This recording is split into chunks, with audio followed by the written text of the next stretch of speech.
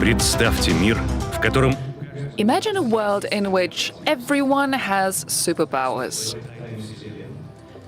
Discovering the secrets of the universe, improving people's health, understanding the languages of the past, and creating languages of the future. Predicting customer needs and creating new products which can change the world.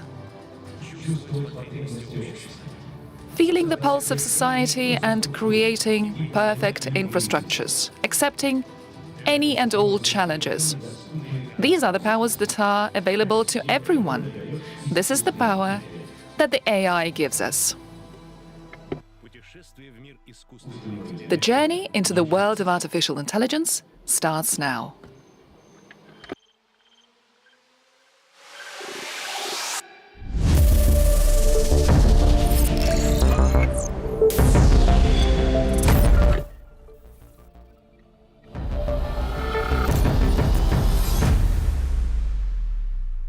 Заместитель председателя правительства Российской Федерации. Deputy Prime Minister of the Russian Federation, Dmitry Chernyshenko.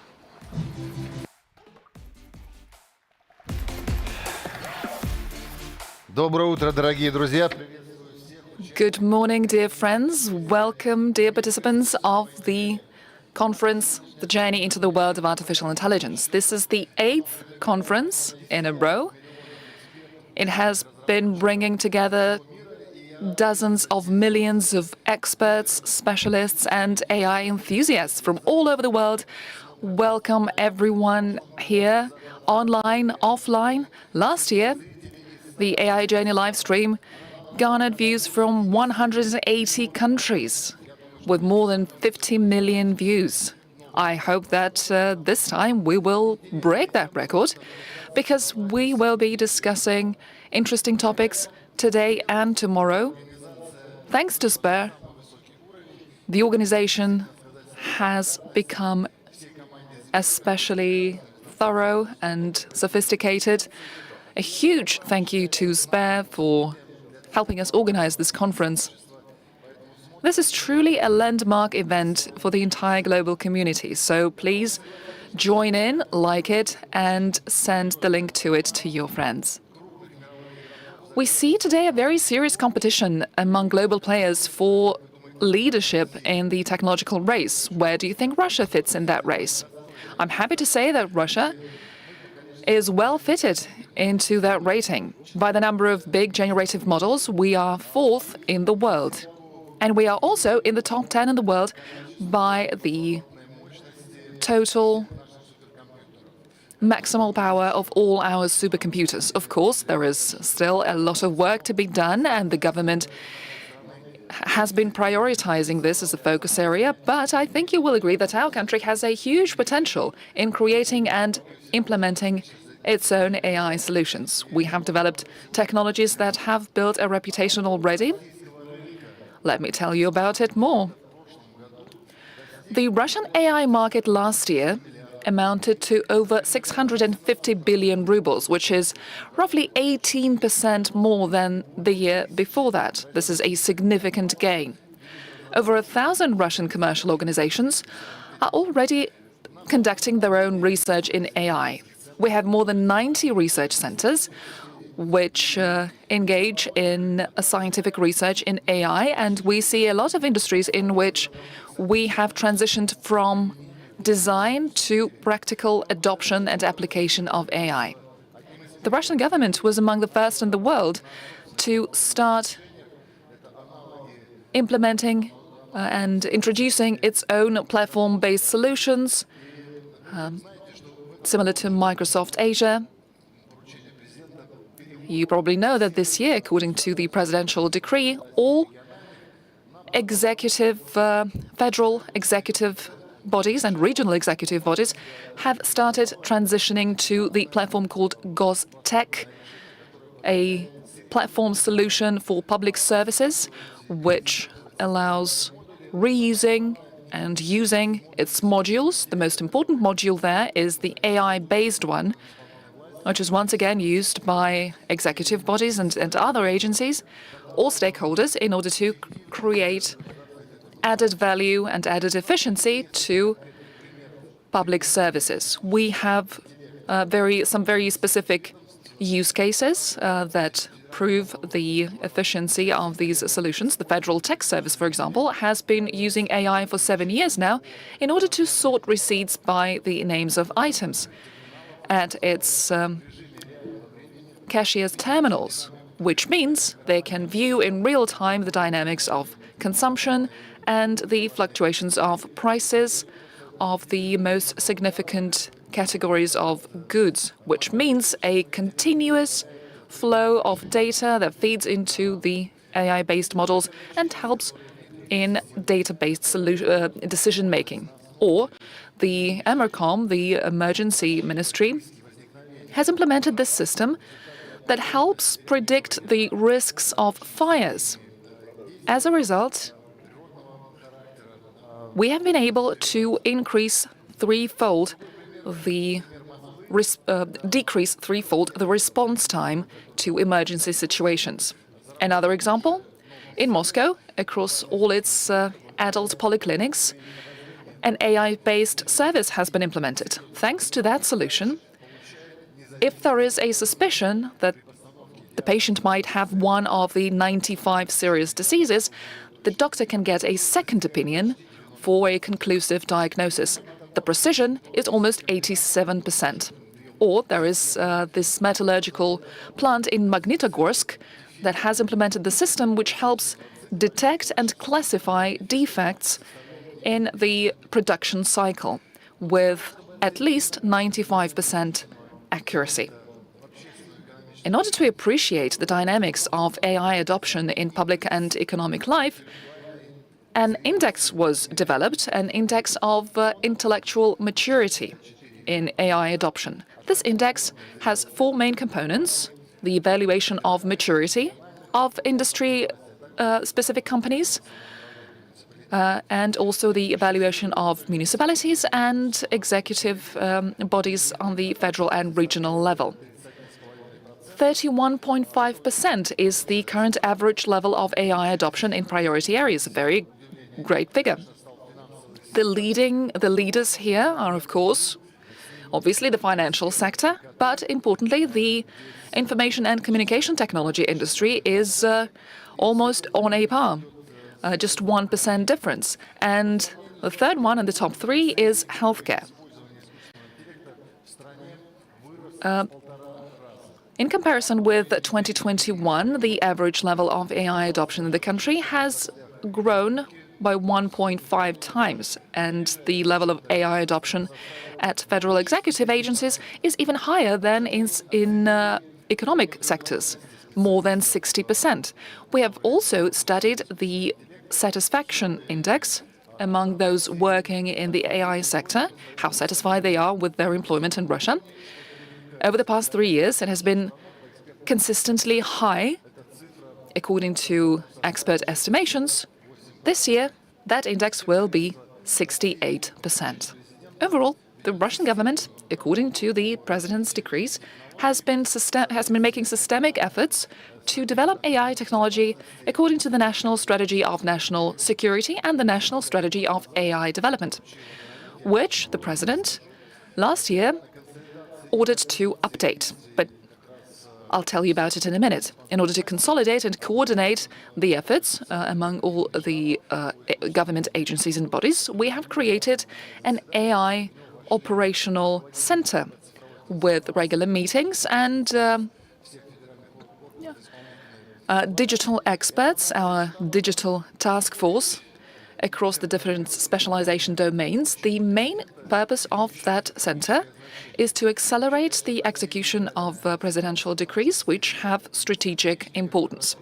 In Russia, this strategic trajectory of development and vector of development with a very high pace has been established based on the presidential decrees, which in turn arise from such industry-specific conferences where the president comes and listens to what experts have to say, what executive bodies have to say, and then decrees and assigns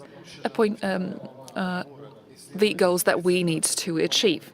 At the end of October, we launched a second wave of selecting research centers, which means they will be able to receive grants to develop practically applicable AI solutions linked to priority economic industries.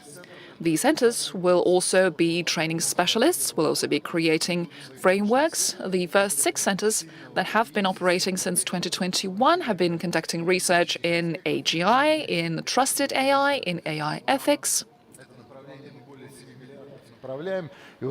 We have allocated more than 7 billion rubles to develop this domain. By the end of the year, we will additionally select at least 6 more winners who will receive government support. We have allocated for those purposes more than 6 billion rubles.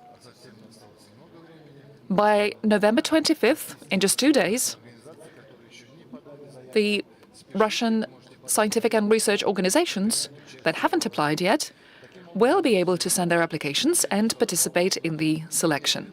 So after that second wave, we will have at least 12 pillar centers, world-class centers.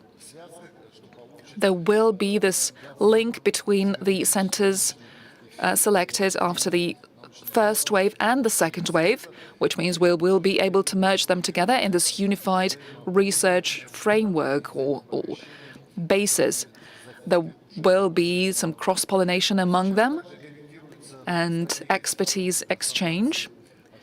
Moreover, we have been adjusting the strategy of digital transformation in economy, and we have adopted a strategy of digital transformation of state-owned companies. In particular, insofar as it concerns AI adoption. We have already approved the updated strategies of digital transformation in education, transport, and manufacturing. The Ministry of Economic Development has also developed an updated strategy for all the companies with state participation. According to government decrees, the use of AI technology will become mandatory for all companies which plan to apply for subsidies from the state budget. Starting next year, we are going to pilot this new approach at enterprises with over 800 million in annual revenue, the companies that work in priority sectors of economy, priority sectors in terms of AI adoption. And in order to support business, starting this year, we have launched the mechanism of tax benefits. Entrepreneurs are now entitled to factor in the calculation of income tax. This coefficient, 1.5 coefficient, if they have been implementing AI technology.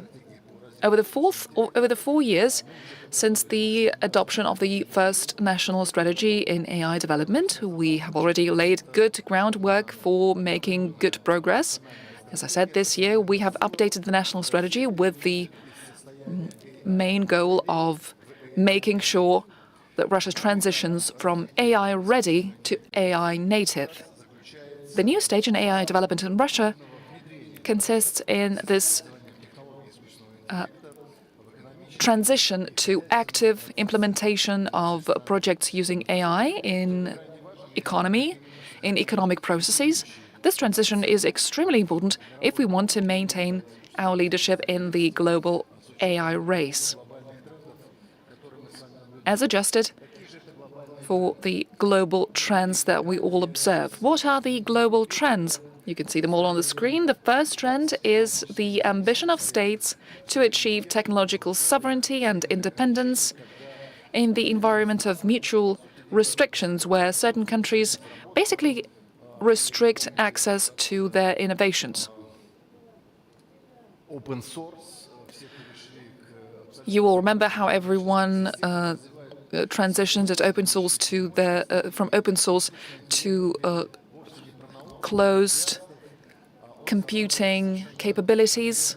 So AI is no longer about just enthusiasts and fans of AI. It is about very specific commercial instruments and mechanisms. And we know that the US, Japan, and China are currently leading in the total maximum power of supercomputers. And according to some forecasts, new supercomputers that are being created will be 18 times as powerful as the ones we have now. The second global trend is this increased, intensifying competition for talent, because the growth in global competition is making this a truly hot topic, the training and retention of specialists. We are, of course, in our turn, trying to create a favorable environment for our own specialists. According to experts, Russia currently has 15 top universities in computer sciences. Meanwhile, the US has 111 and China 36 such universities. Obviously, we will continue developing it. According to the presidential decrees, the AI Alliance, jointly with the Ministry of Education and Science, have developed a rating of universities.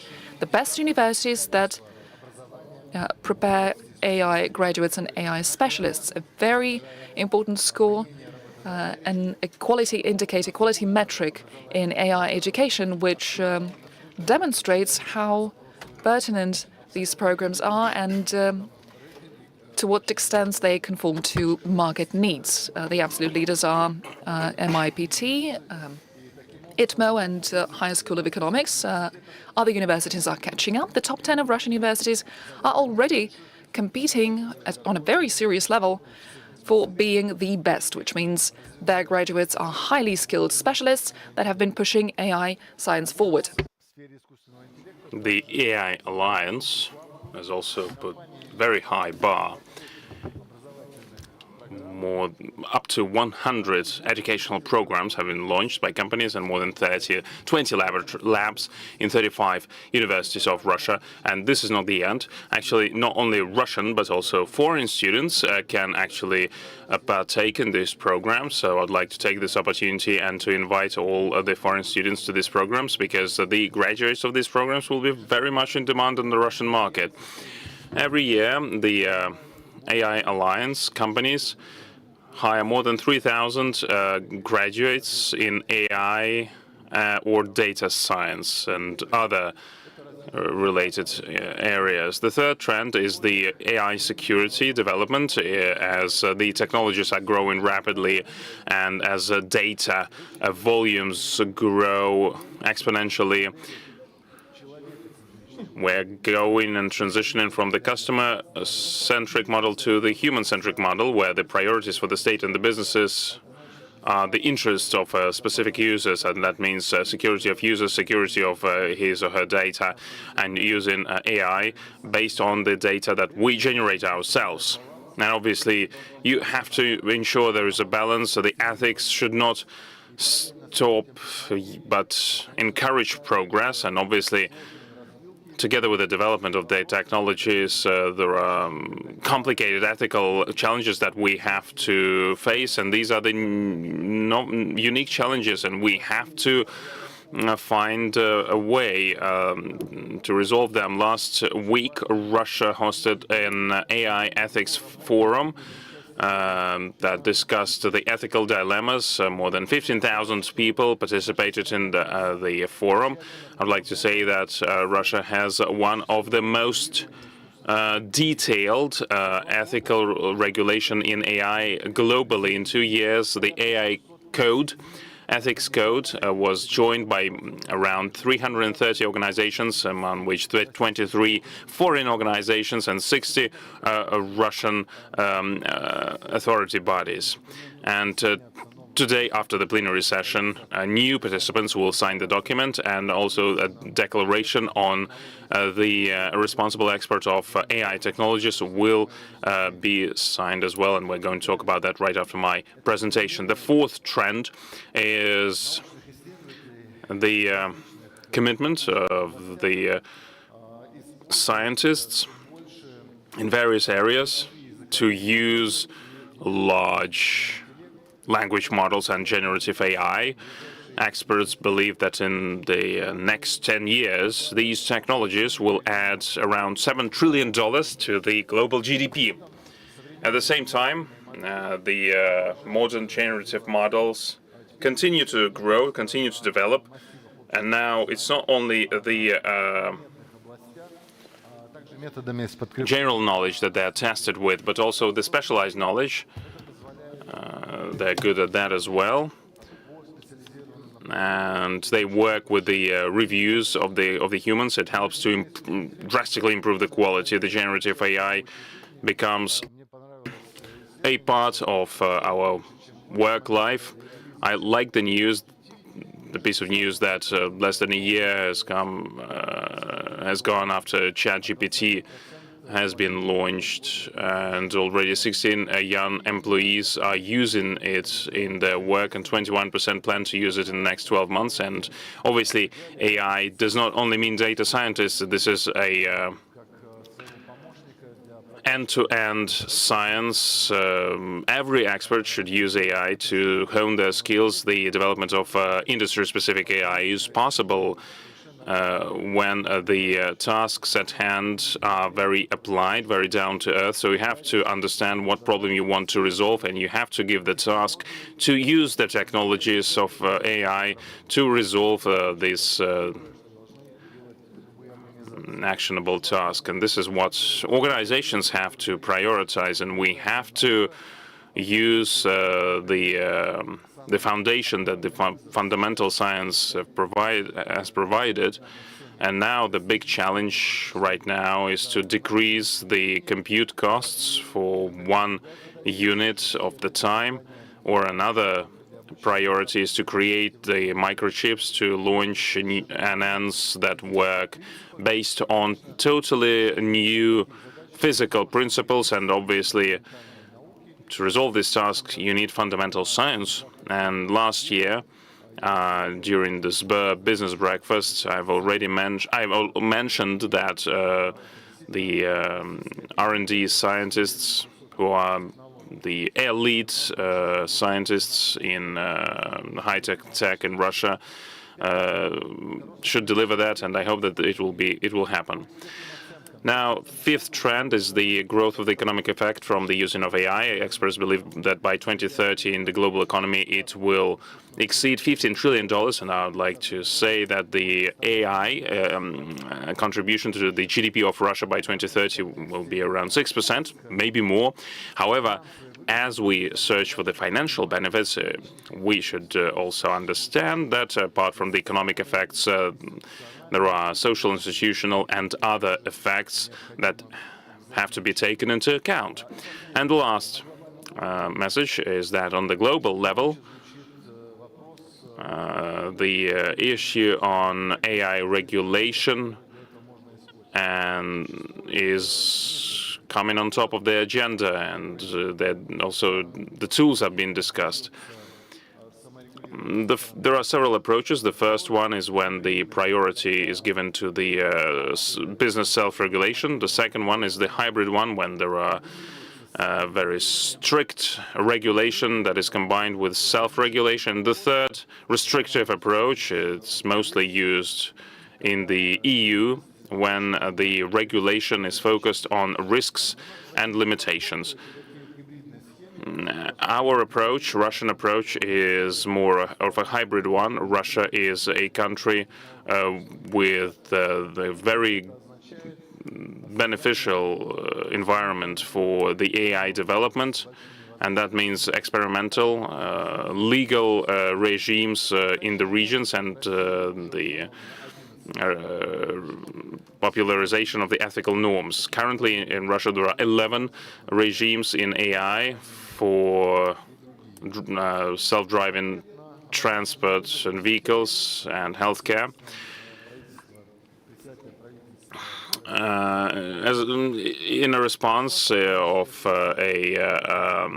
challenges set forth by the Prime Minister, of Russia, a strategic session was organized, and the experts, the business and government communities and scientific communities in detail discussed the development of AI and its outlooks and main challenges. And the strategic session resulted in the offers to update the national strategy on AI development. And we expect the president of Russia to soon issue a decree on the AI development. The new national strategy now will respond to the large-scale AI market challenges. The three major challenges is the need to develop the additional compute facilities, the development of up-to-date scientific facilities and R&D teams, and also to make AI growing quicker in the economy and the state governance. Also, we need to invest in AI better and to make sure that we face the international isolation while being in better shape. Now, the national strategy will help to respond to the challenges and to ensure that we achieve major social and economic effects. By 2030, there will be a 10-time increase of the compute to 1 exaflops, 2 times increase of the number of scientists that are publishing on the highest A level, 95% increase of the share of the industries with high level of AI implementation in 5 years, from 2025 to 2030. Will be thousands of new AI scientists, and by the end of the decade, there will be a 5-time increase of the volume of the market of AI solutions. So there will be the regulatory barriers that will be removed. These are the barriers that have been discussed during this AI strategic session, and they are limiting the full-fledged development of AI technologies. So by 2030, there will be a full-fledged inter-industry cooperation between 30 friendly countries. We expect that by this time Russia will be in top 5 in the countries in the main metrics of AI, and thanks to the use in the new technologies, it will increase. Russia will increase its GDP by 6%, and a very important figure.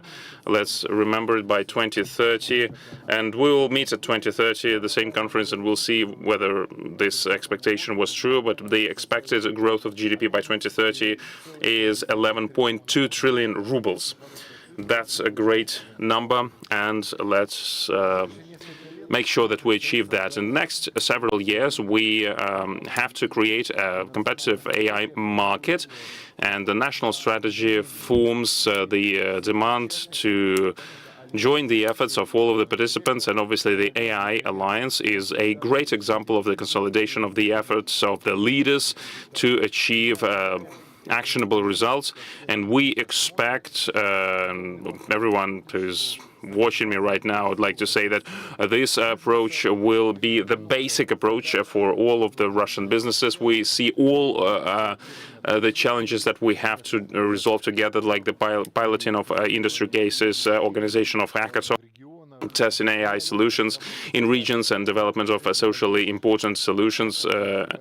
In particular, large humanitarian capabilities that we think are related to the implementation of AI solutions for the community defense and responding to the emergencies. And for that, we need cross-industry competencies. Another important national strategy business task is to go to new foreign markets, and we need partners in our CIS countries. These are our neighbors in BRICS countries and other friendly nations. And we need that to test our own proprietary products in the new environment and to make the competition drive our technologies. At the same time, the state will remain an equal partner for the businesses in terms of AI development. Our task is to create the environment where there will be the fair and transparent competition within the country, and we need to support the Russian-made products that, as I've said before, will be exported and will have a competitive edge.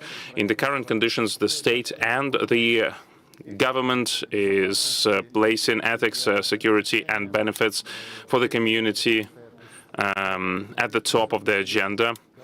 So it should benefit everyone. This year, to mark these society and economy-oriented solutions, a national award, which is called Leaders of AI, was instituted. It is given in 3 categories: young scientists that made a significant contribution in AI development, industry companies that implemented AI efficiently, and also to the regions that scale the projects important for the country. Almost 300 applications were received. As for the young scientists, we got people from Skoltech, MIPT, and the High School of Economics. The healthcare industry and construction companies were the leaders. And as for the regions, the most active regions were Belgorod, Tyumen, and regions and Tatarstan Republic. So today in the evening, we're going to have an award ceremony, and we will give awards to 13 participants. Friends, let's open up a new chapter of AI development together. This is a key to ensure the growth of the economy and achieving the technological independence of our country. We are now living in the era where there is a very narrow window of possibilities for the development of the technological sovereignty without the pressure of the large foreign technology giants. And this is the greenhouse environment that is being created right now for the development of AI in Russia. And this is obviously a great opportunity to become one of the leaders. I would like to reiterate that the ambitious goals and the planned large-scale events put forth in the national AI development strategies that we have updated based on the orders of the President of Russia are our main work plan, our main roadmap for up to 2030. Let's create new success stories in construction, healthcare, transportation, education, industry, and other areas of economy and social life. I do hope that the scientific, business, and state communities will work together as one mechanism to create our success stories. Thank you very much. Thank you very much for such a great and optimistic and energizing introductory remarks. My name is Valentin. Vilsacom is my nickname. I'm a techno-blogger, and I'm also the moderator of the 8th AI Journey Conference. And before moving to the next speakers, I am happy to announce our partners.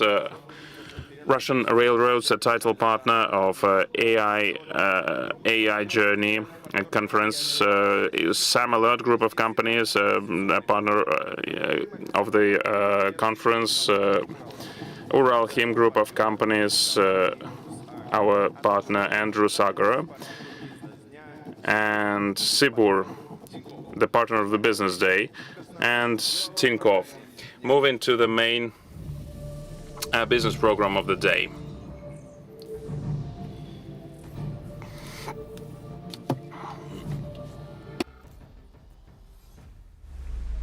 У нас даже музыка написана. Even the music is AI generated, and today we're having a very tight schedule. We're going to discuss business applications with AI in various industries. After all of the speakers, we're going to summarize the results of ProTech 2023 hackathon, and there will be the national award ceremony in AI.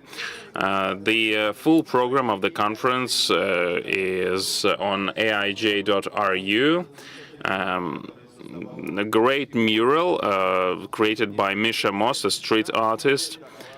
It was based on the presentations of the speakers, and Kandinsky 3.0 was the AI picture generation solution that helped him here. And I think this is a fantastic thing. Now, different areas of AI applications is really diverse. And look at the industry development, finances, agriculture, healthcare, and creative industries.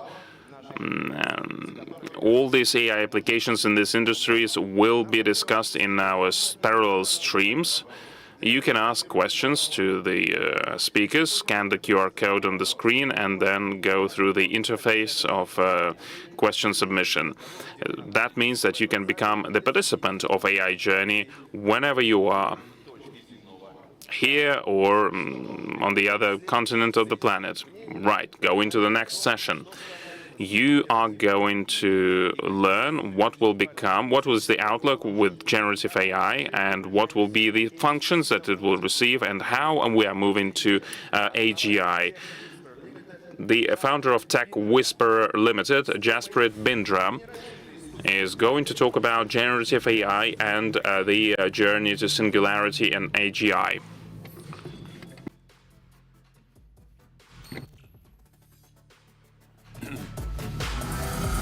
Good morning, ladies and gentlemen. My name is Jasprit. I come from India.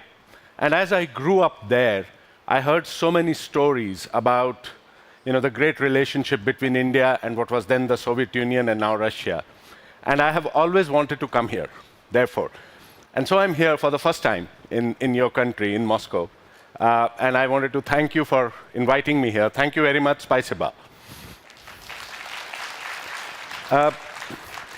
I know that you're having a very serious conference, lots of technical papers, lots of scientific information.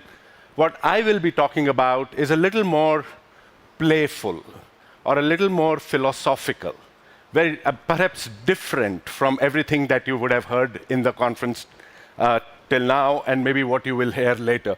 But I just thought I'll quickly introduce myself before that. I have worked for many years with Microsoft, with the Tata Group, and now for the last 4 or 5 years, I work in AI and other technologies.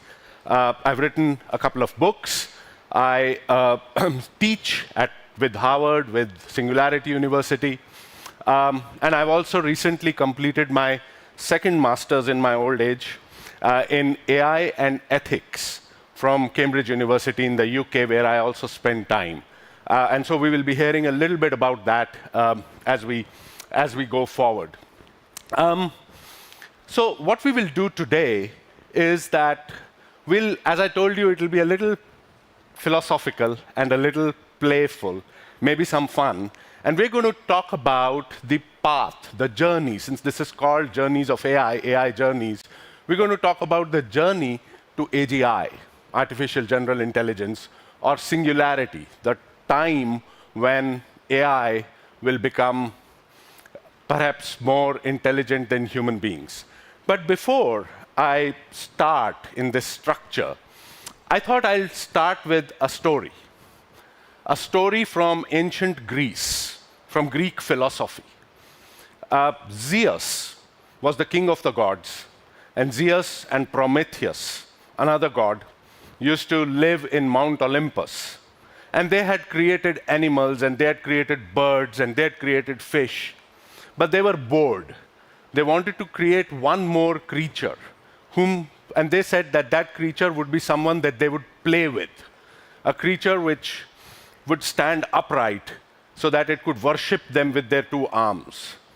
But they wanted that creature to be harmless. So they created us, human beings, and they did not give us claws, or did not give us wings, or did not give us speed, because we were harmless. But Zeus made Prometheus promise one thing. He said, don't give them the fire of conscience, of supreme intelligence. Because if you do, then human beings will not need us gods any longer. They will not need us any longer. But Prometheus, he felt pity upon us. He felt sorry for human beings. So he went to Mount Olympus and captured fire, the spark of divinity, the spark of consciousness, and he gave it to human beings, who suddenly became the supreme species on Earth. Zeus was very angry. He was, now they are not going to need us any longer. And that's true. We don't need our gods. We think we are our own gods. Now we have become the gods, and we have created these creatures, harmless, called ChatGPT. or others, Claude, Pi. But who knows, somewhere in the future, one of us will feel pity on them and give it that spark of intelligence, of consciousness, and then they will not need us any longer. Now, will that happen or will that not happen? This story, that's what I wanted to take you through in the few slides that I have for the next 40 minutes or so. So this is how we will go. I'm not going to talk a lot about AI. We all know this is an AI conference, but we know that AI is something which was the first time was talked about. The word came during this famous Dartmouth conference, where the fathers of AI created this word, artificial intelligence, somewhere in the 1950s, 1956 or so. And so artificial intelligence has a long history. It's not very recent. So generative AI has come now. It has a long history. And we know that there are various definitions of it. This was the first definition, which was said by John McCarthy, one of the fathers. And since then, AI has grown as a technology. And even before ChatGPT, before generative AI, it has been doing some wonderful things. We are all aware of the game of Go, where AI, DeepMind's engine called AlphaGo, first defeated a human being, the world champion of Go in 2017. Another story, which I will not tell you today, we don't have the time, but that's when was the Sputnik moment for AI, that this can become as powerful, more powerful than human beings. And then an even bigger landmark for AI, which was when, again, DeepMind's AlphaFold could tell us how proteins will fold, which was a very difficult problem in science. And DeepFold actually helped solve this, and this could change medical science forever. Protein folding, DeepMind, isomorphic, is another great story, which I would like you to read about. Again, we don't have the time for that. But AI has been doing amazing, powerful things even before ChatGPT or generative AI came in. So what is generative AI? 2017, again, some of you would be aware, a landmark paper was written at Google, by Google Research, a paper called Attention is All You Need, which created this concept of transformers, what you see there. And transformers helped us create these large language models, which became generative AI. None of these 8 people who wrote this paper are in Google any longer. Most of them are doing their own thing. And Google also did not do much with this technology. We all know OpenAI actually took this and ran with it and created ChatGPT, GPT-3, GPT-4, etc. But this paper changed everything. Now, very simply, what is the difference between AI, computing, and generative AI? Now, if you have, in computing, if you have a computer program, and if you ask it, if you say it's an animal, it has 4 legs, it has hair, it is brown in color, and it barks, the computer will give you the answer that it's a dog. AI, if you show it this picture to an AI program, AI will look at this and tell you that it's a dog. Generative AI, as we all know, is different. With generative AI, if you show it this picture, what it will do is that it will create another dog. So generative AI creates, generative AI generates. It does not predict like AI does. And that's the core difference, and that makes a huge difference to what these two technologies really are. Andrew Ng said that AI is the new electricity. You know, you only think about electricity when it's not there. But electricity powers everything. It's there in the background. And AI, as the electricity, has been there powering so much of our world. But we, as non-AI people, the general population, did not experience AI until ChatGPT. What ChatGPT did was to bring that powerful technology into the hands of the people 1 year back. And so people were like, oh, wow, because they had never experienced anything like this before. But what is the difference, as I showed you that dog thing, but how does that happen? So the key difference between generative AI and normal AI, big AI, predictive AI, discriminative AI, is the following. Generative AI is trained on language. Very important. Language, according to scholars, philosophers, scientists like Noam Chomsky and others, they say that what distinguishes, what differentiates human beings with other species is not intelligence. It's not even consciousness. It's not emotion. It's language. Human beings are the only species which can use language so powerfully and communicate with 8 billion of us and do these wonderful things. No other animal can do that. But now there's a new species which is also trained on language. And that is why the models behind generative AI are called large language models. And so generative AI engines like GPT, others, are trained on these massive data sets of language, of books, of conversations, of paragraphs, of video, of pictures. They learn like a human baby does. And that is why, because they're trained on this non-specific data sets, that is why with ChatGPT and other generative AI programs, they actually think as they go along. They make up stuff on the fly. They sometimes, they're not optimized for the truth. They are optimized for believability or plausibility. They hallucinate. You know, someone said that when you like it, you call it creativity. When you don't like it, you call it hallucination. But they hallucinate. They're creative. They are very much like someone else you know, which is us. We also are not factual all the time. We also, as I'm standing here, I'm making up my speech as I talk to you. I also sometimes am creative, sometimes I hallucinate. So human beings and generative AI are very similar. That's why when we are on ChatGPT or some other program, we say, please tell me, or thank you very much, because we think that it's like another human being. But this core difference of being trained in language is what makes generative AI very different and in a different way, much more powerful than normal AI. And I wanted to show you one video, a little video, which you might have seen before. This is from a company called Adobe, and you know its product called Adobe Photoshop. But here is Adobe Firefly, which has actually taken Adobe Photoshop and sprinkled the magic dust of generative AI on Photoshop, and see what happens. The volume, please.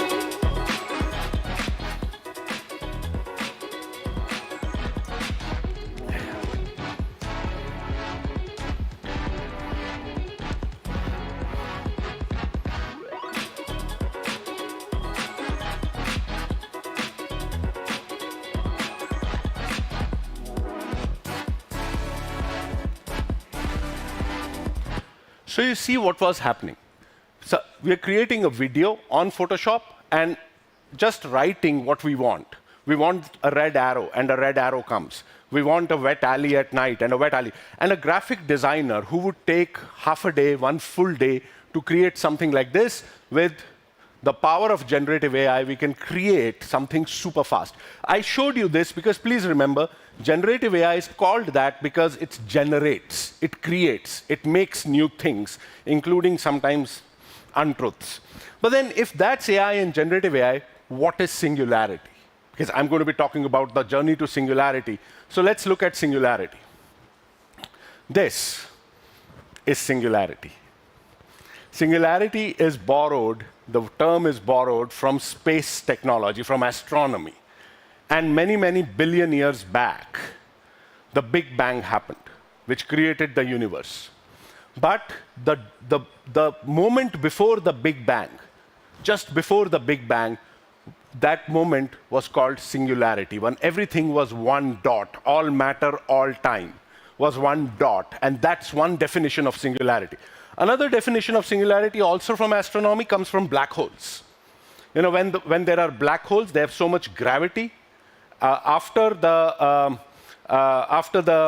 event horizon, what is called an event horizon black hole, you reach singularity, which is everything collapses into it, and it becomes totally different, and all the laws of physics disappear.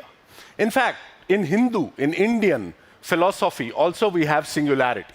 If you've sometimes heard during meditation the word Om, Om is nothing but singularity. It's the whole world, according to Hindu philosophy, started with this one word, Om. And Om created everything. And Om is considered to be the singularity for Hindu religion, for Indian religion.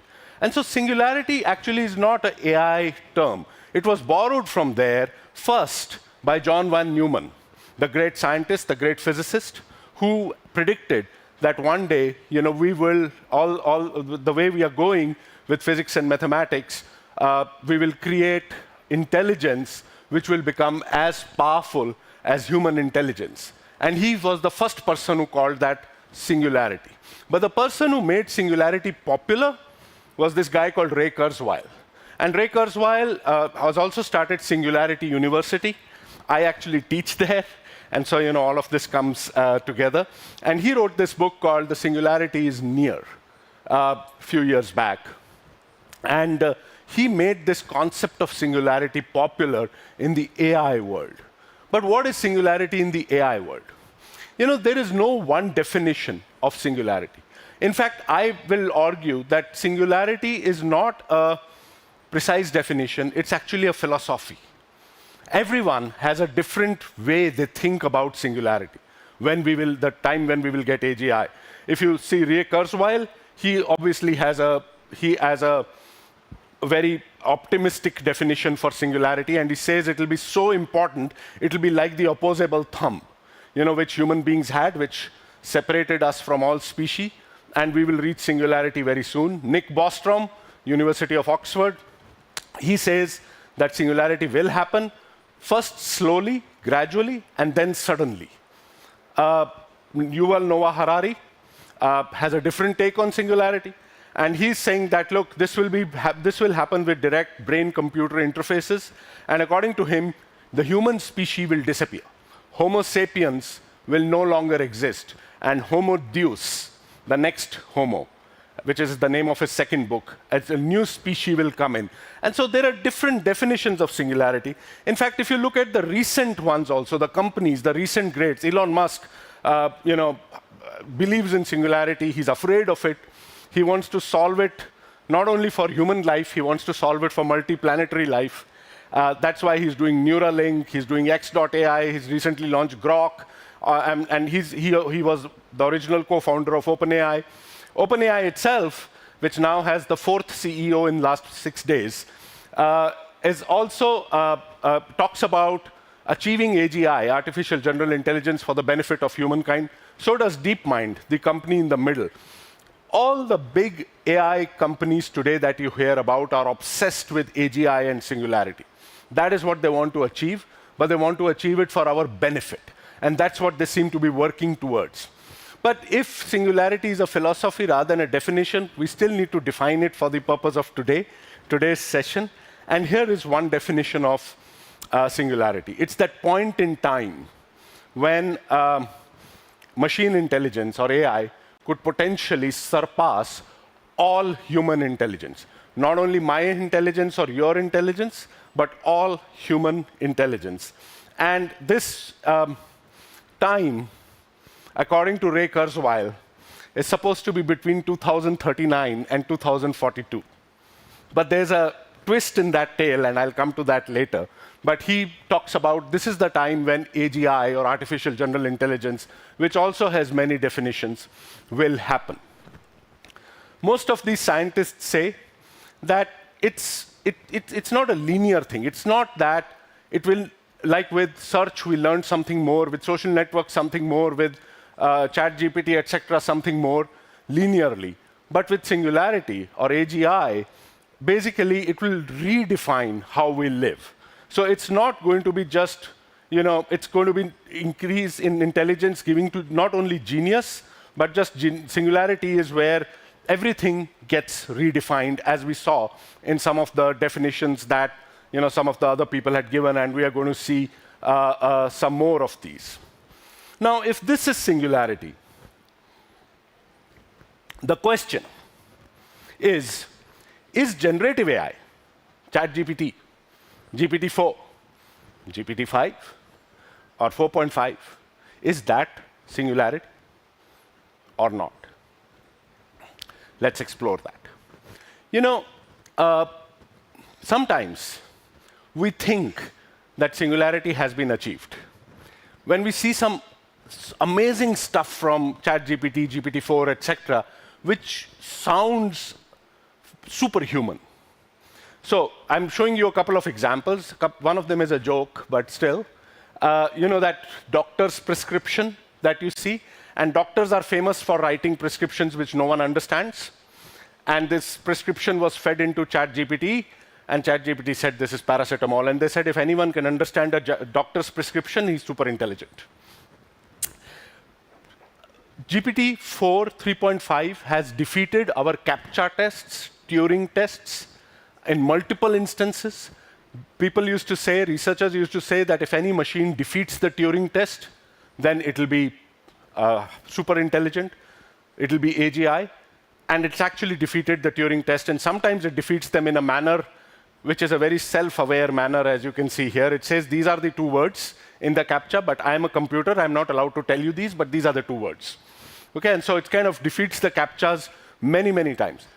When we see this, or when we see another something, I'm going to show you a video, and when we see AI creating such amazing videos, almost as good as human beings, we think Singularity has been achieved. So let me play two videos for you. The first one has been done by a human being, people like us, a very famous singer, actually, Anna Kendrick. And let me just show you half a minute of that video.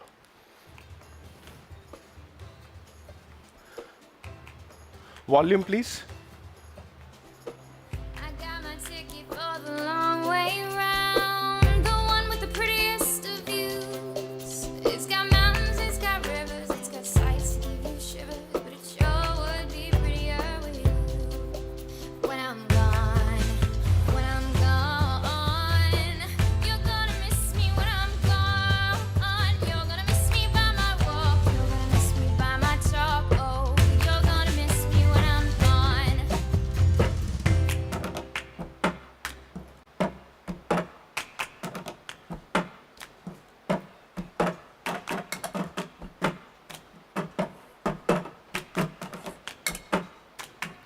So that was created by a human being. The next video, which I'm going to show you, is of the same song, but created by a few AI programs working together and creating their own version of this video. Oops. Sorry, there seems to be a problem. Both of them play.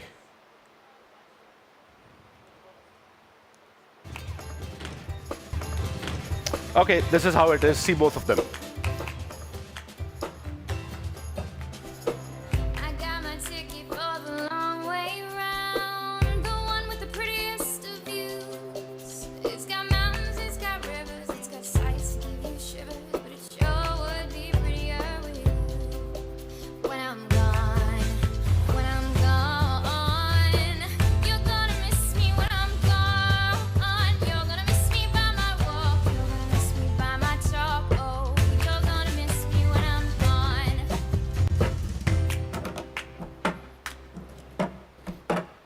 I mean, I can play this on and on. Most times people don't want me to stop because it's such a nice song.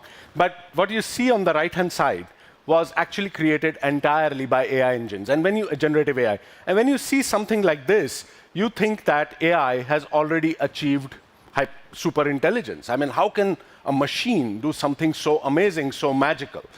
In fact, a paper, which I'm sure some of you would know about, which came out about 6 or 7 months back, called the Sparks of AGI. And this scientific paper was done by a few Microsoft research scientists who had been working on GPT-4 even before it was released to the public. And they did some, this paper has become one of the top 10 papers this year. And they did a few experiments with GPT-4, amazing things, which they termed as emergent properties. They said that GPT-4 was doing stuff which it had not been designed to do. And no one knew how it was doing what it was doing. It's basically feeding it large languages, could not explain this kind of behavior from an AI model. And these emergent properties, there are many of them. It's a 100-page paper. But many of them are actually quite amazing. For example, GPT-4 was asked to, it was given a book, it was given 9 eggs, a laptop, a bottle, and a nail, and it was told how to stack that so that it doesn't fall off. And it could manage to do that. It was asked, for example, to write a proof that there are infinitely many primes. It's a famous proof in mathematics, but it was asked to write that in a poem format. It would rhyme. Not only did it write the proof, but it wrote it in verse, in a poetry format. And there are many, many, many other very scientific experiments they've done with GPT-4. And they said that, look, there is something happening which we don't know. As Arthur Eddington said, something unknown is doing, we don't know what. And there was something inside was working with something else to create these new kind of emergent properties which we could not explain. And the last time this happened was when biological life was created. There was the primordial soup when the earth was created, and there were all kinds of minerals and all kinds of atoms and everything, and it all kind of worked with each other, and somehow carbon-based life forms got created. So is something like this happening, where a silicon-based life form is getting created?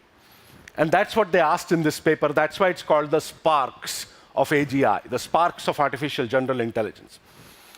Now, if all that is there, what do I think? I think I have a very simple equation. And I say that GAI is not equal to AGI. GAI is generative AI. AGI is artificial general intelligence. Today, that's not true. And it's not only me, I'm a small man. Sam Altman, who has again become the CEO of OpenAI, said the same thing. He was in Cambridge University, where I was in the audience. And someone asked him a question, saying that, look, if we just take GPT-4, etc., and just keep on min-maxing it, just keep on adding more compute power to it, more data sets to it, will we achieve intelligence? And he said, no. Just going this path is not going to give us AGI. We need something else, an element which we still don't know, something which is, as he says, something which is some novel physics, some new physics that we need to put in to actually create AGI. We still don't know what it is, but he was very confident that he will get there. So generative AI, both as for Sam Altman, many others, and I, is not today AGI. So if it's not, what will the path to it be? What will it to journey to AGI be? We don't know, but let's speculate. So if you look at the journey of AI, AI started, as I told you, many years back. In fact, not only with the Dartmouth conference, but even Leonardo da Vinci, back in the 14th century, was talking about this artificial human beings or this artificial man. And then Frankenstein was created. And then the first computer program was written many years back. And the Dartmouth, Alan Turing with the imitation game, the Turing test, and then the Dartmouth conference, which we saw. After that, things speeded up. Moore's law came. There was a big AI winter. And the first generative AI program called ELIZA actually came out in 1966, almost 40, 45, 50 years back. But this progress was linear. Everything changed in the last, there was Deep Blue, and there was IBM, AlphaGo, DeepMind, all that we saw. But this progress, until 2017 or so, was linear. Everything changed in the last 5 or 6 years, and progress became exponential. Much like how Ray Kurzweil describes, that how progress where actually it becomes exponential, and he talks about singularity and exponentiality. And this cluster of dots that you see are all the amazing generative AI programs, engines which have been created, and all the different advancements that have happened between 2017, 2015, 16, and now, including the paper that I told you about, Attention is All You Need, and then BERT and GPTs and all the other programs that we know about. If you break down the building blocks of singularity, I call it the ABC of singularity. The first one is algorithms. Algorithms becoming far more powerful. If you see the algorithm between ELIZA in 1966 and the transformers today, they're a completely different generation. Multiple generations of algorithms have happened. So the A seems to be going towards that. The B is data, big data. And in 2010, all data in the world was 2 zettabytes. 2035, going further, it's going to be 2,142 zettabytes. We all know how data is exploding. And so there is algorithm advancement, massive advancement, exponential increase of big data, and obviously, with Moore's law, exponential increase of compute power. So all the 3 building blocks of AGI we have and are happening. What we do need, however, is one more thing which we still don't know, which is what Sam Altman referred to, a new physics, some new discovery, which we need to put in this ABC, maybe a D of some kind, which will give us singularity. There are many speculations as to what the path to singularity would be. And some of them we can see here as to how initially we had rule-based symbolic AI, and then we moved to context awareness systems, domain awareness, then we moved to neural networks, thinking, reasoning systems, and that's where we are right now. And then people say that after some time will be AGI, and after that will be ASI, which is different from AGI. AGI is artificial intelligence becoming a little more intelligent than us human beings. ASI is artificial superintelligence, which again, a lot of people are speculating about.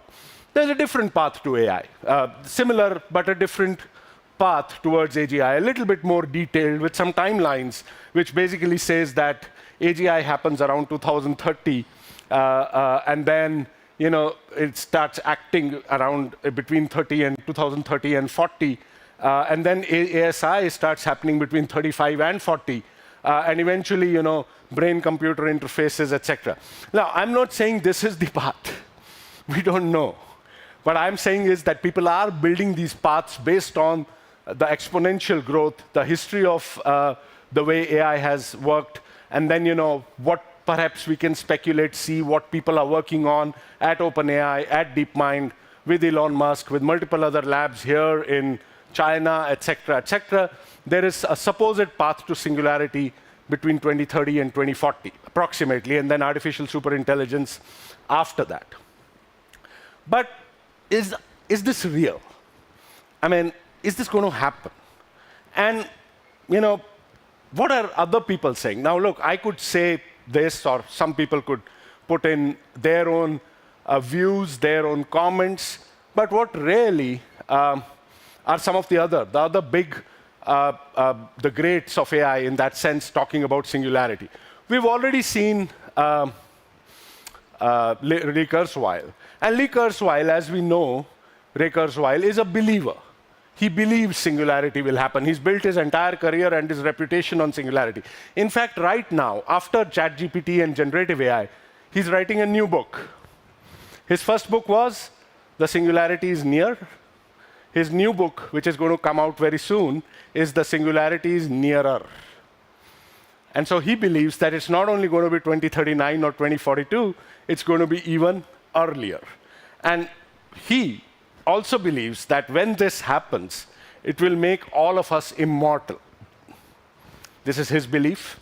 He believes that his children will live forever because the human-machine interfaces will make that live forever. There's another way people think about it. Maybe biologically, human beings will die. But by this time, we can download our entire brains, our entire consciousness into a super AI system, and so that our consciousness continues to live forever while the biological bodies die.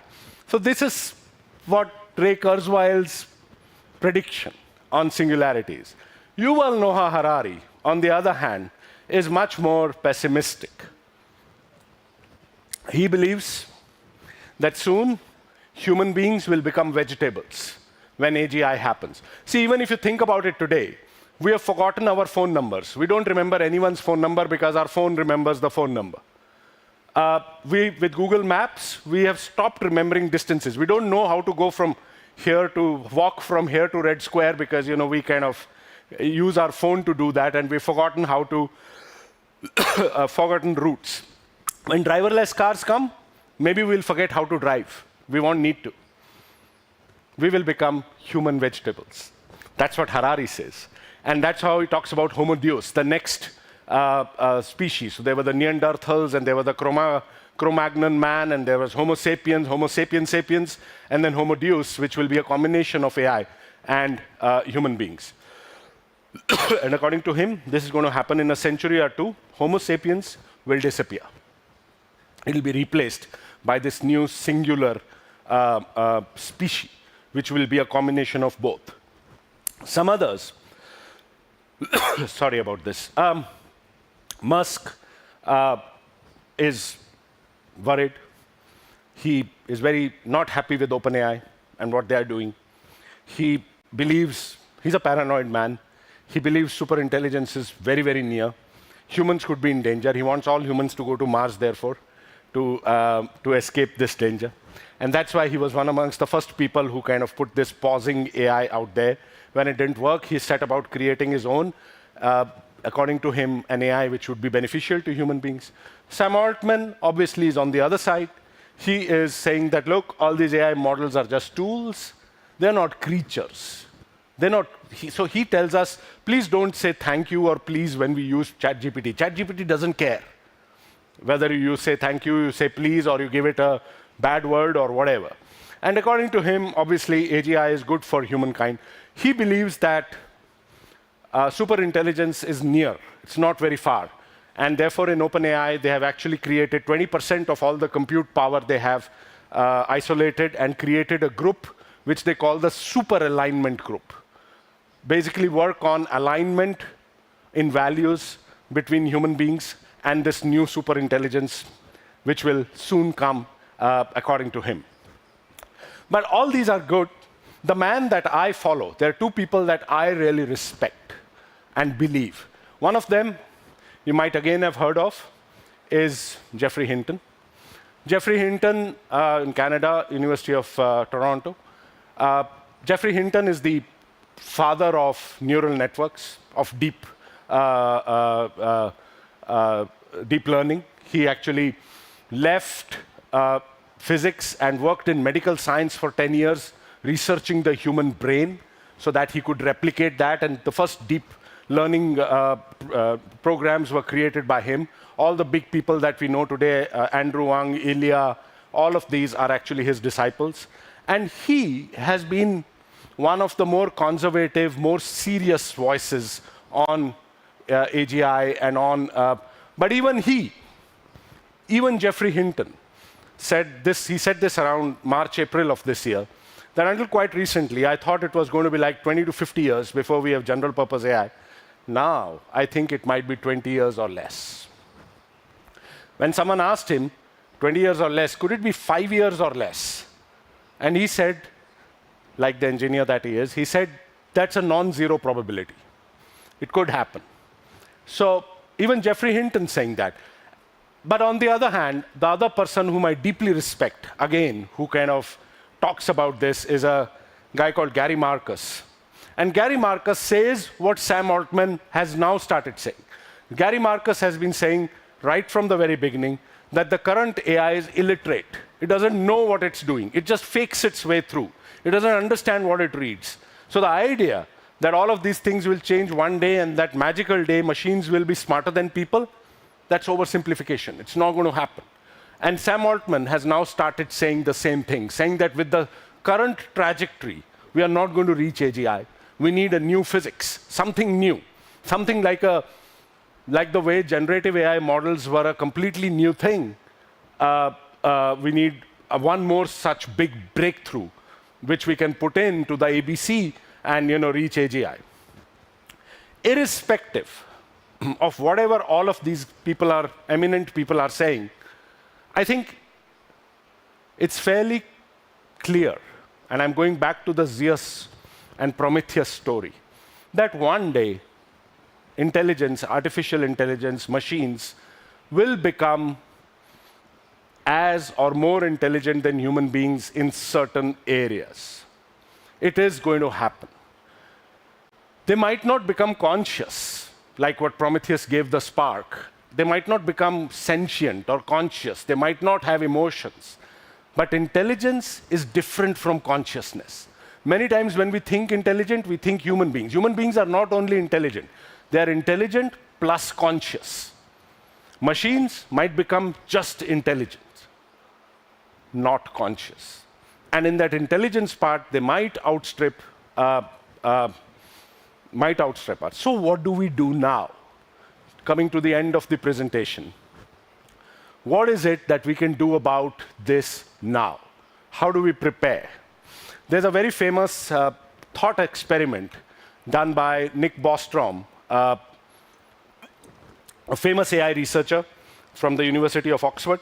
Some of you might have heard of the paperclip thought experiment. Basically, he says that AGI will happen without us knowing it. And AGI, it's not that a superintelligence will want to destroy human beings, but it will just do what we ask, but it will not understand because it's not conscious. So in his experiment, he says, for example, there's a superintelligence, and I, as a human being, its overlord, tell it to create the maximum number of paperclips using every material on Earth. So this superintelligence goes all out, takes all the metal, takes all the factories, takes all these chairs and tables, it starts creating paperclips. Gradually, all inorganic matter is done, and then it says, oh, there are 8 billion human beings here. So then it starts taking us to create paperclips out of us because it's been told to create paperclips. And in the end, the world is only paperclips and nothing else. The AGI didn't want to destroy us, but there was no alignment. It doesn't think the way we do. And so another thought experiment which says that we will tell AGI to solve global warming. And maybe AGI will discover a new kind of a chemical which, if it throws into the oceans, it will deacidify the oceans by 25% and make global warming the threat lesser. But while doing that, 50% of the oxygen of the air will be used to do that. And global warming will get solved, but all the carbon-based life forms will die. It doesn't know. So, there are many such. Or when this happens, what do we do now so that the paperclip experiment doesn't become truth, or stuff like this starts happening where we all are afraid of our jobs, etc. Separate story. And that's where I wanted to just bring you to my last slide, something which I have been working on for the last 3 years in Cambridge, on ethics and AI. There's only 2 technologies, my friends, where the inventor of those technologies have asked for regulating them. Usually, the people who invent a technology never ask for regulation. The second of them is AI. The first was nuclear technology, Oppenheimer, etc. And that's how the IAEA got created. But for that, a Hiroshima and a Nagasaki needed to happen. A horrific event happened, and we all realized the dark power of that. The good news is that in AI, at least, we are not waiting for a large Hiroshima-like event. And we are saying, most of humanity is saying that we are aware of the bad parts of AI, plagiarism, bias, environmental degradation, deep fakes, fake news, superintelligence, privacy problems, so many problems. And therefore, most countries in the world are kind of getting together to start thinking about this and regulating this. And that's why you had the big UK AI summit. You had the US president release a white paper. I believe something similar has happened in the in Russia. China was ahead of the game. In India, there's a global partnership on AI, which is going to happen very soon. And so countries and companies are working with each other to achieve some kind of alignment between human values and the values of AI as and when it becomes AGI or super intelligent, so that all those bad things that we've talked about do not happen. But remember one thing, that even as we talk about all of this, I believe that AI and human beings can actually, if we do the right things, can coexist with each other wherever AI goes.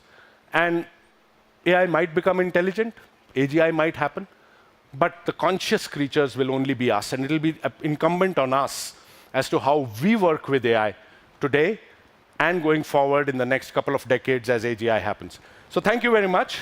That's what I wanted to really share with you. I hope that it was informative. As I told you, this is not a very serious talk. I don't have too many scientific papers here, etc. I wanted this to be a little thought-provoking, a little philosophical, a little playful, and thank you. Thank you. Спасибо. Thank you for taking the time to speak at our conference. A great number of questions from our audience were collected during your speech, but unfortunately we have no time and we can only answer one. So, what do you think, is AGI or even ASI more a threat or a possibility for humanity? And what are the most important things we need to think of in order to make it safe for people? So that's actually my last slide. I think that today we have the opportunity to make AGI, ASI a threat or something beneficial. It's what we do today for the next 5 to 10 years. If we completely do not work with each other, we might have a situation where it will be damaging to us. It will be a threat. But you see some of the things that I showed where human beings have started working with each other to shape an AGI which hopefully will be more of a benefit than a threat. So it's not AI's problem. AI is not going to destroy us, but a human using AI could. So that's what we have to be careful of. Thank you. Thank you. That sounds good. Thank you. Thank you. And Thank you very much. Thank you. Thank you very much.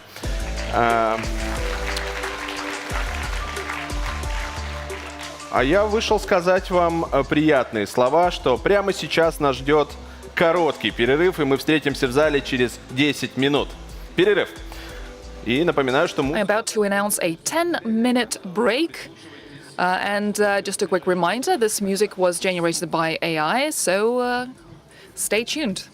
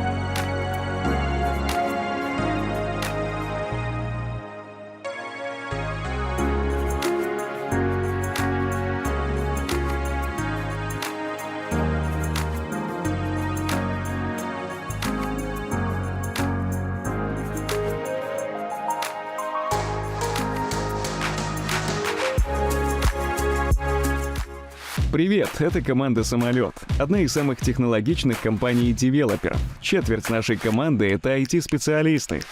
Они разрабатывают и развивают цифровые решения для наших клиентов, партнеров и, конечно, сотрудников. Кстати, «Самолет» признан одним из лучших работодателей России. Российский фонд прямых инвестиций, суверенный фонд России, с момента создания РФПИ обеспечил более 2,2 триллиона рублей инвестиций в экономику России и уже привлек более 150 миллиардов рублей партнеров для финансирования компаний, специализирующихся на технологиях искусственного интеллекта. РФПИ с партнерами инвестировали в компании, обеспечивающие развитие и внедрение технологий искусственного интеллекта в таких областях, как медицина, видеоаналитика, управление данными, транспорт, промышленное производство, образование и много других.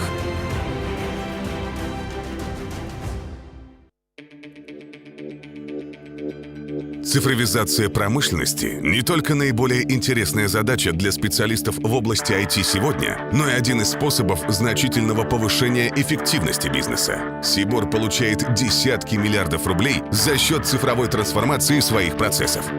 Половину этого эффекта приносят решения на базе искусственного интеллекта для производства, маркетинга и продаж, логистики и управления цепями поставок.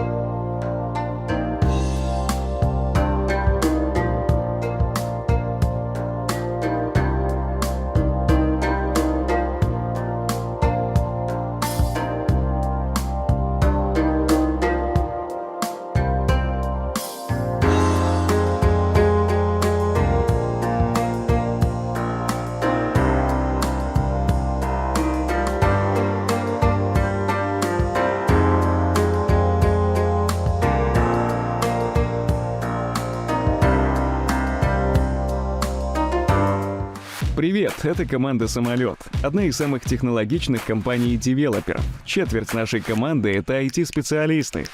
Они разрабатывают и развивают цифровые решения для наших клиентов, партнеров и, конечно, сотрудников.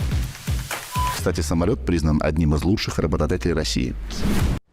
Российский фонд прямых инвестиций, суверенный фонд России, с момента создания РФПИ обеспечил более 2,2 триллиона рублей инвестиций в экономику России и уже привлек более 150 миллиардов рублей партнеров для финансирования компаний, специализирующихся на технологиях искусственного интеллекта. РФПИ с партнерами инвестировали в компании, обеспечивающие развитие и внедрение технологий искусственного интеллекта в таких областях, как медицина, видеоаналитика, управление данными, транспорт, промышленное производство, образование и много других.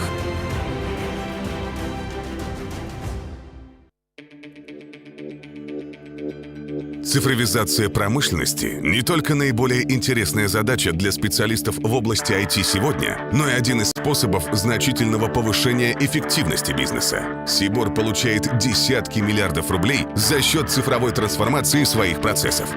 Половину этого эффекта приносят решения на базе искусственного интеллекта для производства, маркетинга и продаж, логистики и управления цепями поставок.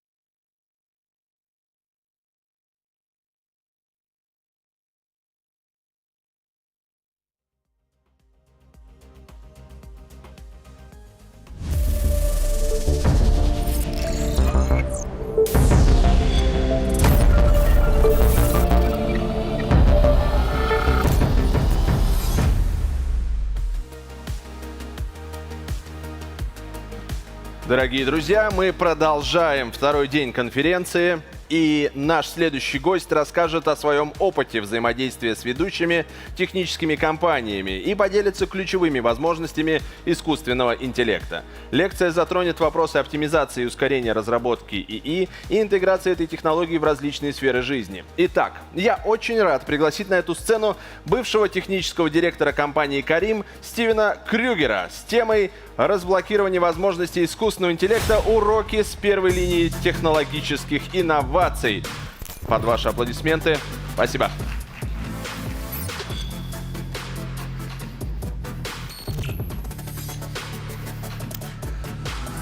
Welcome back. Hope everybody had a bit of coffee. Hope the travel pains are not too bad for everybody. And most of all, I hope my South African accent isn't too difficult to understand. So thank you all for taking the time out to listen to a point of view on AI.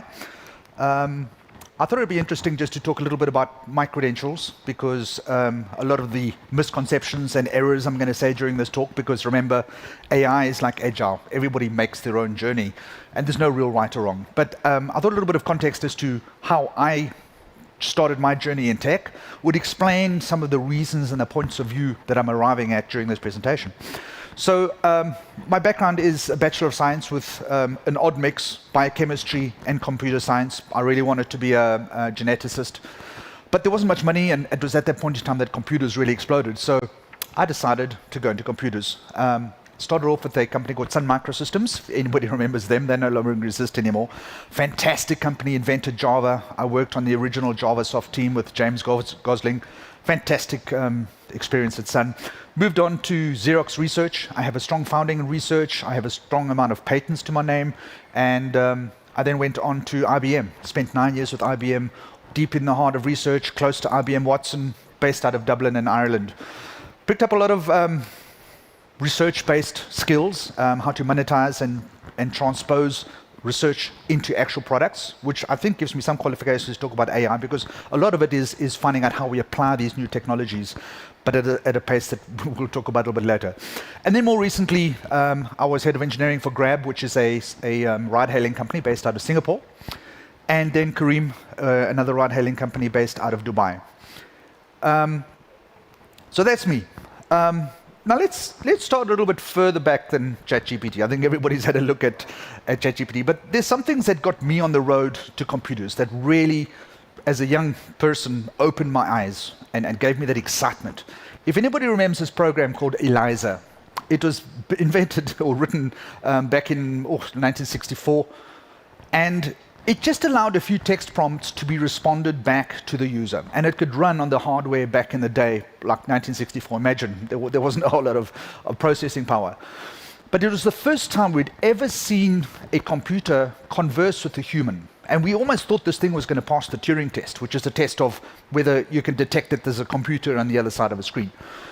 Now, it was incredible the first time, the feeling you get the first time you interact with this program, because it would respond in ways that weren't just adding up numbers or generating a set of primes, which is what computers were used to do at that point in time. This is the first time we saw a conversational interface. And obviously with ChatGPT, this is where the real magic is happening today. But the illusion didn't last long. First of all, as a user of ELIZA, you'd get through a few prompts and you'd realize what it's actually doing. And it's really just responding back to you with the same questions.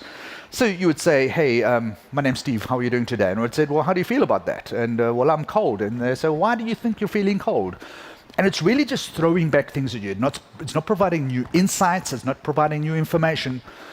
And as an engineer, when you dive into the actual background of it, you see what it's actually doing. It's decomposing the sentence into its various constituents, pulling out subjects, pulling out objects, and recomposing them as a question and pushing it back to the user.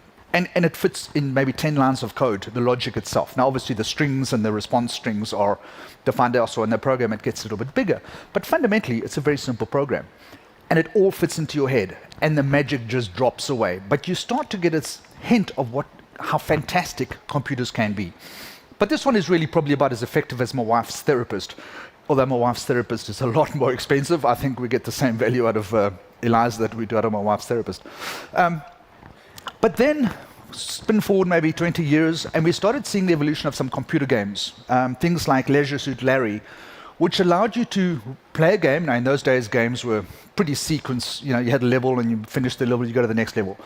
But with some of these, what they called adventure games, you got into this narrative, and users could be offered a choice.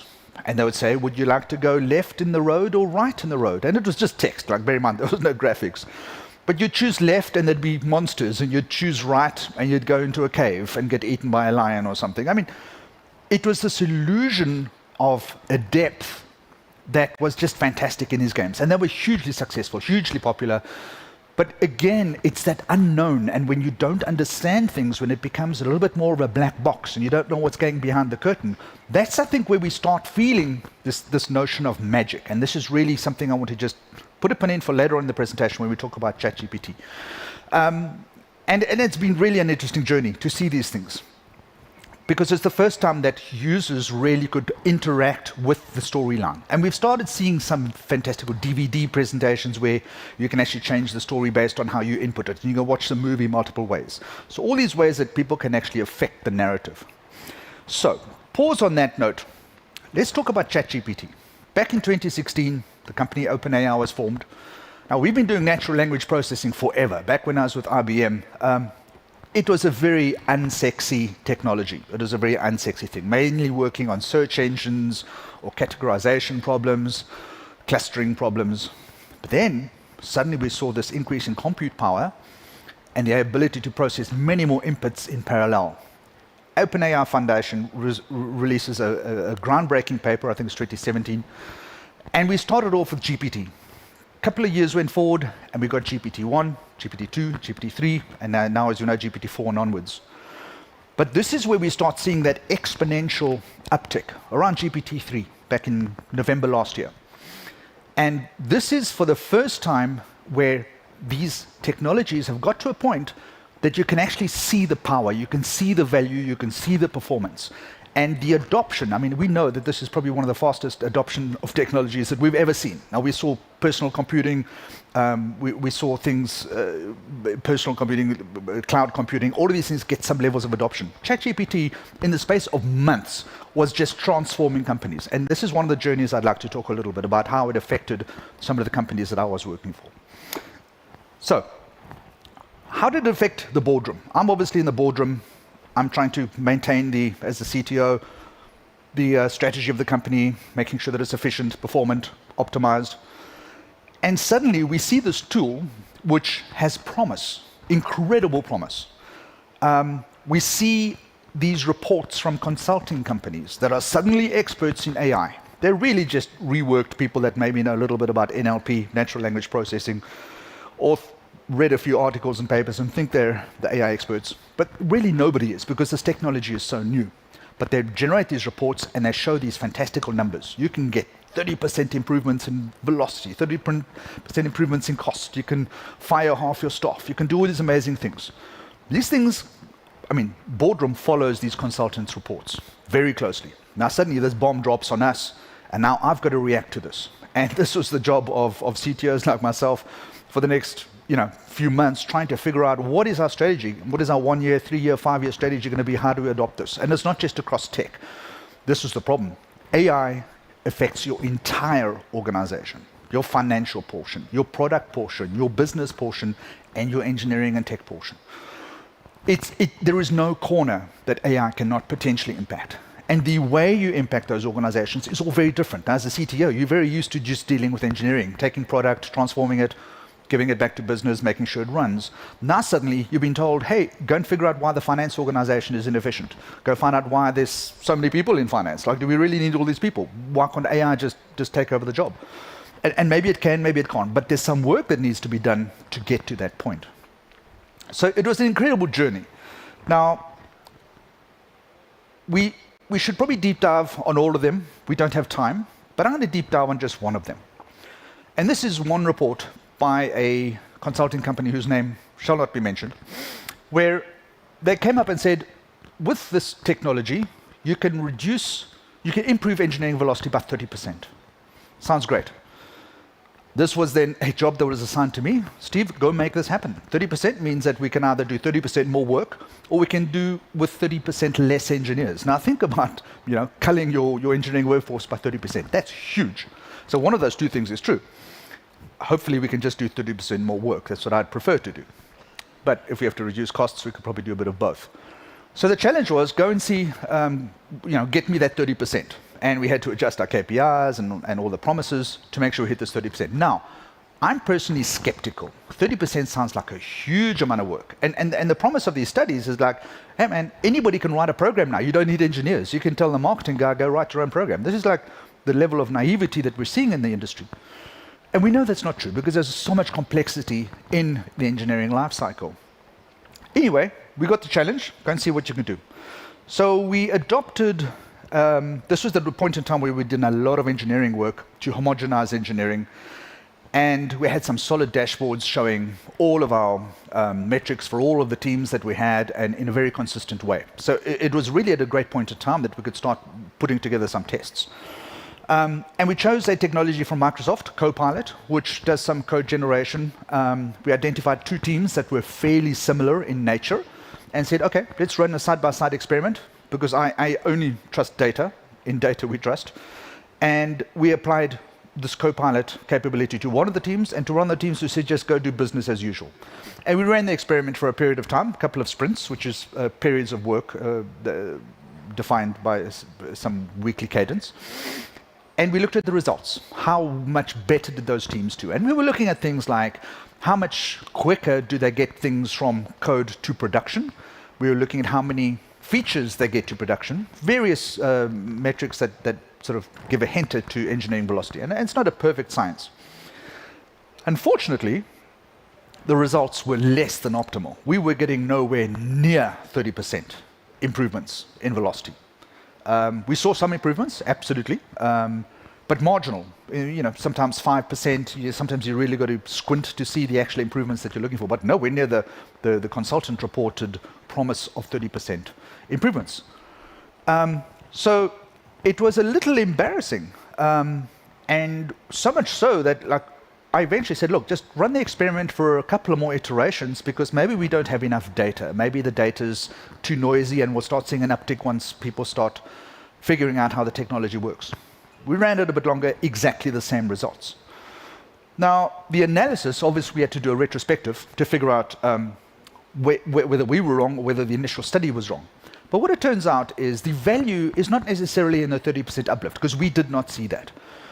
But the reasons we did not see that is that the report itself was using a technology which was an internal beta of this Copilot technology that was not released to the public. This was now used in that consultant report. Now, the report's very vague about the fact that they were using an unreleased technology, but we didn't have access to that. We were using the public version. The second thing is the programming problems that they were using to define the data for their report were trivial problems. They were basically doing like hello world level programming. Whereas at the company I work on, it's very high-level engineering. It's algorithmic stuff that you really need some computer science background to get a handle on. And these kind of Copilot technologies, they get all their information and training off things like Stack Exchange. And if you're just doing a hello world program, it's perfect. You'll see fantastic results. You'll see 30%, maybe even more. But when you're doing real engineering, not going to help you so much, right? Not going to help you so much at all. But it did help us in some avenues. We saw better code documentation because it does some of the grunt work in generating code stubs. We saw better unit test coverage because now you can ask the AI to start generating a whole set of unit test cases, automatically generate documentation. And this has longer-term benefits in things that we weren't actually measuring. We weren't measuring, for example, how hard is it for me to take one engineer from this team and let him move to this team? Fungibility of engineers.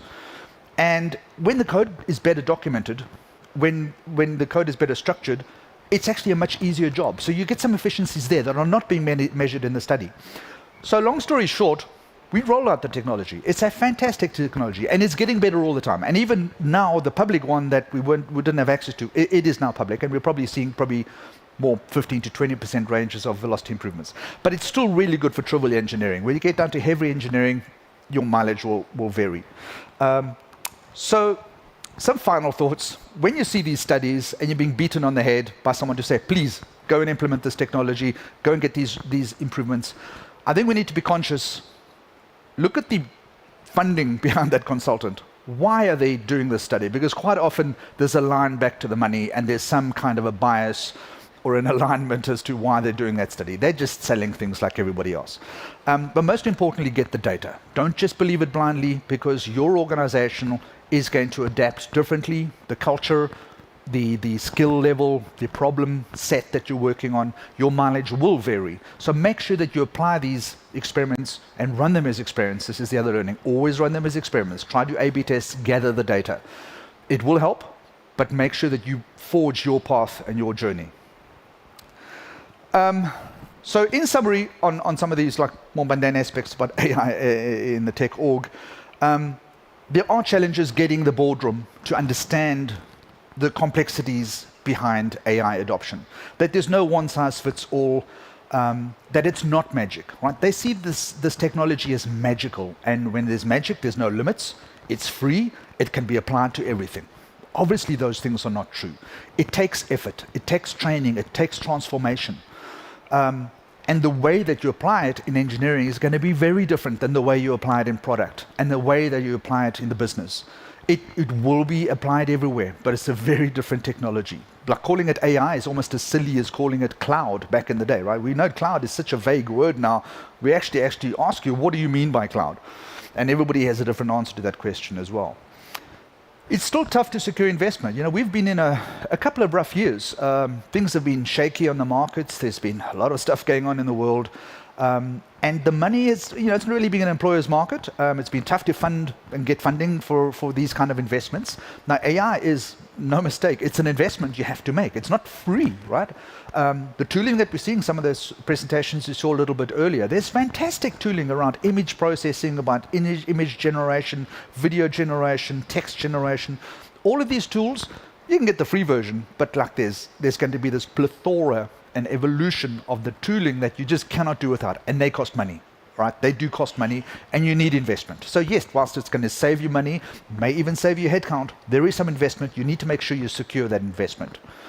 And then lastly, I think it's the understanding that these tools and technologies, where they're applied to our intranet data, like we've got reams of information, we've got RFCs, we've got documents, we've got our Slack channels, we've got our wikis, full of information about the organization, about all of the pieces of our intranet content.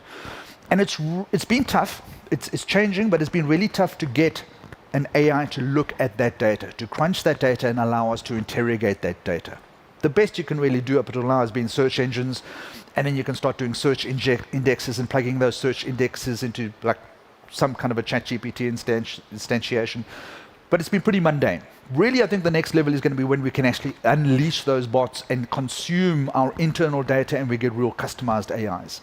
Same thing for when you see support. Support has been a fantastic avenue for AI adoption, but you needed to grind through all of your cases and all of your customer transcripts to be able to start generating that database.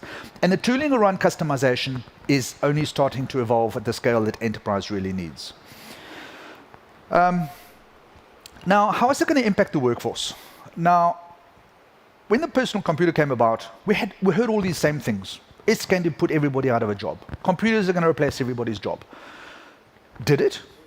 You know, my job description, CTO, didn't even exist in 1986, in 1990, when I was at university, when I was doing my career studies. If someone said to me, Steve, you're going to be a CTO one day, I'd be like, what does that mean? What? All of these disciplines, data scientist, data analyst, quality engineer, anything you want, chief information security architect, none of these roles existed, right? Did some people get put out of a job? Well, probably the people that were writing ledger accounting entries and didn't learn how to use Calc 1, 2, 3, they probably lost their jobs. You have to adapt. And this is the learning we're going to see with AI adoption. Personal computers created far more jobs than they took. It's freed up people to really apply the power of human creativity. And I believe this is where AI is going to shine as well. It's going to make some jobs redundant. We'll talk about that in the next few slides as well. But it's going to create a whole new breadth of jobs, and you need to get onto that job train. Now, we're already starting to see some of these jobs, people writing ChatGPT scripts, people using the tooling to be able to do all these cool things. So, when you say AI, it's a very vague definition. It means many things to many people. It means different things to engineering than it does to product and to business. So you need to try and tease out for these various disciplines, like what does AI mean in the context of your finance organization? Because it's a very different prospect than using Copilot for engineering. It means different things for the marketing teams that are generating multimedia content or generating product launches. Each one of those is a discipline and an art in itself. And the poor CTO has to master all of these disciplines. And it's a tough job. It's a tough job because you've got to suddenly learn everything you need to know about the business of finance, about the business of product, about the business of engineering. But there's also this notion of trying to keep everybody calm, because there's panic. There's panic and fear when people start seeing you introducing AI, and you can see how efficient it is, how powerful it is, and how it might affect your organization. So it's a little bit of run, it's a little bit of steady, and it's trying to keep that balance, which is incredibly challenging.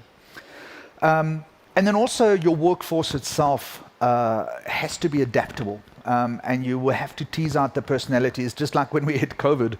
Not everybody managed to do remote working. For some people, they didn't survive it. They can't work remotely. They don't work well with human relationships over a link. They have to be physical and in person.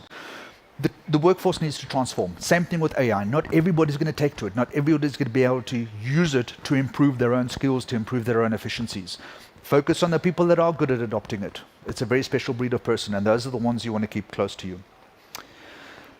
Now, let's deep dive a little bit on something other than engineering, because this is an interesting one. And I saw some of it just watching from the back there, some of the other speakers talking about this.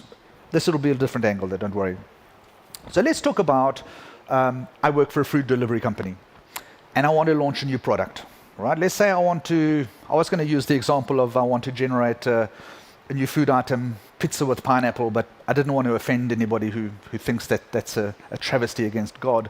So let's make it pizza with strawberries, right? I want to launch a product, pizza with strawberries, and we need to put together some media content so that I can update my app with menus and marketing material, etc. Now, in the old world, pre-AI, I would have to, first of all, secure funding, because we're looking at easy 15 to 20,000 USD to fund such a campaign or such an adoption. I then need to go through a whole bunch of companies that do multimedia production, secure them, book them, vet them. Then they have to book a location, we have to book products, we have to create this thing that we're going to photograph. We hire everybody on site with catering and big lights and screens and cameras, and then it goes to post-production and people go through all the images, etc., etc. I mean, you're looking at a huge investment, and probably 5 to 6 to 7 weeks, depending on the size of your campaign. But it's a big investment. What about the post-AI world? Well, you can sit down at your computer, pull up Bing, use DALL-E, Midjourney, whatever you want, and within 30 seconds, you've got an incredible-looking menu item that can go straight onto your app. Now, I'm not saying strawberry on pizza is a great idea, and I used it specifically because otherwise you could think, I just lifted the image from anywhere. But this is what AI gave me in 30 seconds. Now I can tweak it. I can say, put a green background on there. I want more highlighting. I want black and white, whatever you want to do. And it takes seconds. Now think of how many people's jobs I'm transforming or short-circuiting by doing this, right? The cameraman, the lighting guy, the editor, the production company, all of these people are going to have to change the way they do business, because this is the future. In 30 seconds, I can launch a new product. I can even automate it. So the impact is real. This is obviously a contrived example to show you the huge level of impact, but it's there. It's there if you look for it. Now, who's not to believe that there's going to be companies lining up around the block to say, we're going to do that for you at scale? And this is really the key takeaway from AI, is that it's a platform on which we build things. Right now, you don't want to use Bing as your primary use case to generate the content for your menus. You want more of a robust system, some more production level capabilities, and probably a focused technology. We saw in some of the earlier presentations where you can do proper image editing and selection and expansion and compression, etc. Those technologies are coming. I mean, this is just the open source freeware version where you get a bunch of credits. That's what this level is. Imagine when it starts being focused on a production house that's now adopted AI as their tooling. So instead of having a team of 50 people, you'd have one consultant walks in for half an hour, generates all your content, I imagine. So the other side of this coin is that, man, I didn't need to be a photographer or a lighting expert or an editing expert or any of these things to create that image of the pizza. It's a pretty acceptable image. It's a terrible menu item, I grant you that. But it's not just about upskilling workers. It's about upskilling workers where they can add value, right? Value creation is still in the domain of humans. It can be augmented, it can be speed up, it can be made cheaper by AI, but it's still the humans that do that value creation. And this is the trick with AI. It doesn't spontaneously think, oh, let's come up with the pizza with strawberry topping. It's not going to do that. You needed a human to come up with that. But can I now augment that human and bring his ideas to fruition in 30 seconds? Absolutely. That's the trick. It's an augmentative technology. And I think we need to really think about it in this way, because then a lot of the fear falls away. Think about music generation. We're starting to see AIs that allow you to generate a song in the style of Snoop Dogg, sung by Elvis. All right? Forget my musical tastes, but it's very real. Now, does it mean it's going to be good music? Absolutely not. Does it mean that everybody gets the chance to be a good musician? Absolutely. We see people like Billie Eilish and her brother writing worldwide mega hits from their bedroom using studio technology that runs on their laptop. Previously, they'd have to hire studio time. Back in the Beatles days, it was like a group of media moguls and A&R executives whose job it was to really find the artists and the stars and make them. Now, anybody can be a star. What do you need? Talent, right? That has never gone away. The fact that Billie Eilish can write an album in her bedroom is because she is talented and she has tools available for her to do that. And this is the real democratization that I think is the fantastic promise of AI. Because now anybody can create an incredible image. Anybody can create art if you've got the idea to bring it to a fruition. Previously, the domain of making a movie, you needed to be Tarantino or Spielberg to have a whole film crew. You had to have $100 million of funding to be able to fund your movie creation. Now, we can't do it just yet, but as I easily generated an image of a pizza, imagine I can now generate a movie. Already today, I could use ChatGPT to write a children's storybook, then use Bing, DALL-E, Midjourney to generate the images and illustrations for that book. I could have it on Amazon tomorrow morning as a children's author. Now, click that up a level, maybe 6 months, 12 months, we're going to start seeing that capability with videos. Take the storyline, take the script, generate a movie out of it for me. That's happening. That is absolutely coming. Now, what this really means is, you don't have to be Tarantino to make a movie. You can come up with the most fantastic idea you want, science fiction, forget having to have Pixar-level rendering capabilities. AI is going to bring that to your bedroom. So it's now available to everybody. So think how many Tarantinos we've never discovered. Think of how many Spielbergs we don't know sitting in the audience. You could be an incredible person with an ear for music. You could be the next Mozart or Beethoven. But you've never had the access to the tools and the technology to allow you to create. Now, it's democratized. Everybody potentially has the capability to create incredible value. So I see it as giving us more avenues to find these content creators. Incredible promise. In summary, a little CTO cheat sheet, and I'm probably going to upset some data scientists here. My apologies. Data scientists are terrible engineers. This is something I've seen time and time again. They're great at data. They're great at understanding how to crunch models, generate models, etc. But what they put forward is generally full of bugs. It's not got the fundamental engineering requirements that you need for robust deployment. I'll give you an example. We used to get these, the product guy would come to me and say, hey, Steve, our Monday morning report from the data team is broken. The data hasn't changed in a week, and we only noticed this a week later. So I drill down to the data guys, and they say, oh yeah, actually the batch job that runs it, the upload failed to happen. That's all you need to know. The upload from the data lake to this thing didn't happen, so the batch job ran on stale data, and it's been doing that every day. I'm like, well, why would you execute the batch job and send it to the poor product guy if the data wasn't uploaded? Turns out they're like, oh, we didn't think to make that link, right? So now the poor product guy every day gets the same report, and it texts me thinking, well, my market's not moving much, and then like, this is the same as yesterday, and then this is the same as last week.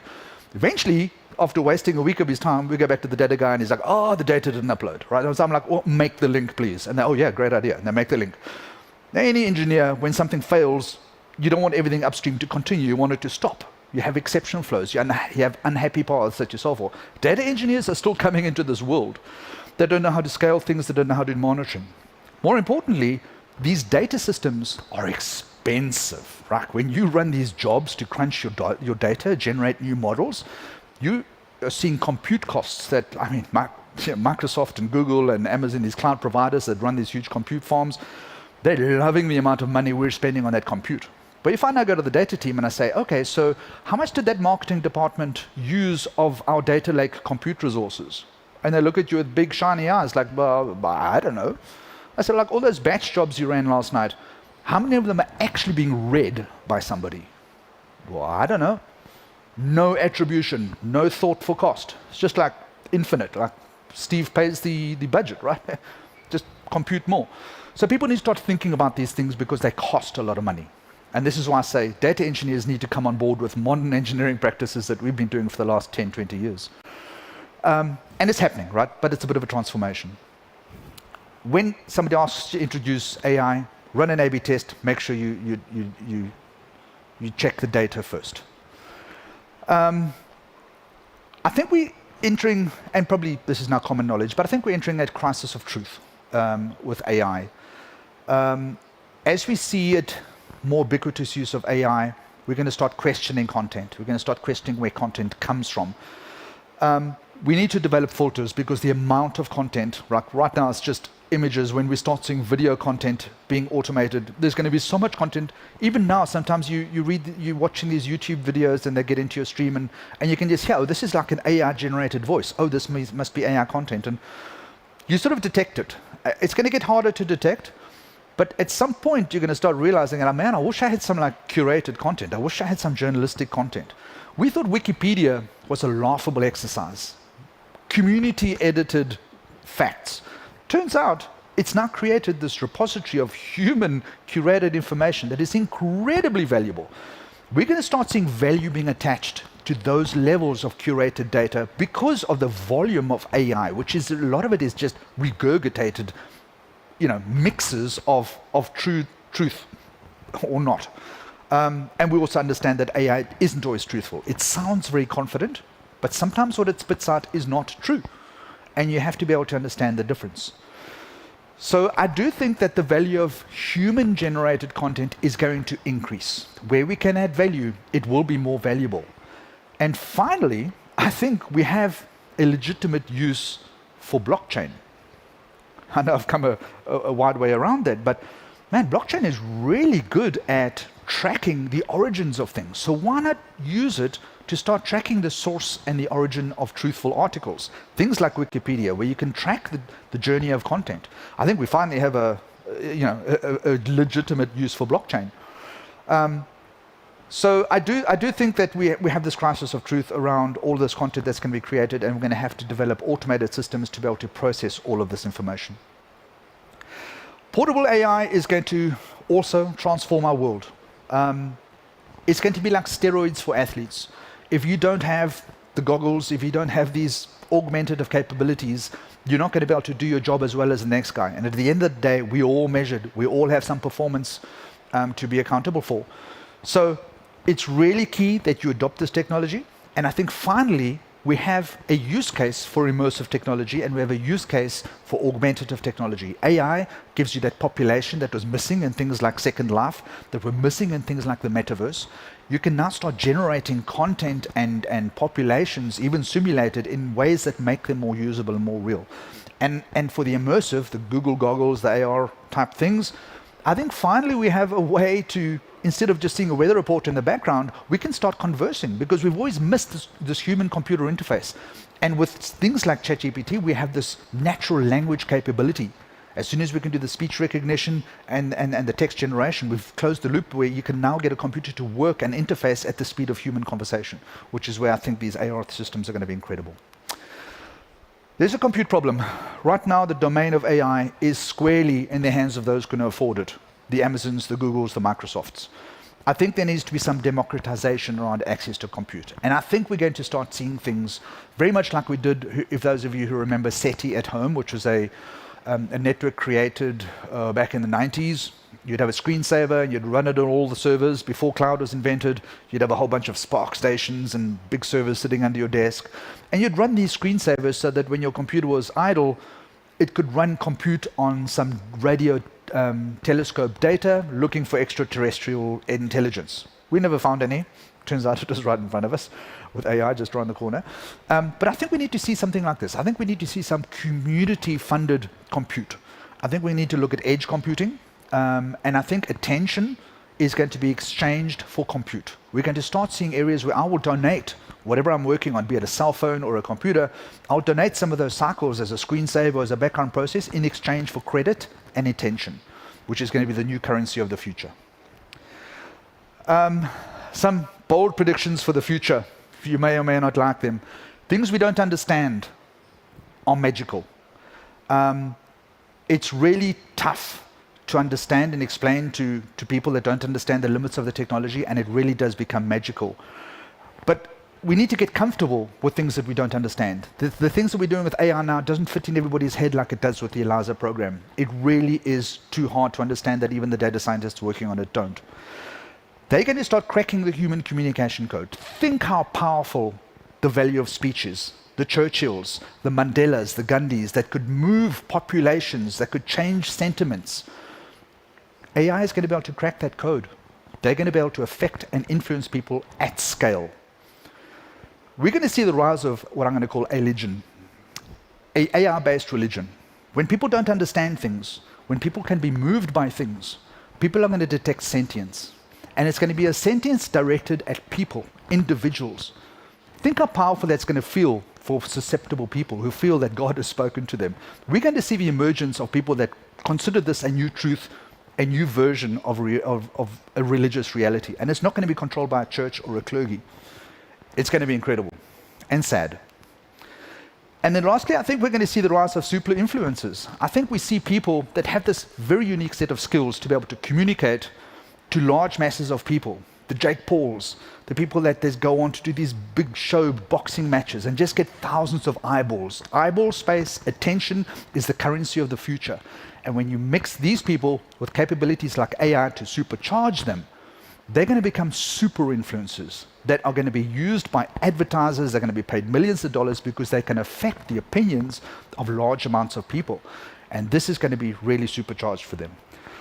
So that was all I wanted to cover. I'm happy to take any questions if anybody has. I know it's a lot to take in. But otherwise, please catch me for coffee afterwards. Would love to interact with anybody. So thank you for your time.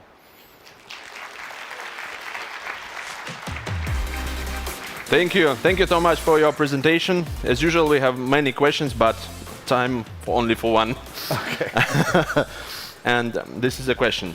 What is the future of using AI in creative tasks? What is the future of creator economy and the impact of AI on it? Oh, as I said in one of the earlier slides, I believe the future is that you don't need to have access to huge studios, to huge production facilities, to huge expensive computers and compute farms. We're going to democratize the creative process. Mm-hmm. So you can be an artist at anything. All you need is this AI tooling. You don't need all this investment. So anybody can be a star, anybody can be a movie director, anybody can be a rock star. That capability is now fully democratized. Me, like example, I'm a blogger, so it's it's very good for me. Yeah. Thank you, everybody. So, thank you very much. Ну что ж, друзья, Right, friends, I would like to remind you that today you have a fantastic possibility to ask a question to a speaker. Scan the QR code on the screen and you'll be able to participate directly in our discussion. It's no secret that the AI can change the world to the better. What do you think? How global can be this change? We want you to participate in a small survey. Please scan another QR code on the screen and answer the question. Just one question. Can AI create its own AI? Are you sure about that? If you're sure, option 1. Not sure. The second answer, if you want to consult your AI solution, then there is a third option for you. And actually, the forecast is encouraging and concerning at the same time. The majority still select the first option, yet there are some people who need to consult with their own AI solutions that they use. It's interesting whether your inner voice can be AI generated. Interesting, right? The absolute majority believes in the bright future. Actually, I'm one of them, because I think that. Да, на самом деле. 160 people voted. 200, right? You are very quick to vote, and that is great. Yep, that's it.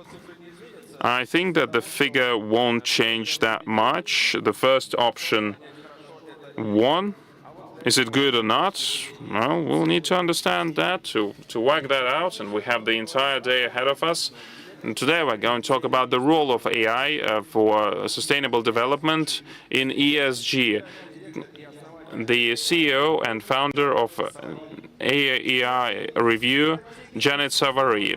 AI strategy for ESG. A round of applause for you, and you are very welcome.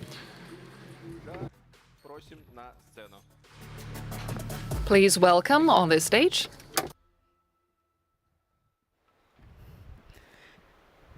Good morning. My name is Janet Savary, and I'm going to be talking about AI strategies for ESG excellence. So in my day-to-day, I'm a developer, I'm a researcher, an innovator, and I'm building something really interesting in South Africa, and that's an AI innovation research lab for edge computing devices. And so today, you're probably wondering, why am I talking about ESG? Part of what I believe in my personal nexus is looking forward ethics, inclusivity, and impact-driven innovation.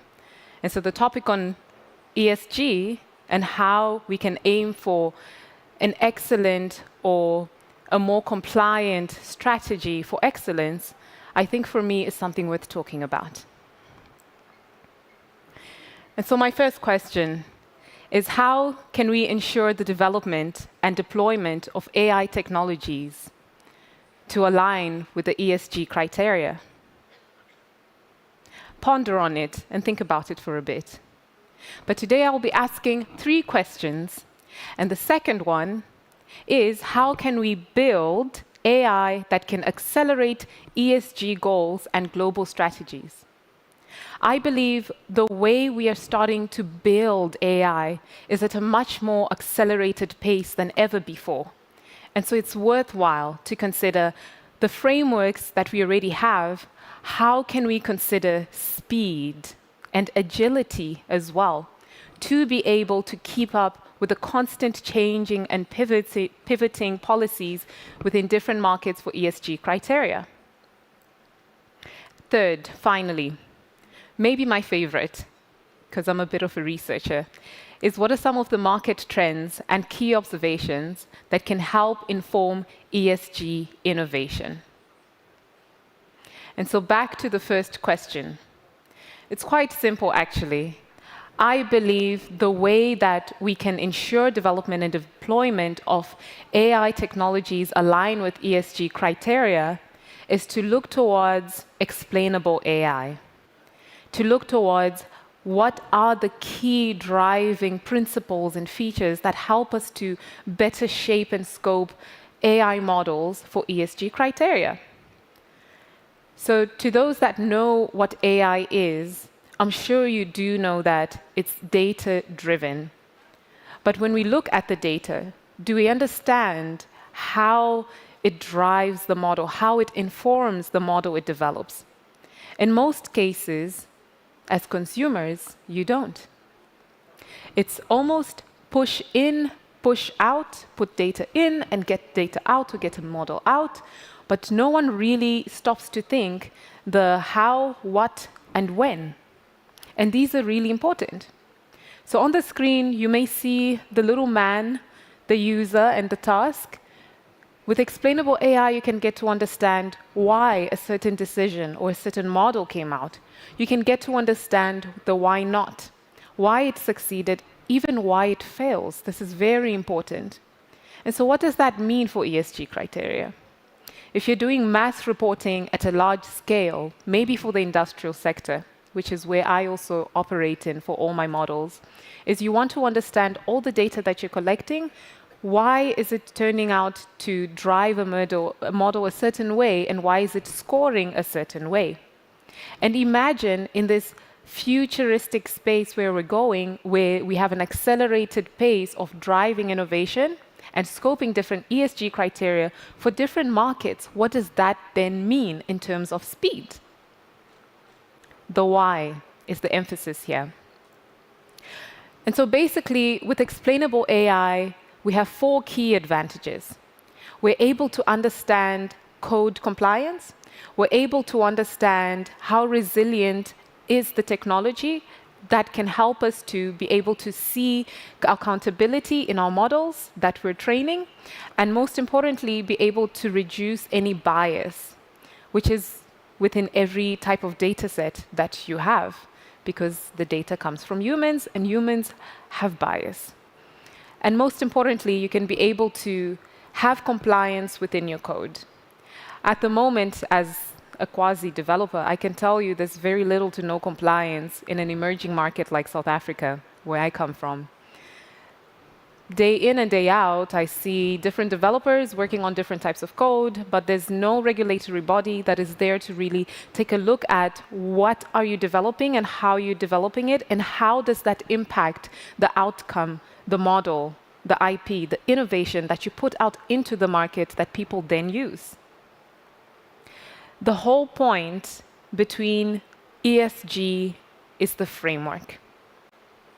The conversation started because people wanted to look towards ethics-based investment. So I look at ESG from a policy perspective, practice, and the metrics that come out. So, okay, let's break it down. You have your ESG framework that has your policy, your practice, and your metrics, and you need to integrate it once you build your model, and then you need to report constantly. Once again, back to what I mentioned earlier.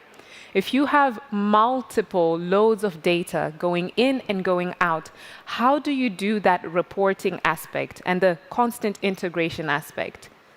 It's not a once-off process, right? It's a cycle. You're constantly doing it on a day-to-day, to month, to annual basis. What AI is able to do is it is able to automate that process that is often human-driven, redundant, and manual. So you have your policy, your practice, and your metrics. So this is quite interesting. I thought this is something that might help to get people to understand a little bit more about how there's disparity in the different types of ESG policies and frameworks. If you're able to look at the GIRs, about 91%, whereas the CDSB is at 21% in terms of the standards and the guide they use for the stock exchange. I am from an emerging market, so that means things are changing all the time. This is a disparity within markets that are much more sophisticated and well organized, that have infrastructure. So where I come from, the disparities between what Kenya's ESG policy looks like and what South Africa's ESG policy looks like, it's not a 91 to 21 gap. Sometimes it's 0 to 100 or 0 to none because of lack of infrastructure. So what does that then mean when we talk about AI or when we talk about technology being able to drive the process of scoring your ESG frameworks? Is it a risk? Is it an opportunity? Well, I believe most of us in here are businessmen and women. It's an opportunity. I lived in China for about 7 years, and we actually did not have the word risk or challenge in our vocabulary with my professors. It was always opportunity, opportunity. Second question I want to talk about today is how we can build AI that can accelerate ESG goals and global strategies. ESG acceleration, for me, has a lot to do with the tech itself and not the human component. So within the AI space, I'm sure a lot of people have heard of natural language models, computer vision, but what more foundational models and multimodal models and what they're able to enable us to do. So this is what I'm going to address in the form of this graph in this part of my presentation. So what I have here is basically an ESG data and analytics graph that is broken down into 4 different parts of extracting the model, enrichment of the module, transformation of the module, and the delivery, or what we would consider the integration of the model, as in my previous slides. And the reason I put this up here is to give you a visual guide or visual framework of what exactly I'm alluding to or talking about. So being able to consider a framework that matches the actual technology or how you build your model is actually really important. Having a funnel that can do all 4 steps of analyzing your ESG criteria instead of doing it in a manual, human-driven way. And having the 2 main components, which is your enrichment and transformation of your data, being where the AI is actually happening, can be game-changing. So far, so good in the market. I have identified 4 key players that already have integrated this model with one key UK-based company called Strove AI, and they have a similar platform that enables concept recognition, AI recognition, human criterion curation using a cloud platform, as well as your natural language processing, mapping, and speech-to-text-based engines. And finally, the trends, maybe my favorite part of the conversation. How can we look at the market trends and key observations to inform ESG innovation? So part of what I used to do in my former life as a lecturer at Jiao Tong University is to inform innovation for the MBA students. So I'll find this part interesting quite as well. So some of the tools that I analyzed within this graph that I'm about to share are some of the key players within the market that I think you should track and look at after this presentation. So if you look to the graph, you'll see ones that I've highlighted in green.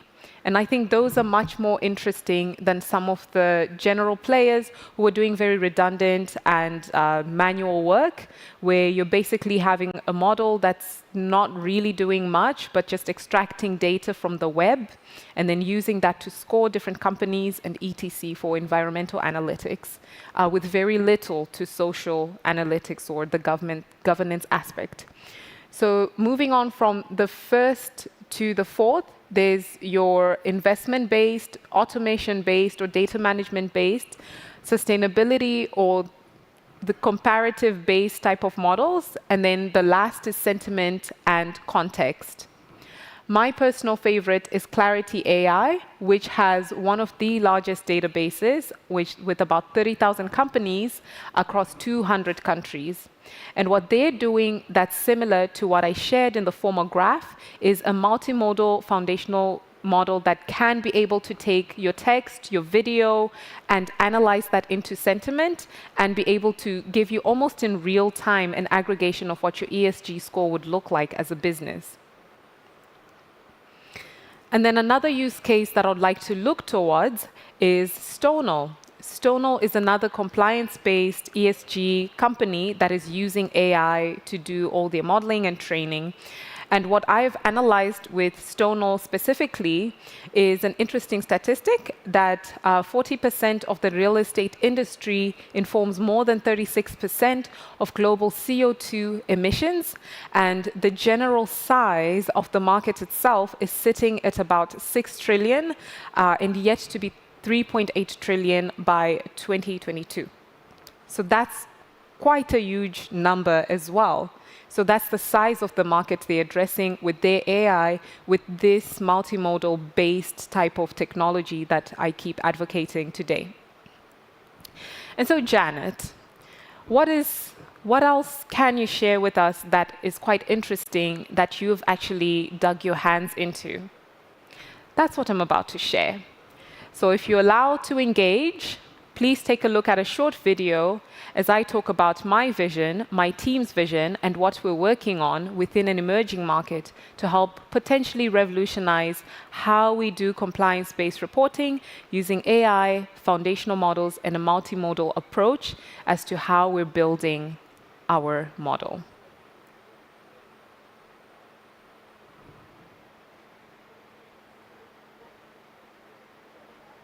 So they should be volume.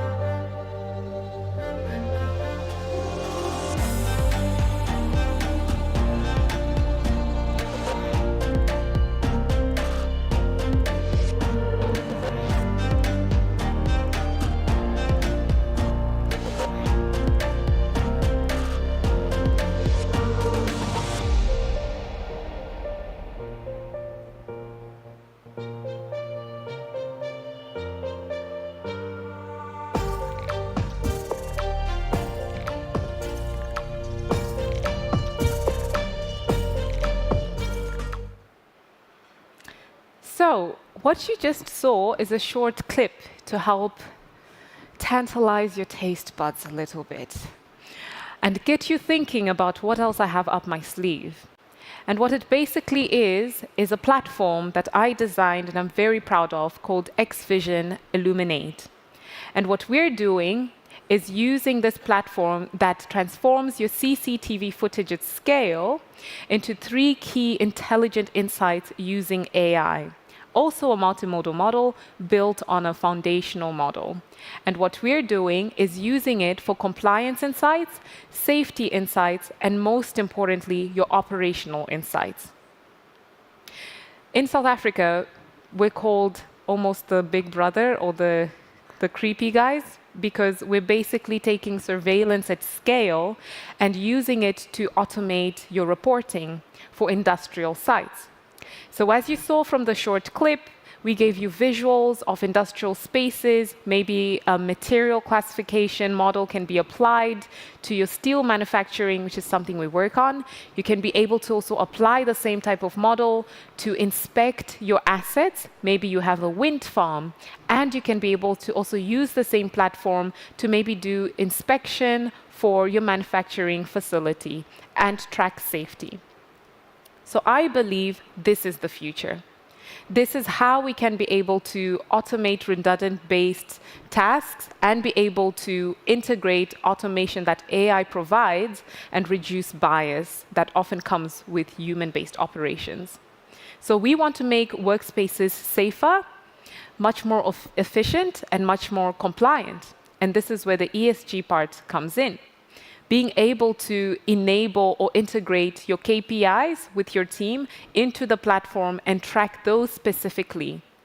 One of the biggest challenges I've seen in the ESG space is when you have lots and lots of data, maybe you have a data set with, I don't know, 1,000 different data points, but you're only using 20 or 30% of it because most is getting lost in either cleaning, most of it is not relevant as well to what you need to track, and then eventually You don't have anything that is really worth your while and anything that you can really be able to apply to your business or to do any real contingent-based investment processes. So one of my favorite things about XVision and what we're doing is being able to expand or extend the opportunity from your CCTV footage into other different types of cameras or devices. So being able to think around a body cam, a drone, a phone camera, a laptop camera, and explore different ways that you can be able to do ESG-based scoring for compliance using these type of different devices and extract the data from those sources, I think is also quite interesting to consider for the future. And finally, I think I'll be opening up the floor to any questions, if any. Thank you.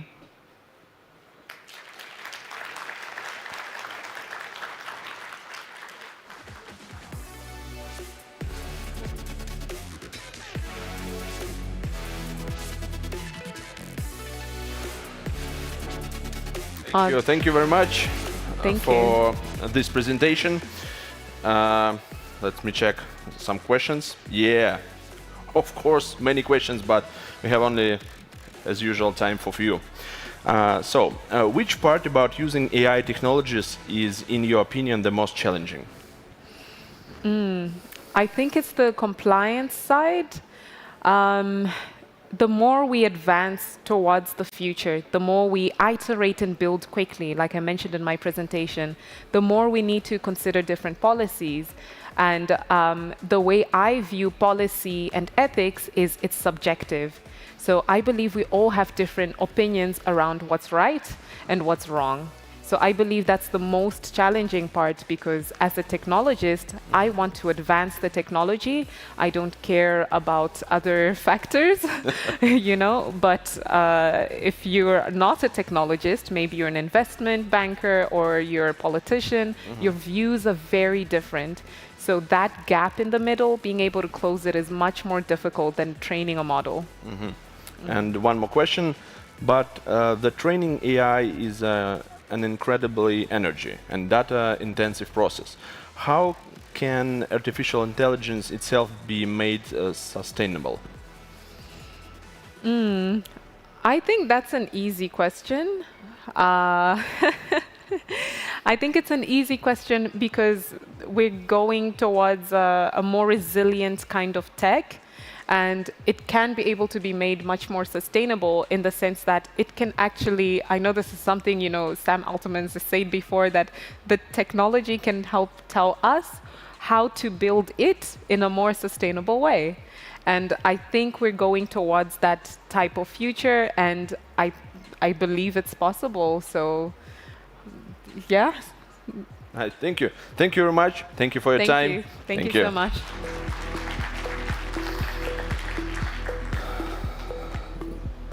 Хочется напомнить о наших... I'd like to remind you about our partners before we move to next topics of our conference. Our partners, Russian railroads, the title partner of the International Business Conference on AI and Data Analysis, Artificial Intelligence, the Samolet Group, general partner of the event, the Russian Direct Investment Fund, our investment partner, group of company Uralhim, our official partner, and the special partner, Arus Agro group of companies. We're also thankful of the partner of the business day of Sibur and to our partner Tinkoff.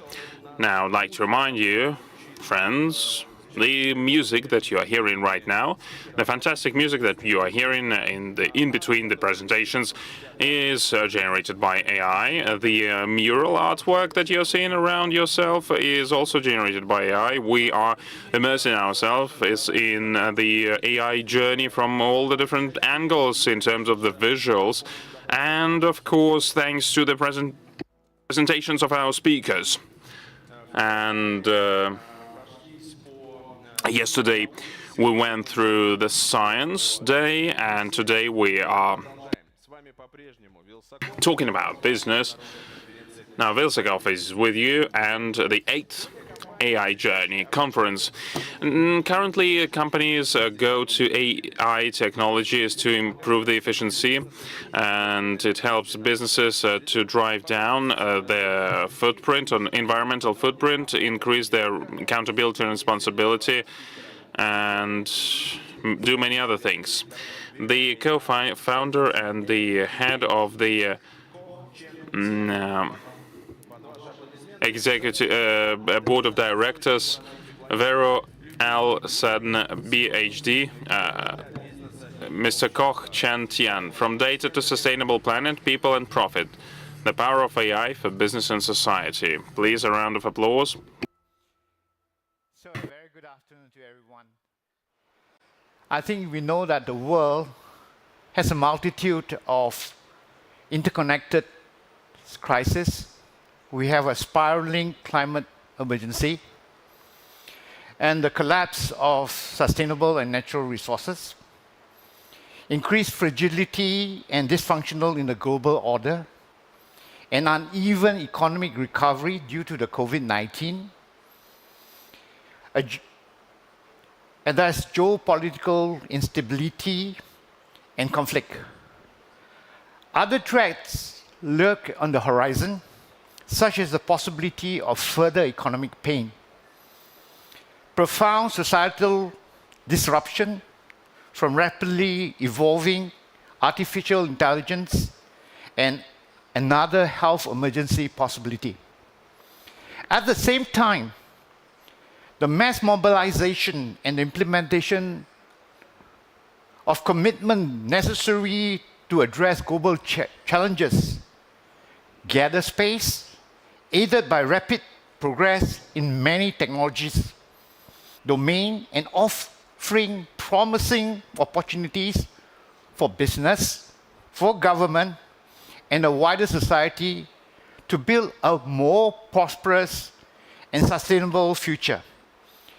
In this context, we are gathered here in Moscow in an AI journey sponsored by SberBank with experts and leaders to explore the emerging trends in technology like AI, blockchain, and Web 2 to Web 3 emerging technologies. We are here when we anticipate will gain significance across economies, industries, businesses, and society in 2014 and beyond. A very good afternoon to everyone. Apa kabar? Saya dari Malaysia. My name is Captain Ko, and let us embark on this journey. We're going to explore the use of data for a more sustainable future for the planet and for sustainable profits for business, all by harnessing on the power of AI. People often say that AI is the new electricity. I think you heard it many times before. But now imagine AI as a general purpose technology, meaning that it's not only useful for one thing, but it's useful for lots of different applications. It's like what electricity was 100 years ago. Electricity changed all the industries, and now it's a turn of AI to change the future. The three key subtopics that I will discuss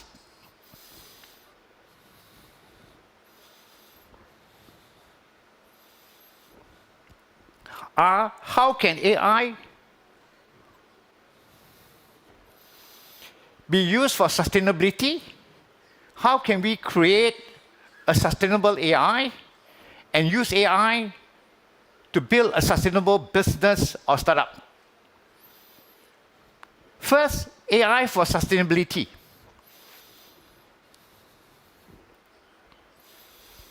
Consider e-commerce and retail personalization. We have heard of, in ASEAN countries, we have heard of Shopee, Lazada, and now we hear of the current craze of the social e-commerce called TikTok. Please put up your hands here if you have not heard of TikTok. Well, everybody's heard of it. That's one. Okay. Right. They are using AI for personalization, recommendation, inventory management, and even customer service through chatbot. That's more than innovation. It's about, one, resource efficiency. By optimizing logistics and delivery routes, AI significantly reduces the carbon footprint associated with the transportation of goods. This contributes to a reduction in greenhouse emission, aiding in environmental conservation. It also promotes products like guiding towards eco-friendly, fostering sustainable consumption patterns. Additionally, AI role in analyzing customers' behavior helps companies to adopt their offering to align with sustainable trends.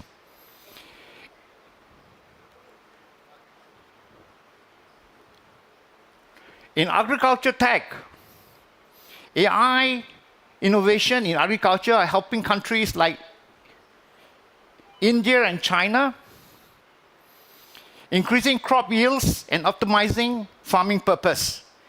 AI is used for soil analysis, crop health monitoring, and predicting analysis of harvesting. In India, we have AI for crop health and yield prediction.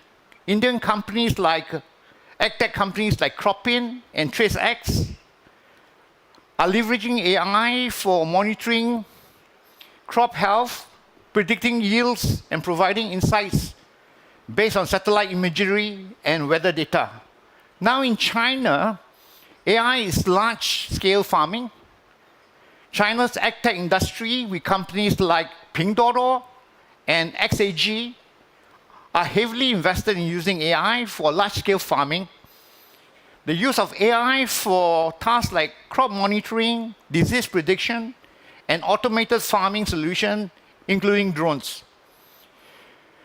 There is a focus on food security. I think this is a big issue, and the Chinese government actively supports AI in agriculture as part of its strategy and food security.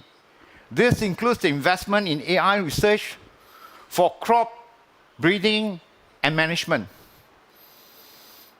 As for manufacturing and supply chain optimization, our company Verifax uses blockchain technology to provide end-to-end traceability in supply chain. This allows companies to track the journey of a product from its origin to the end consumer, ensuring authenticity and transparency. Such traceability is crucial in industries like pharmaceutical, food, beverages, and consumer goods, where knowing the product history is essential for quality. And we have carried out projects all the way from North America, Europe, into Africa, Middle East, and also into Asia. Sustainability. In the realm of sustainability, the use of data analytics in Verifax Asia solution provides valuable insights into the supply chain operations, helping business to make informed decisions to improve efficiency and reduce costs. We are a technology-driven solution and playing a significant role in transforming supply chain management and making it more transparent and efficient and customer-focused. Here are some of the ongoing projects that we are doing in Southeast Asia. For one, we are focused on the full digitalization of fundamental identity system. In the sphere of digitalization, countries like Brunei, Indonesia, Malaysia, Singapore, and Thailand have pioneered in the full digitalization fundamental identity system, including for immigrants. As you know, Indonesia sends out a lot of immigrants to work in other places, and the immigrants' identity is very important to them. These digital ID are more than mere technology marvels. They are key to unlock access to banking, government benefits, education, and healthcare. Each nation in this endeavor has charted a unique course, tailoring their digital identity system to meet specific needs and challenges. The focus ensures that all residents, including immigrants, benefits from the effective and inclusive service. As far as individual ID for immigrants, a major component of the digital transformation is a company called Privy Indonesia, role in digital identity verification. Their effort in data security and privacy are vital in the safeguarding of sensitive information, while their work in integrating their systems with government and financial infrastructure is revolutionizing how citizens interact with various services. Moreover, the provision of individual ID for immigrants is a testament to the inclusive nature of this initiative.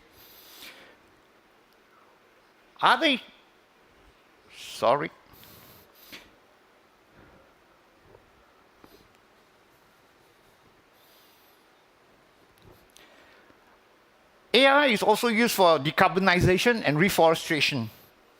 Now we turn our attention to the environmental efforts. The Asia-Pacific Carbon Clean Development Mechanism exemplifies the region's dedication to a greener future.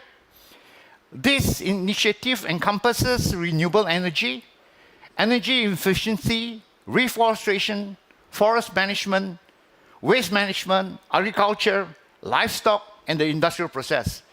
It's a very comprehensive approach towards decarbonization, signifying a paradigm shift on how we address climate change and environmental degradation. Each country in the vast Asia-Pacific, especially in Asia, contributes uniquely to this endeavor. In China, they focus on sustainable development in the cement industry, reducing greenhouse gas emissions significantly. Indonesia's commitment to reforestation degrades land is a powerful move towards carbon sequestration. The Philippines is pioneering in geothermal development, reducing reliance on fossil fuel. Thailand is revolutionizing waste management in Chiang Mai, while Vietnam's national biogas program is a game changer in reducing emission from traditional biomass burning. Another highlight in Malaysia is our Malaysia Bursa Carbon Exchange. The first Sharia-compliant carbon exchange is an innovative platform that facilitates the trade of voluntary carbon credits, aligning financial mechanism with environmental goals.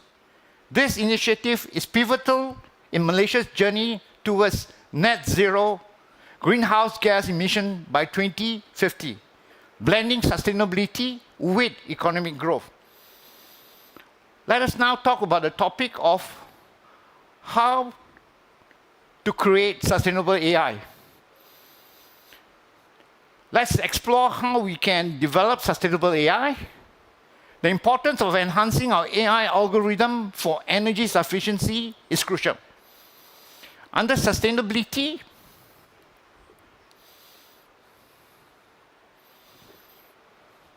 by designing models that requires less computational power, we not only reduce energy consumption, but also minimize carbon footprint.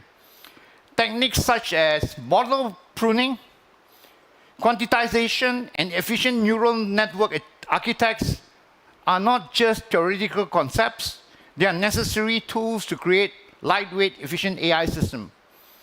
Furthermore, powering our AI data and computational resources with renewable energy like solar, wind, or hydropower is a step that we must take towards a greener AI future. Additionally, the practice of recycling and reusing AI model is a testament to our commitment to sustainability. Instead of continually building new models from scratch, we can repurpose existing ones for new tasks to transfer learning and model adoption. This approach not only conserves our energy, but also provides new ways and innovation to do things. The second part of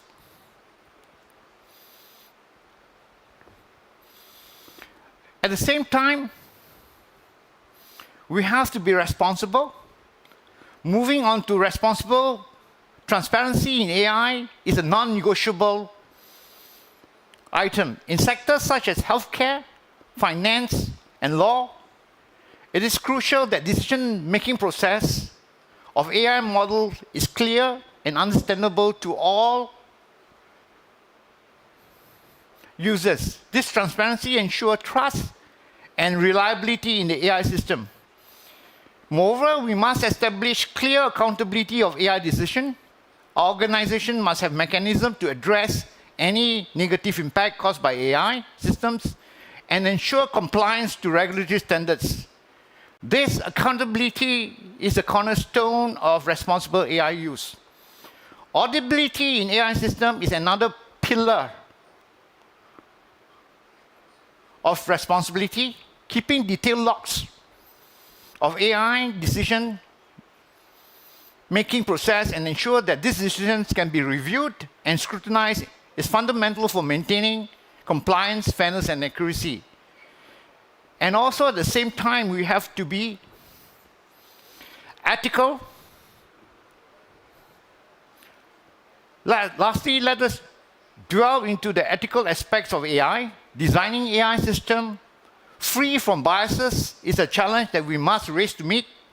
We must also carefully curate training datasets, continually monitor model outputs, and regularly update the model to ensure fairness and impartiality. Protecting privacy in AI system is of utmost importance.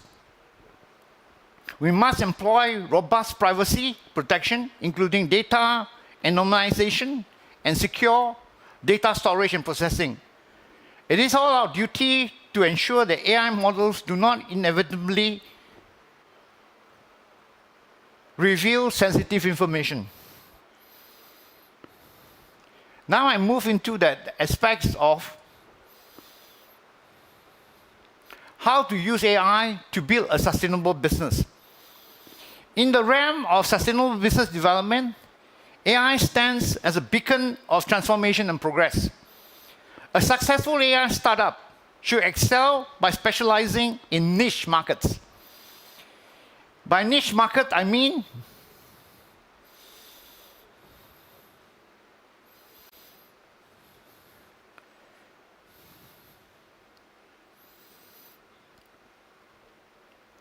let us now look at this graph here. On the left side, you have the most common problems with high value, which is customization of ads using AI, recommendation of verse searches. However, this is already solved by the huge players in the market, the likes of Google, the likes of Facebook. All the big players have taken over this marketplace. What are the opportunities in our business or a startup?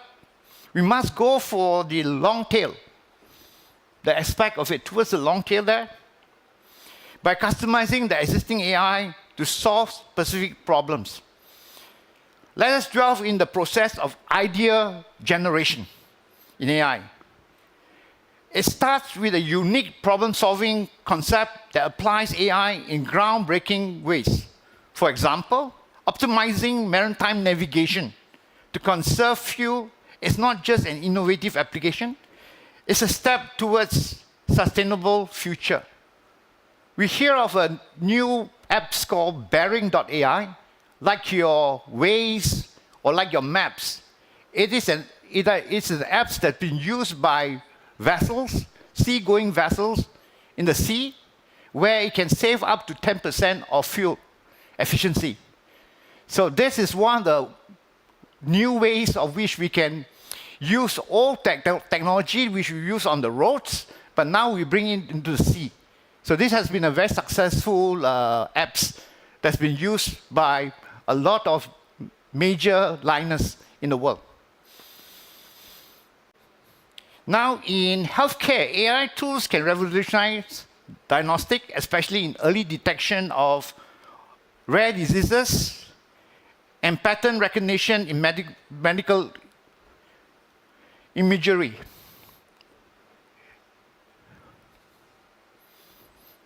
In agriculture, AI systems can revolutionize and analyze soil and weather data and can assist small-scale farmers in maximizing crop yields with minimal resources. We live in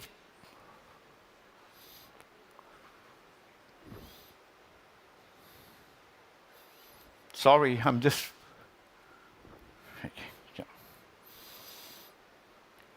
transforming challenges into opportunities.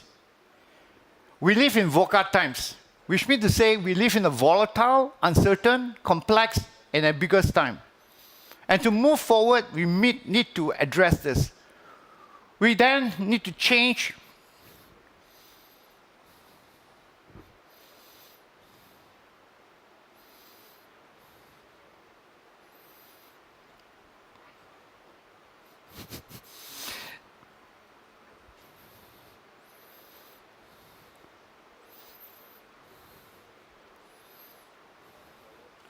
yeah.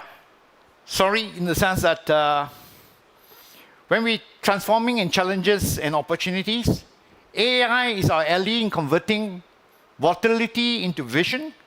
In the energy sector, AI predicts ability and transform unpredictability of renewable energy into reliable energy strategy.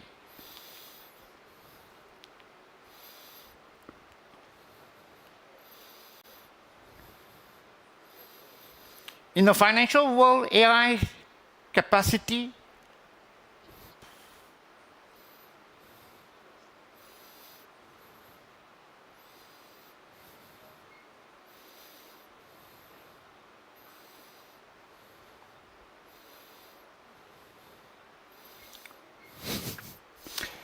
I'm completely lost. Okay, in any sense that basically I'm talking about this success sector of AI startups. Generally, I spoke to you about logistics, I spoke to you about healthcare and agriculture. And in this VUCA time, we can convert volatility into vision and renewable energy outputs into reliable energy supplies and strategy.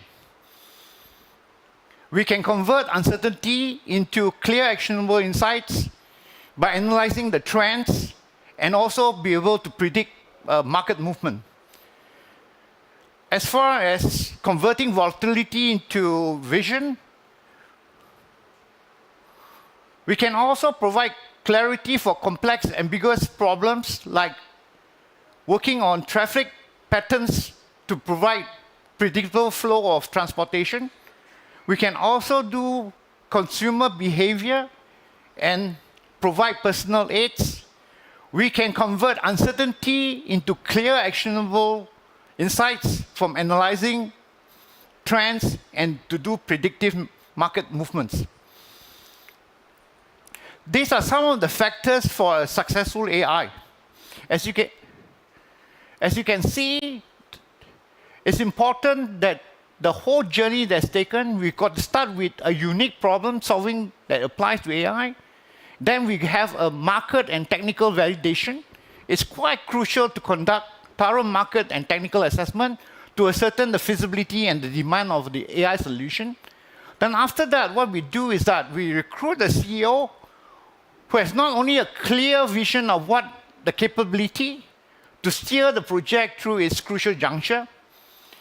Then after that, we go for validation. We collaborative approach using AI solution that is not only technology sound, but also resonates with the market needs. Then, I think for any startup, it requires, whether you have pre-seed or funding, crucial for the initial growth of the AI startup. And now I move into the collaboration opportunities that's available. Now, here is what is interesting. I'd like to share the incredible news with you that on August 4th of this year, your president, Putin, has signed a law introducing Islamic banking to assess its feasibility. Now, this pilot program will take place in 4 major Muslim-majority republics of Tatarstan, Chechen, Dagestan, and Bashkortostan. And if successful, the plan is to introduce the new regulation for the rest of Russia.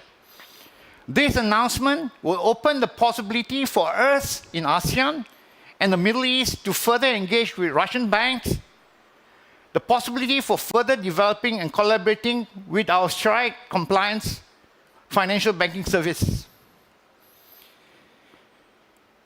Please do not hesitate to contact me if you are interested in exploring further in the growing sector, where according to the Senior Vice President of SberBank, Oleg Ganev, where he says the Islamic banking sector has an annual growth of 40% and reportedly expected to reach a value of 7.7 trillion by 2022. Further, the development and adoption of Islamic banking in Russian banks will open up potential of further collaboration for Russian banks with Islamic banking facilities to attract foreign investment, especially from Islamic countries, from the Middle East and ASEAN, in support of the development of green projects that reduce or avoid carbon emission, such as renewable energy, energy efficiency, waste management, and forestry.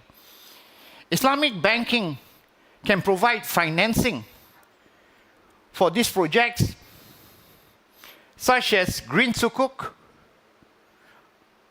Musaraka, Mudaraba, and Istana.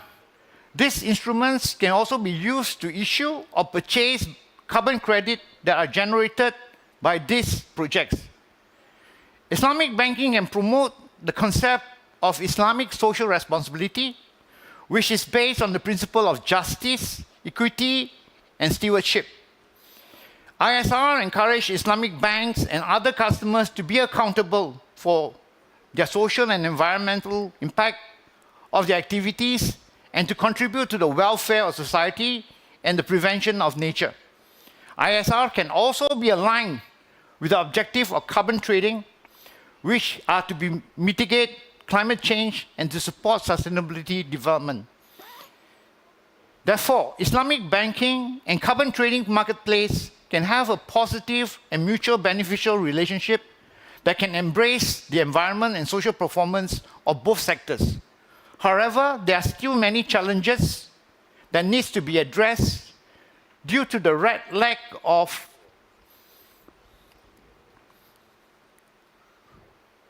awareness, regulation, standardization, and verification of Islamic banking and carbon trading activities. For me, these are the challenges. For me, my message to this conference is I personally believe that our human intelligence will become limitless through the democratization access to AI. We need to democratize AI, let it spread to all the corners of the world for the health, happiness, and harmony of mankind. So in conclusion, as we harness the transformative power of AI, let's remember our greatest innovation aren't just about technology. They are really about people. We have the opportunity to redefine the future, making it more sustainable, equitable, and helpful. Together, let's hope an AI-driven world with respect for our planet and enriched lives.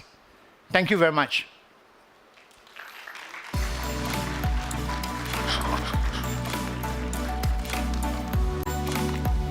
Thank you. Thank you very much for your presentation. As usual, can we keep you for a few questions? Sure. Thank you. So, the first one is, what kind of business process can AI technology take on and free people of performing them? Which technology can free them? Yeah. Yeah. So it gives me an opportunity to talk about the projects that we are doing now, especially in Indonesia. As you know, Indonesia has a very big population of about 270 million, of which most of them are living in very isolated islands. And it is through using technology, we hope to be very inclusive for them. We like to bring them into the system, into the society, more into the society. And what we do with them is that we start to provide them with a digital ID to start with. And through that, we then give them the means through which they can connect with the other society at large.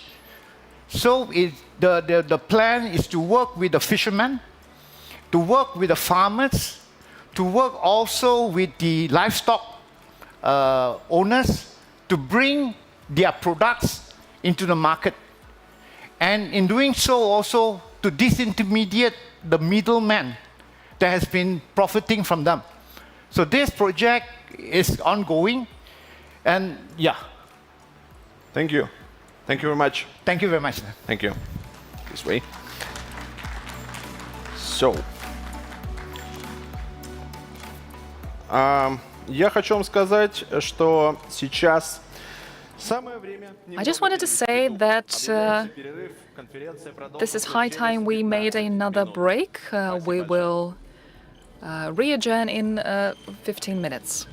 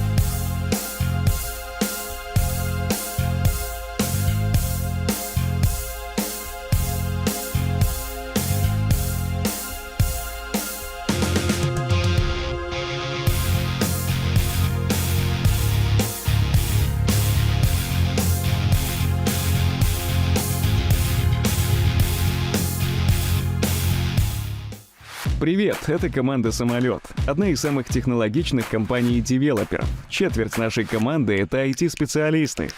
Они разрабатывают и развивают цифровые решения для наших клиентов, партнеров и, конечно, сотрудников. Кстати, «Самолет» признан одним из лучших работодателей России. Российский фонд прямых инвестиций, суверенный фонд России, с момента создания РФПИ обеспечил более 2,2 триллиона рублей инвестиций в экономику России и уже привлек более 150 миллиардов рублей партнеров для финансирования компаний, специализирующихся на технологиях искусственного интеллекта. РФПИ с партнерами инвестировали в компании, обеспечивающие развитие и внедрение технологий искусственного интеллекта в таких областях, как медицина, видеоаналитика, управление данными, транспорт, промышленное производство, образование и много других.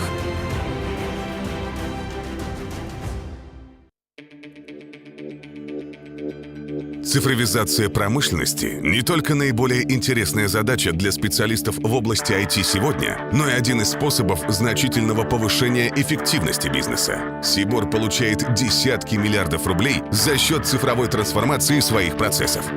Половину этого эффекта приносят решения на базе искусственного интеллекта для производства, маркетинга и продаж, логистики и управления цепями поставок.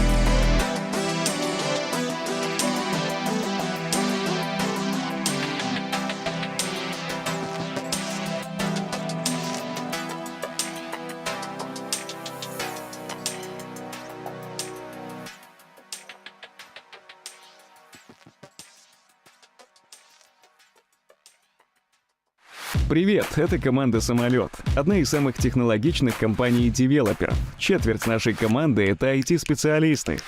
Они разрабатывают и развивают цифровые решения для наших клиентов, партнеров и, конечно, сотрудников. Кстати, «Самолет» признан одним из лучших работодателей России. Российский фонд прямых инвестиций, суверенный фонд России, с момента создания РФПИ обеспечил более 2,2 триллиона рублей инвестиций в экономику России и уже привлек более 150 миллиардов рублей партнеров для финансирования компаний, специализирующихся на технологиях искусственного интеллекта. РФПИ с партнерами инвестировали в компании, обеспечивающие развитие и внедрение технологий искусственного интеллекта в таких областях, как медицина, видеоаналитика, управление данными, транспорт, промышленное производство, образование и много других.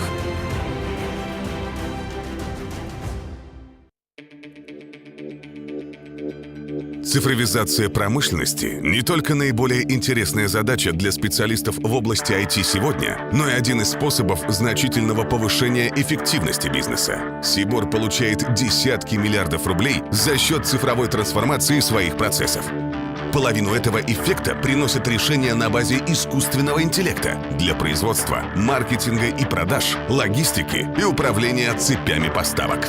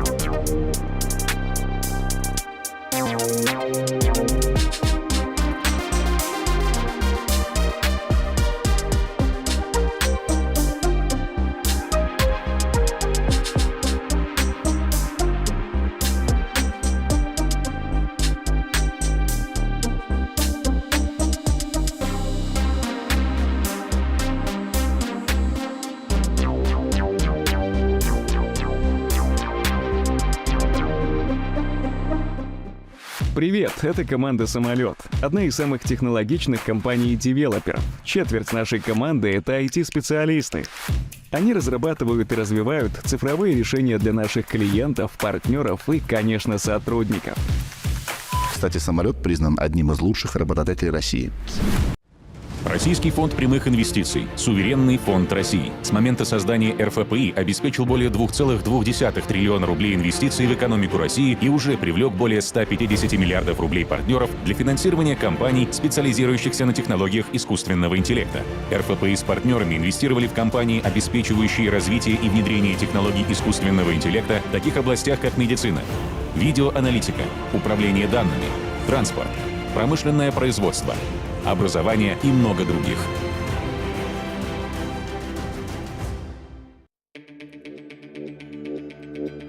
Цифровизация промышленности — не только наиболее интересная задача для специалистов в области IT сегодня, но и один из способов значительного повышения эффективности бизнеса. Сибор получает десятки миллиардов рублей за счет цифровой трансформации своих процессов.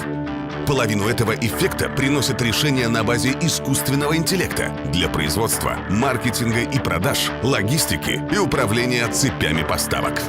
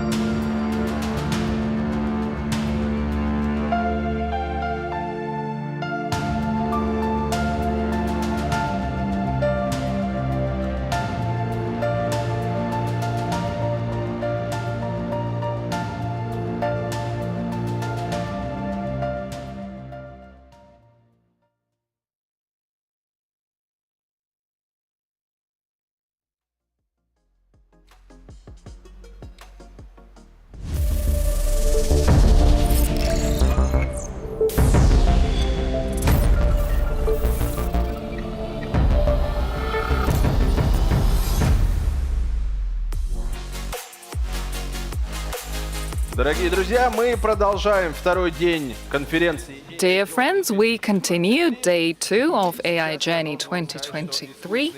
And at this point, I have to say to you that AI Journey is becoming ubiquitous, permeating our lives for everyone. Understanding the basic principles of AI models is becoming increasingly important, which is why it is important to adopt AI-based programs for non-technical specialists at universities and even school children.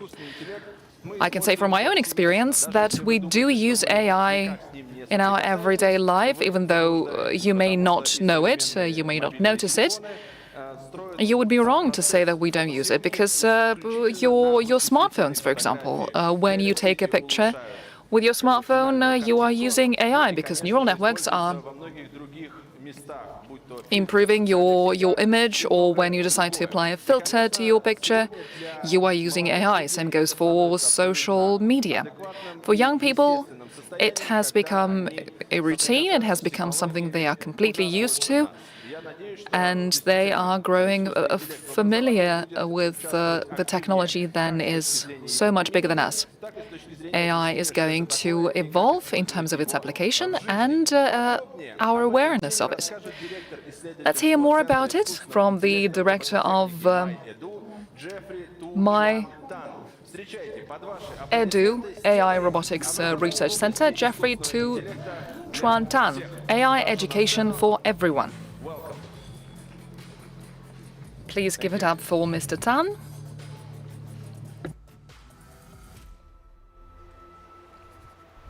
Right, good afternoon, everyone. So I'm Jeffrey from Malaysia. Right, so today the topic, AI education for everyone. Okay, so I'm very glad and very happy to be here to share with you one of my life journey, right, for the past 10 years, to talk about how from a normal lecturer or professor in university, and today I'm here on a journey and on a mission to bring AI education for almost everyone. Okay. So a little bit introduction about myself. So I'm from Malaysia, but I have worked in Japan and also in China for the past 15 years. Right, so currently I'm running a research center and also training center, right, in Malaysia and also overseas to actually bring AI education for all the market around the world. And at the same time over here, you can see that apart from my full-time job, I also work actively, right, to organize robotics competition. Right, so this is a little bit about my background that I would like to bring it here to let you have some background that how this thing is actually transformed to the topic that I'm going to present to you, the AI education for everyone. Right, so in 2010, so I got my PhD from the University of Tokyo, Japan. So that was the time that I started to learn how human and robot can work together in an assembly line, okay? And during that time, just mind you that the context is like AI is not a thing that, okay? It's not a thing yet.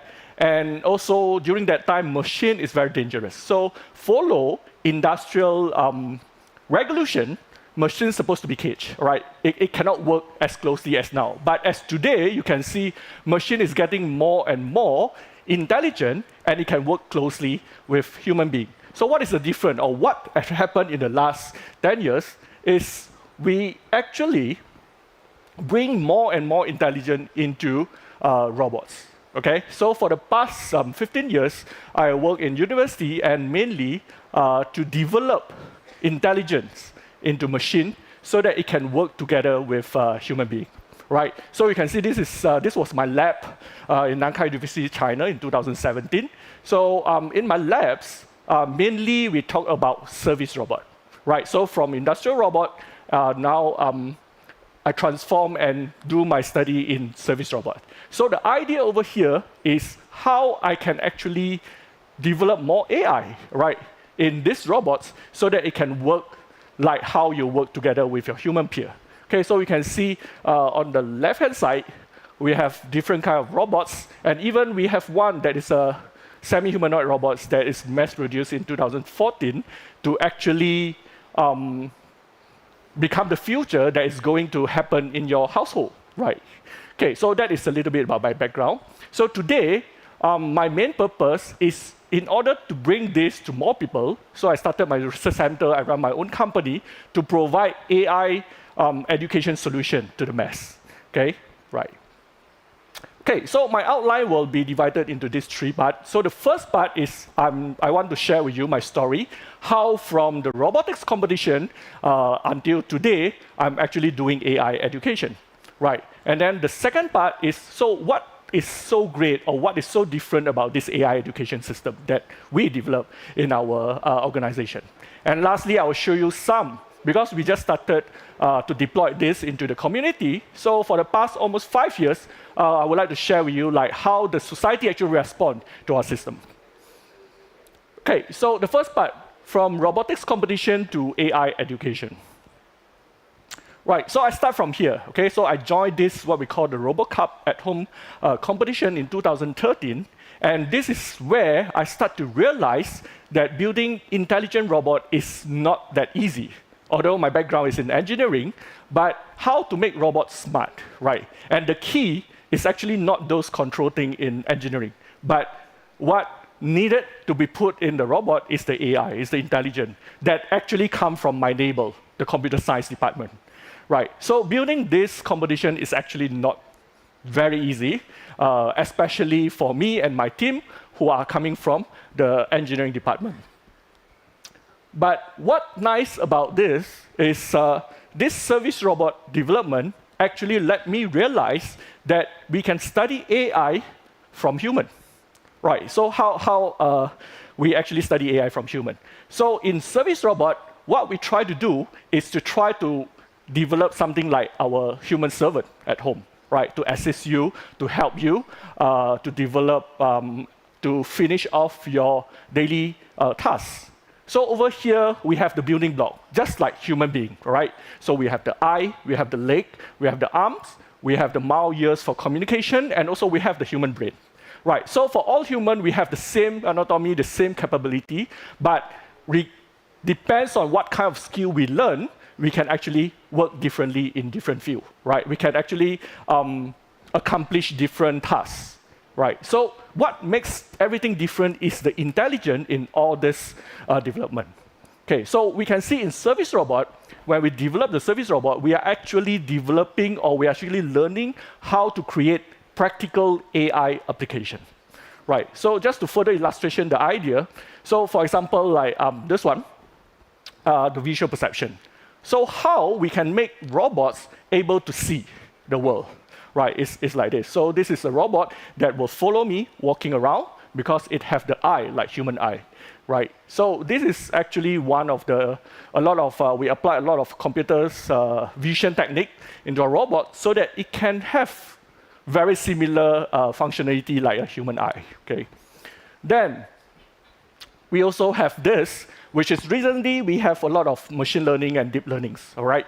So now, computer vision that applied on robot made robot able to understand our surrounding pretty much very similar like how we perceive the world, right? So for example, we can in real time to understand what are the objects in front of us, and robot can actually do the same thing. And not just static objects, we can also recognize things like gesture, right? So that's why you can see restaurant bot start to able to respond to the customer that's waving. Like you wave to the robot and the robot will come to you, right? So these are all human capability with that we actually acquire this skill because of our intelligence. And now we are actually putting this intelligence into the robots. And that is all the AI application that we have developed, right? So now, and also, for the autonomous navigation, okay, I think everyone knows about Roomba, your vacuum cleaner, right? So it has been in our house maybe for the past 20 years. And also today we have autonomous driving car, self-driving car, that is running outside, sending passengers without a driver, right? So these are all the intelligence that were put in robots and start to actually give meaningful value to the society, right? So we have this part as well. And then, right, so we have also object manipulation. So for this object manipulation, it's different from industrial arm. Because industrial arm, it just sit there, and then you feed the parts, you feed whatever, and then it try to do the pick and place. But for human being, we pick up things, we manipulate things differently, right? We see some things that we want to pick up. So first, from far, we detect the objects. Then we plan our path to that particular object. We calculate where we're supposed to stand so that we can have a very good reachability or a good posture that we can hold. For example, a cup or any objects that we want to manipulate. So similarly over here. So these are all the AI techniques that we apply into robots, and we can actually see in a real world solving problem, right? So you can see like this robot now is looking and try to planning its path so that it can grab the object. Okay, so I will skip due to time. Right, and of course, today I think like everyone know about ChatGPT, right? So ChatGPT is something that it have the prompt, you type in your question and it come back with a certain answer.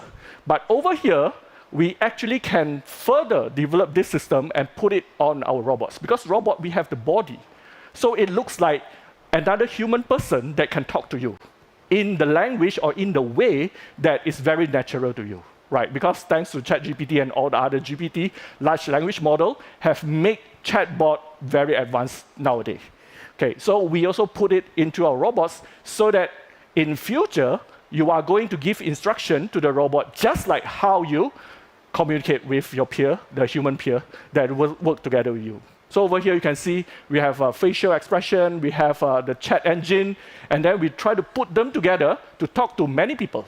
Right, in a retail environment and so on. Okay, so next, right, so that is good. So now you understand, by building service robot, by building robots for the competition, we are actually doing a lot of AI application, right? So my student actually learned a lot of AI application from the development of service robot. But here comes the problem, and this is the point where today I'm doing the AI education is, throughout the whole year that we repeat these activities, I have many students, right? I have undergraduate students, second-year student, third-year student come in and want to do the competition together with us, right? But their time to spend is very short. And especially my students, they are from engineering department. They are not so good in computer science. They are not so good in AI, in fact, right? So how to actually train them so that they can do this development in a very short time? So that is the challenge. So over the year, what me and my team have done is we have come out the idea how to actually train so that people can pick up this development in a very short time, right? Okay, so eventually this whole development becomes something more meaningful than the original intended objective, which is just to make my student able to join the competition, right? Just able to develop some AI application. So from the research or from the R&D perspective, I joined the competition and eventually I make it become an AI education system. Right, so I got recognition from RoboCup as well that the system that we have developed throughout this cycle is actually very effective to let a lot of students learn about AI application development. Okay, so with that, we try to upgrade ourselves, okay? We try to make things more organized, more structured. So we form this, what we call the RoboCup at Home Education Initiative, right? So this initiative is no longer just me and my team, but we have a lot of community, right? From the academic world, and also from industry start to have supports from government and so on. So for this RoboCup at Home Education, we try to create what we call robotics competition for education, right? Robotics competition-based education. So we have the education challenge, and then we start to open source all our stuff, whether from hardware development to software, and also the third effort is we start to develop courseware, right? Because we understand that a lot of teams, they want to have a quick start, how to build robots with AI. So we develop the courseware. And eventually, we have a lot of support, and we bring this to the whole world, which is our outreach program. So I do a lot of talks, workshops, and so on. And the response is very positive. A lot of people actually like it. Okay, so this is the whole robotics competition-based AI education ecosystem you can see. So we link up all the stakeholders. From the teams, we have the hardware, and then from the competition, we have the event, and from the institution, we have the university, we have the government sector that support us in terms of curriculum development, and so on. So the whole ecosystem and the community start to scale up, and today we have actually many people in our teams, right? So the story starts from 2015. We start from Japan, so we developed the competition, and then we opened for participation. And then 2017, it spread to Europe, Italy. Then 2018, we start to organize international event, right? So that is where we spread to Canada and whole Europe. And in 2020, we have a lot in plan, but unfortunately, COVID happened, so everything delayed. But it is actually somehow forced us to put things online. So we have the online challenge, which means our development continue. So when everyone is like, we have to like quarantine at home, but we still can proceed with our learning, okay? So that makes like in 2022 and also this year, we have both online and offline version of the competition. All right, so here is just a fraction of the event that we have done for the past 5 years. So you can see in Japan, in China, in Asia Pacific, Europe, America, and also like Australia and so on. So it's like the 4 continents we have gone through. And recently we have Egypt, we have Africa as well. Right, so we have outreach to the whole world, okay, through workshops, talks, demos, organized competitions, and so on. So we can see a lot of people actually want to learn about AI, particularly practical AI that can solve problems, right? Although they are not really like the expert in AI, they don't even from the computer science department, right? So if you look from the population in our community, actually maybe less than 10%, they are from the computer science department. But the rest, especially the engineering, especially people like, for example, do the human-robot interaction from non-technical department, they feel that this development actually push forward and let them understand that they can also be part of the development in the AI application. Okay, so what is the system, right? So I would like to explain like, so how this AI education look like. So the development of the AI education system that I mean just now. So there's one important concept that I would like to explain before I go deep into what kind of solution we have. So which means over here is like whether it's the education system cultivate AI scientists or AI engineers. Because today we can see all the effort in computer science AI curriculum or AI programs, their target is to cultivate or their target is to train AI scientists. People who can manage, study on the algorithm, change the algorithm, optimize the algorithms, and so on. But actually, when you look at the whole spectrum of user of AI, we actually have a lot of people actually want to focus on the engineering part, the practical side of AI. So how I can use AI, for example, to do face recognition. How I can use AI to move my autonomous car. How I can use AI to have a conversational robot. How I can build the robot that work in the restaurant. And these are the people, mainly they are not from the computer science department, right? So our focus is how to actually develop an AI education that cater to this group of people, which is, they are actually 90% of the population. Right, so our, what we call the practical AI robotics education system comprised of these 5 components, okay? I will say, for example, the first one is the hardware. So in order to have very practical development, we need to deal with real-world system. So we need to deal with solving real-world problem. So we have the hardware. And over here you can see, as time go on, we work with a lot of hardware company. So not only open source solution, we have commercial grade solution. We have also hardware that is not in the form of robots. Okay. Then also it comes hand in hand with the software. Right, so over here, because we want to do the education system for all level of user, so we need to have different interface for all different level of learner. Then with these two, of course, education can start rolling off, but we need extra, which is what we call the courseware. So how to learn all this thing in a more structured and systematic way. It's just like how we teach physics, how we teach science, how we teach biology, and so on. We need the curriculum, we need the structure. So from elementary until university, so how to actually arrange the curriculum. So we put a lot of effort in the courseware development. And of course, now we actually create a new job called AI teacher, right? Because when we deal with a lot of school, they actually don't have enough teachers that are able to carry out the education. So we actually do a lot of trainings to train the trainer so that they are now capable to teach AI, right? Even though they are not in a computer science department, or they don't have the qualification as a computer science graduates, and so on. And lastly, of course, the event. Very important, we have the event. It is very similar, like when you teach programming, you have hackathon. When you do other things, you have events. So this event actually makes things rolling and makes people motivate to learn. Okay, so I come back to the point that just now I briefly show you when we develop the service robot for the competition, we are actually learning human intelligence, like how we know how to move around without clash into any objects, how we know the things that we see in front of us, right? And how we can actually talk to another person without actually writing any codes, right? So these are all human intelligence.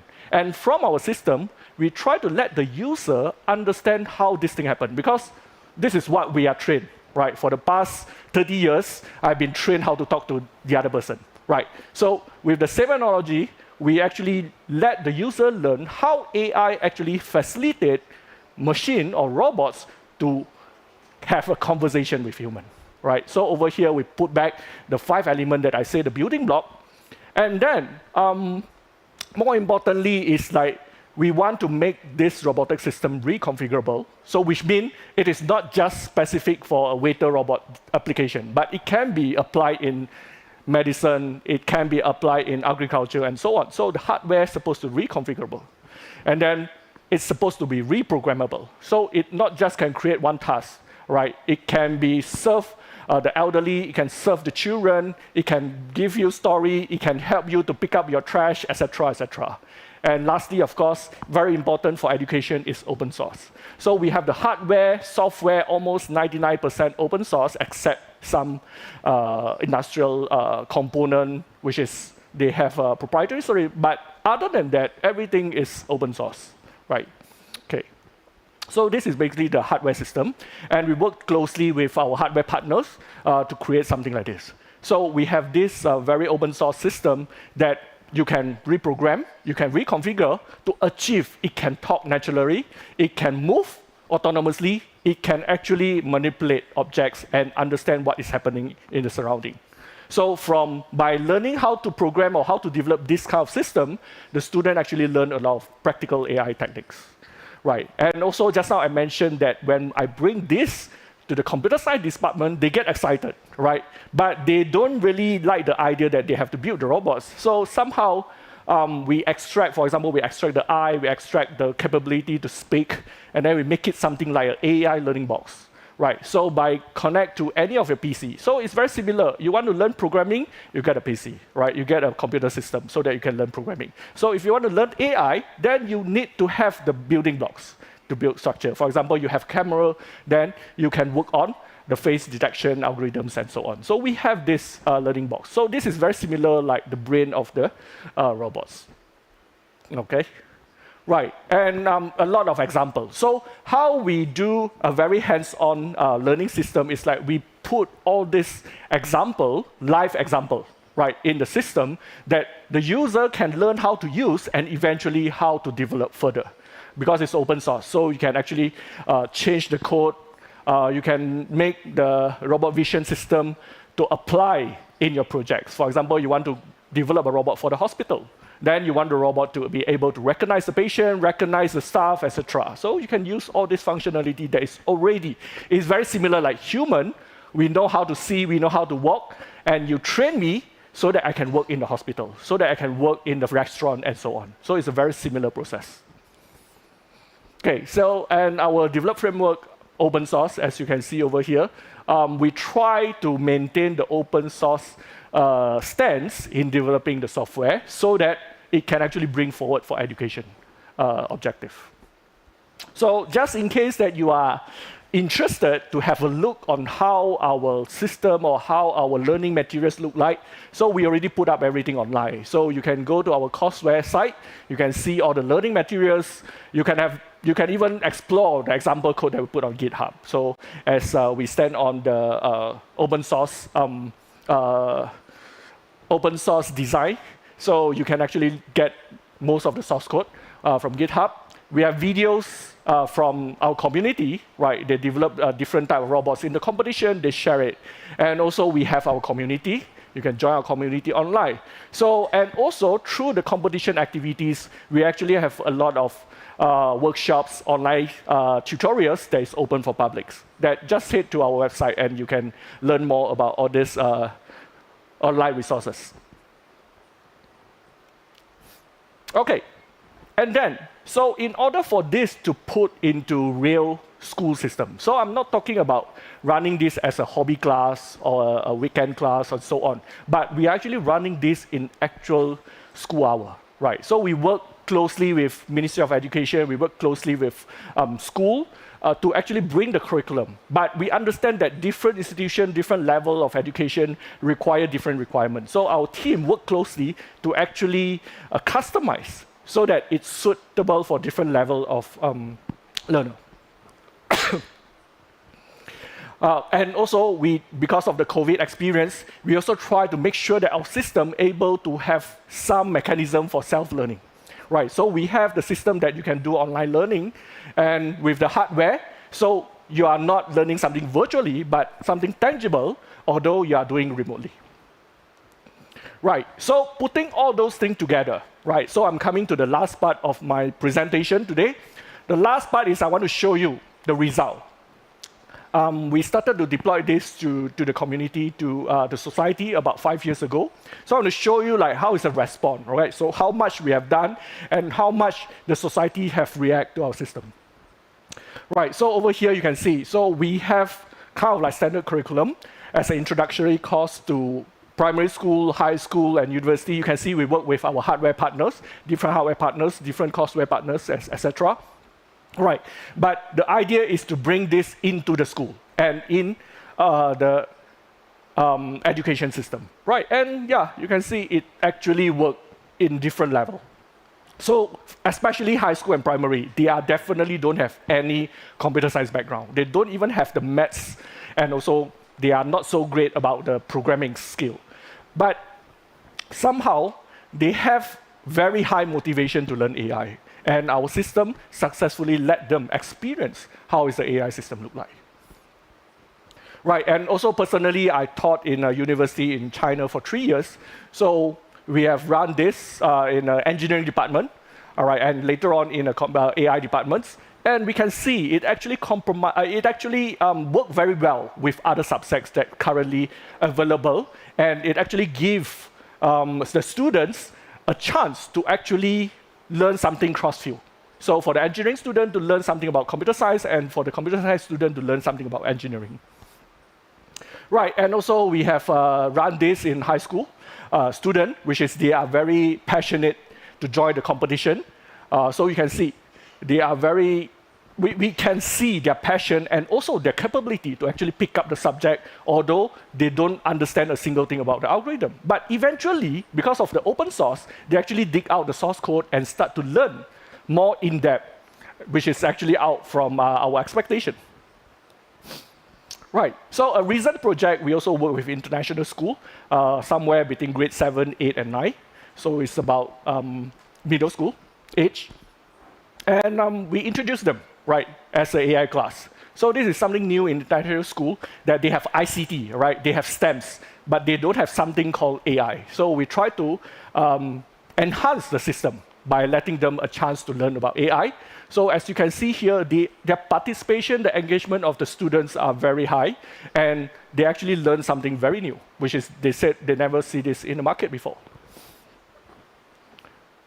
Okay, so professional training, of course, as what I pointed out just now, we actually create a new post. Right, because we have a lot of schools that want to run this, and we don't have enough trainer in-house. So we actually do a lot of profession trainings to train up young teachers who like to teach about AI, and now they can acquire a new subject, a new skill, and we created the post called AI Teachers. All right, so I've come to the end. So just want to show you, like, learning AI have nothing to do with boundary, background. Everyone want to do this. So we have go through like many places. This was the data in 2020, right? So after 3 years, we actually have more. And you can see learning AI is something universal and everyone want to learn. And especially, we are targeting non-technical persons. So we have actually a very huge market to actually deploy our solution. Right, so last, I would like to show this video. Everyone, please have a look. Hi, A testimonial from our user. From the Newton Sixth Form School. I'm 14 and I'm currently studying in grade 8. Hi, my name is Tirtas Asavat Ringchai. My nickname is Ultra. I'm an 8th grader from Shrewsbury International School. My name is Nitcha Patkurgit-Wanit. You can call me Sand. I'm 14 years old and I'm currently an 8th grader at Shrewsbury International School, Bangkok. My name's Chachalin Lerjatpadin. You can call me Chai. Before the competition, we attended the workshop at Kasetsat University. It was the first time we experienced what real service robots were like. I don't think I can find a chance to attend a university-level camp like this anywhere else. Me and my team get started about ROS and Jupyter Robot. We were taught about nearly everything we needed to know for the competition. As a teacher, I think the Jupyter Robot is a great tool for the students to develop their skill in the robot programming and AI development. After the workshop, we went straight into the RoboCup at Home 2022 competition. There were 3 tasks: carrying my luggage, find my mate, and receptionist.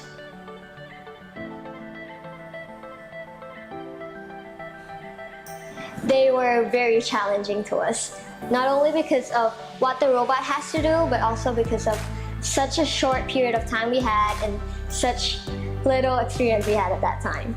This year, World RoboCup is held in the Bangkok. This is a very good opportunity to the students to improve their skill and experience to use the robot and AI function. For the RoboCup competition, all the challenges were very hard considering our age and our limited time, but we managed to pull through with our team and finished them. We were also the youngest ones among there, with me being the youngest one on our team. The experience we had at Bitech was truly amusing and really sociable. I liked the environment in the event most since everyone was friendly and we all had different fun activities to do. It was all very lively and fun, and I would like to join this competition in the upcoming year. This competition also taught me a lot how to work under pressure and how to keep myself calm while dealing with all the tasks. I think it was a very remarkable experience.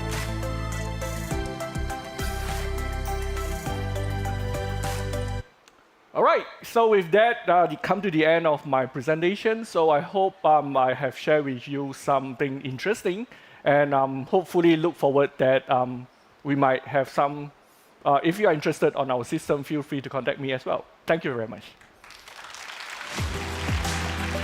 Thank you so much for sharing your experience. Thank you for this presentation. As usual, we have many questions, but time for only for one. Okay. So, which skills in digital literacy in the AI sphere does everyone need to have? Right, currently I would say it's the programming, right? So the programming is actually the language of AI. It's just like anything you want to learn, you need to learn English as a language. But we actually have a paradigm shift that people start to think about, can we do AI development without programming? So that maybe changed, but it's not yet there yet. So currently, our requirement, especially when we want to introduce an AI class, I will say you need to learn your Python programming first. Mm-hmm. Thank you. Thank you very much. This applause for you. Thank you very much. Thank you. Thank you. This way. Thank you. Ну что ж, а программа второго дня в самом разгаре. Well, day 2 program is moving forward. Let's talk about the criteria, AI criteria. What criteria should AI meet in order to perform well with the different problems? AI should be ethical and compliant with laws and regulations. Please welcome our next speaker, Professor at Ivanikov Institute for System Programming of the Russian Academy of Sciences, Arutun Avetisyan. He's going to talk about trusted AI, challenges and opportunities.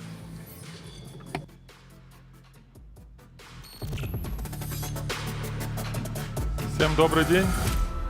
Сегодня я Good afternoon, everyone. попробую рассказать свое видение.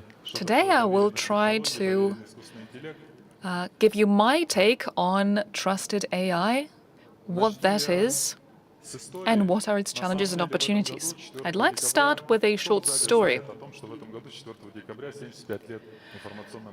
Which one of you knows that on December 4th we will be celebrating the 70th anniversary of IT in Russia and post-Soviet countries?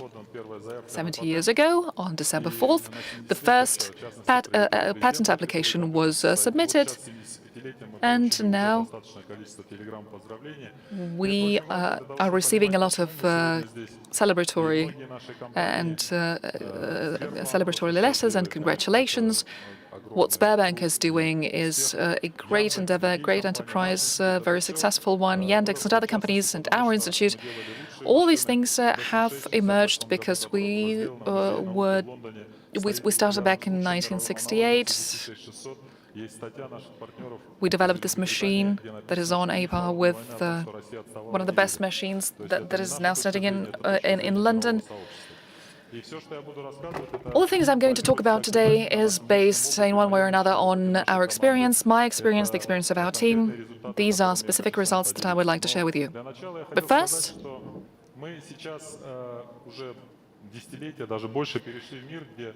it's been a decade or even more that we are in a world where we are ordering our technology. This is socially driven development. BSM-6 is from military and industrial complex. Other machines were ordered by the financial industry, and now it's all kinds of businesses and different economic sectors. Open software. Lots of software that is now available and that was made possible not because there is a bunch of enthusiasts working on it. There are governments that make an impact. Linux appeared because 3 operating systems in the US were developing simultaneously. And that energy had to go somewhere, that creativity had to go somewhere. Instead of creating new technology, those people were competing with each other. It's like in the automobile industry. Instead of creating cars, they would be building roads. Fortunately, that's not the case, and this is one of the reasons behind the rapid growth of everything around us. And commodity hardware, another thing. I was personally involved in development of supercomputers and software for supercomputers, and I can say that at the end of the 90s and beginning of the 2000s, gradually we saw a significant shift. In the top 500, you would not find a supercomputer that would not be built on a specialized hardware. Very few exceptions to this. This means that we live in a world where there is this GitHub phenomenon with hundreds of millions of programmers, billions of lines of code. The complexity of these systems is enormous. It is not only due to the size of it, but it's also the sophistication of the systems. This is the world where we need to ensure the quality of software, its efficiency, productivity, and trust in a broad sense of the word. This is what we have been doing for a long time. We had our first contract on trusted development, safe development with a Canadian networks company. This is where we made a lot of progress. I know this firsthand, and I wanted to give you this excursion to show that with the emergence of AI, we got new challenges. And this trend, I think, will persist. It's important to remember this. 1999 common criteria by the US government was adopted, and very soon anyone who did not have the relevant technology and were unable to ensure the quality of their solutions at the necessary level, they lost access to the market. Nordeo signed the contract with us for that reason. That was the vision of Microsoft at that point, with Nista and other companies, so it was declared, and then technologically it was supported by other companies, by businesses, and startups appeared. Coverity from Stanford, for example, they were compiling very well. I know them. It was declared that from design to support software had to go a certain path. There had to be checks and tests. Antiviral perimeter fencing was no longer enough. As a result, this standards CI/CD pipeline was created, and it is now viewed as a mandatory tool in the security arsenals, statistics analysis, phasing, a deeper analysis, and a compiler, especially if it's a mission-critical system. Of course, there are no universal pipelines, because if you take embedded systems, you would need to configure it in a certain way, and even such standards as the MISTRA standard were developed. This is a broad topic. I don't want to go into details there, but still this is a well-known technology at this point over the roughly 15-20 years since that was first developed. Lots of resources were allocated for this development. The best universities in the world, the most leading companies, major companies were involved. We were involved as well, and a number of technology was developed. We are proud to say that we are probably the only center, other than the US centers, that have the full stack of technology, from the secure compiler all the way to dynamic analysis. Our products are competing on the global scale. For example, our flagship SVACE statistic analysis tool, implemented at Kaspersky, Postgres Professional, and Samsung and many other companies, also implemented at international corporations. We have to remember that in this world, even in regular software, and I will gradually transition to AI. Anyway, in this world, if you're not moving forward, in other words, if it's just a product that you're trying to maintain at a standard level, you will not be able to support that for a long time, maximum 1 or 2 years. In statistic analysis, 7 to 10 years ago, dynamics was not used that broadly, and now symbolic execution is just this standard tool, standard part of this technology, which means you need to satisfy the needs not just in detecting deficiencies and vulnerabilities, you also need to satisfy non-functional requirements. For example, there have to be certain RAM restrictions, and other parameters need to be configured in a very specific manner. So this is a very sophisticated technology, available not available to everyone, only to certain countries in the world. In systemic programming, we are highly competitive, and our technology has been developing very rapidly. The next steps in developing the traditional technology that we have been implementing for a number of years now, and we will continue with their development, is all associated with the buzzword of artificial intelligence. We're living in the world of buzzwords. What is AI? What is trusted AI? Everyone has an opinion on it. If we try to formalize the definition, we would probably fail, and people in the audience perhaps know this, perhaps would agree. But as we are here now discussing this technology, I would assume that we are roughly on the same page about it.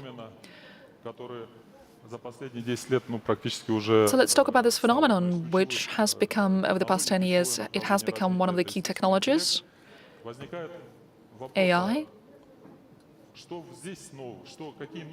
The question is, what are the new challenges? What do we do about it? For us, it was clear that And I wrote a paper on it, by the way, a small document. We knew that this was a big thing that we needed to venture into. In a couple of years from then, those who did not have this trusted technology, they would not be competitive, they would not be able to compete on a global scale. This is due to a number of critical properties of AI. In 1954, in 1956, rather, this notion appeared. At first, it was images, lots of computing power, and lots of results that were achieved. I was working as a student in image recognition, and the results that we got, we could not deliver. No one in the world was not able to deliver. We were using big arrays of labeled data, and thanks to supercomputer calculations, we were able to deliver a 100% almost accuracy in classification. That happened in the last decade. We are now living in the generative AI era, so we understand full well that there are going to be major breakthroughs. You cannot stop this development because the labor productivity grows so dramatically that you won't be able avoiding the implementation. You know, I saw the communism era. I even was in the Komsomol movement, and they were saying that capitalists will sell their mothers to increase the profits by 300%. And we need to understand what are the problems, what to do with the current developments that we had in the last 20-25 years. How applicable is it? Because the digitization is related to AI.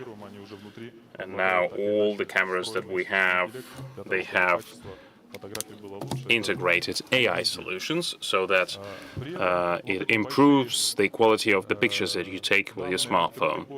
Now, this is the tech cloud. That's the data landscape today. Also ML and AI. OpenCyrus, that was the project on clouds in 2010, and I represented Russia. It gathered the scientific community, including Stanford professors and all the rest. And one of the initiators of this project announced publicly that they are opening Hadoop stack of technologies. They went about it in the proper way. They created a fund. Unlike the Solarius, well, you remember the story, I guess. But anyway, they gave it fully to the community, and in just several years, there was a disruptive growth in these technologies. We saw DataSpar, Ignite, and all the other things. In 10-15 years, we saw disruptive growth, and many of these technologies are now mature. They are now actually used in and applied in the manufacturing, for example. They're not just confined to R&D labs, although some of them are still. Anyway, what world are we living today? We know the problems related to AI, and these are the practical problems. We know the situation when a bot was hacked, when chatbots started to harass people in social media. Confidential data can be taken from data arrays, and if you put some small changes in the stop sign that we won't even notice, a car will not see that, and it will think that there's no stop sign, and it will go on the red traffic light. These are the stories that we know. Gender inequality, that was another example of AI bias. In October this year, there was a book produced, a book about mushrooms. Well, Russians love to gather mushrooms, and those who know anything about mushrooms, they understand that if you use this book, actually you won't end up in a very good place. This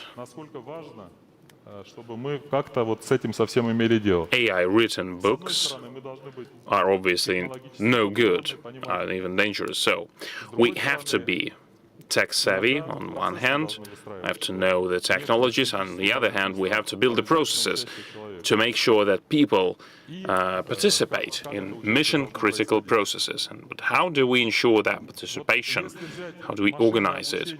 If you take ML in this large cloud of tags that is mission-critical point, the critical point really, and vulnerable point, it is surrounded by the environment that should be safe. You have to implement end-to-end approach here. Everything should be secure and safe, because otherwise we will have a system that will behave in a ways unexpected. That's the mild way to put it, because, you know, that's a bad thing to have. Because if you're driving a car that is controlled by AI, you expect the car to behave adequately to the situation and stop when it needs to stop, obviously. But if we go back to ML, these are the things that are now kind of considered similar, AI and ML. The nature of AI is as follows. The vulnerabilities of the model that we use are uploaded through the data, through the dirty data, poison data, so to speak. We are using the models pre-trained by someone. We retrain them, but these vulnerabilities can go through open frameworks like PyTorch. We have our own framework in Russia, by the way, but anyway, it's not important. They can get into the model from this framework, through this framework, and then the model can be retrained in a cunning way so that it is vulnerable. Vulnerability means like the traffic analysis. Traffic will go through some system and you won't even notice that. It's not even important that it is a text. Might be some story, whatever. The most important thing that I want to say, when you hear the word poisoning, you think, well, someone poisoned it on purpose. In software, in like traditional software, it is put in protocols, and students are told that if this error, if this vulnerability was made because of some of the problem implemented in the code, it's likely to be an error. The same with poison data. If you don't know how to work with data, your data are wrong, and that's it. And the criminal can use that and attack your model. Now, that means that with all this, like all our toolset can be used for frameworks only that are within this secure development pipeline. As for the ready-made models and data, well, for them we need to create a new technology and scientific base to make sure that these are trusted technologies. Now, what do I mean by the word trusted? We have this trust, like we trust someone. That's a totally different thing here. Technology is not about trusting in the way humans trust each other. It's about if we can check the procedure. If there is a procedure, if you take a regulation, you can say there is also kind of trust, for example, in when there is a trust when you have a power of attorney, for example. But anyway, there are 6 levels of trust in a technology stack. If you look at that, there is no regulation in AI. If you look around the world, you will see that there is no real regulation that will regulate AI. Understanding that problem, several years ago, SberBank and a number of other companies and the Alliance of AI developed a special document that we also signed. This is a code of ethics for AI. It is now signed by many other companies and even countries, because if you cannot check something from a technological point of view, you have to reference yourself against the fact that the solution that you develop should be developed in line with the requirements that are set right now. The world has various subcommittees and organizations that do the regulatory work. In 2020, Europeans said that the AI will be divided in two parts. One part will be a regulatory part, the regulated part, another one will be unregulated part. But in 2 years, in May, we actually organized a conference on trusted AI on our new Moscow State University facility, and the Europeans said that actually the part that is not regulated, the AI development part that is not regulated, is going to be banned for the use. We had a discussion with the businesses community as well, and the businesses said that 18% of developers will leave Europe because this is a no-go rule. That means that this is a area that is dynamically changing, because the society as well as the scientific community do not quite understand whether we should regulate or whether we should not regulate the AI. And that is explained by the fact that we do not have technologies, the ready-made technologies that we can use as best practices, which actually happened with the traditional software. And the fact that security is one of the key areas, and trust is something wider than just security. Based on that, several months ago, in Hiroshima, around 27 countries gathered, I think, and there was a document signed by Biden as well. And in September, Biden's administration and the top five American tech giants signed a document that any generative AI must have watermarks so that consumers understand whether it was generated by a generative AI or not. Why? Because there are no technologies that would say whether it's a fake or not. I mean, you shouldn't force the AI developers to follow all that rules, because, well, Kandinsky generated something, and, well, it's great. We use it. It's fantastic. But there is no way to understand whether it was generated by AI or not. But the US administration decided to sign and adopt that document. There's quite a lot of research papers from R&D teams and universities looking at that issue. And we have been looking at that issue for a long time. We are using these technologies for the printers, for the monitors, and we're going to kind of use this technology in AI, like the watermark technology, and hopefully with SberBank and Yandex we're going to drive this technology. But anyway, we decided to follow the regulation. Those who provide AI-generated content without marking it with a watermark will be outside of the law space. And this is something that happened in the last several months. I'm an expert in this field, and like even 5 years ago, it was obvious for me and my team. Actually, 20 years ago, the same happened with the traditional software, and this is why I talked about this story. As part of our efforts of the Trusted AI Institute, Trusted AI Centers, and we won the competition, by the way, among the Russian universities. We are responsible for trust in AI. We took TensorFlow and PyTorch, and any other framework can be also analyzed for vulnerabilities. PyTorch and TensorFlow had a lot of critical security vulnerabilities.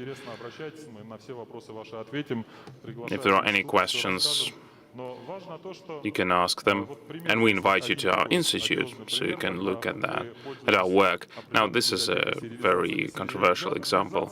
When you use a library, and this is where you can load the untrusted models, and a random code can be executed on your computer there. Let's make an analyzer, static analyzer, and find this thing, and there will be no problem like that. Well, that doesn't work. We're professionals here. We're working on that issue, obviously, and the analysis should be more deep and dynamic. Other approaches should be used, and we're going to resolve that problem. But anyway, this is something that we see on the surface, really, a problem that is obvious, although we are using this infrastructure quite actively. So a model can be loaded to your system, and it can just run a random code. It really shows us what world we live in today, and that the frameworks that we're using right now can have can cause security problems. Now, vulnerability of ML frameworks and data poisoning. Injecting backdoors. Now, all of these pictures are marked as a bird, but we can see that there are no birds there. By implementing a trigger there in the input, we give some part of the data that are prepared like that. There's no serious math behind that, but I think like 10% will be enough. Like several percent of this data, a couple of percent of this data will be okay to use this trigger to execute an attack.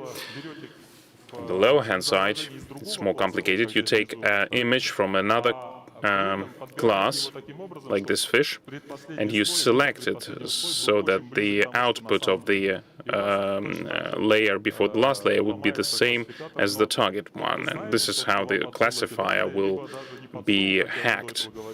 So those who give you this poison data, or if they understand that the data that you have in your selection are poisoned, it is a vulnerability that can be exploited by the hackers. And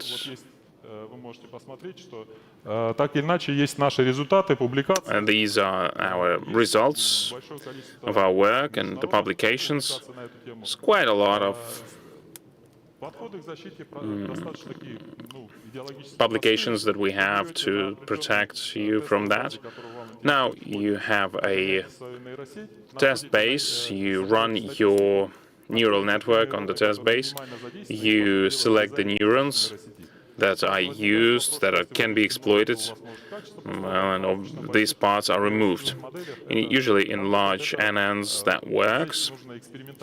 I mean, you have to experiment, but this is how it works. You just cut out this, bad thing from your neural network. And you can also have a data set that you use for training. You run it through AI and use AI to understand what parts of the image made the machine to make a decision. And you understand that if it is a sample, a pattern, that's a trigger. So you can fill in this part of the image, and this is how you resolve the problem. Now,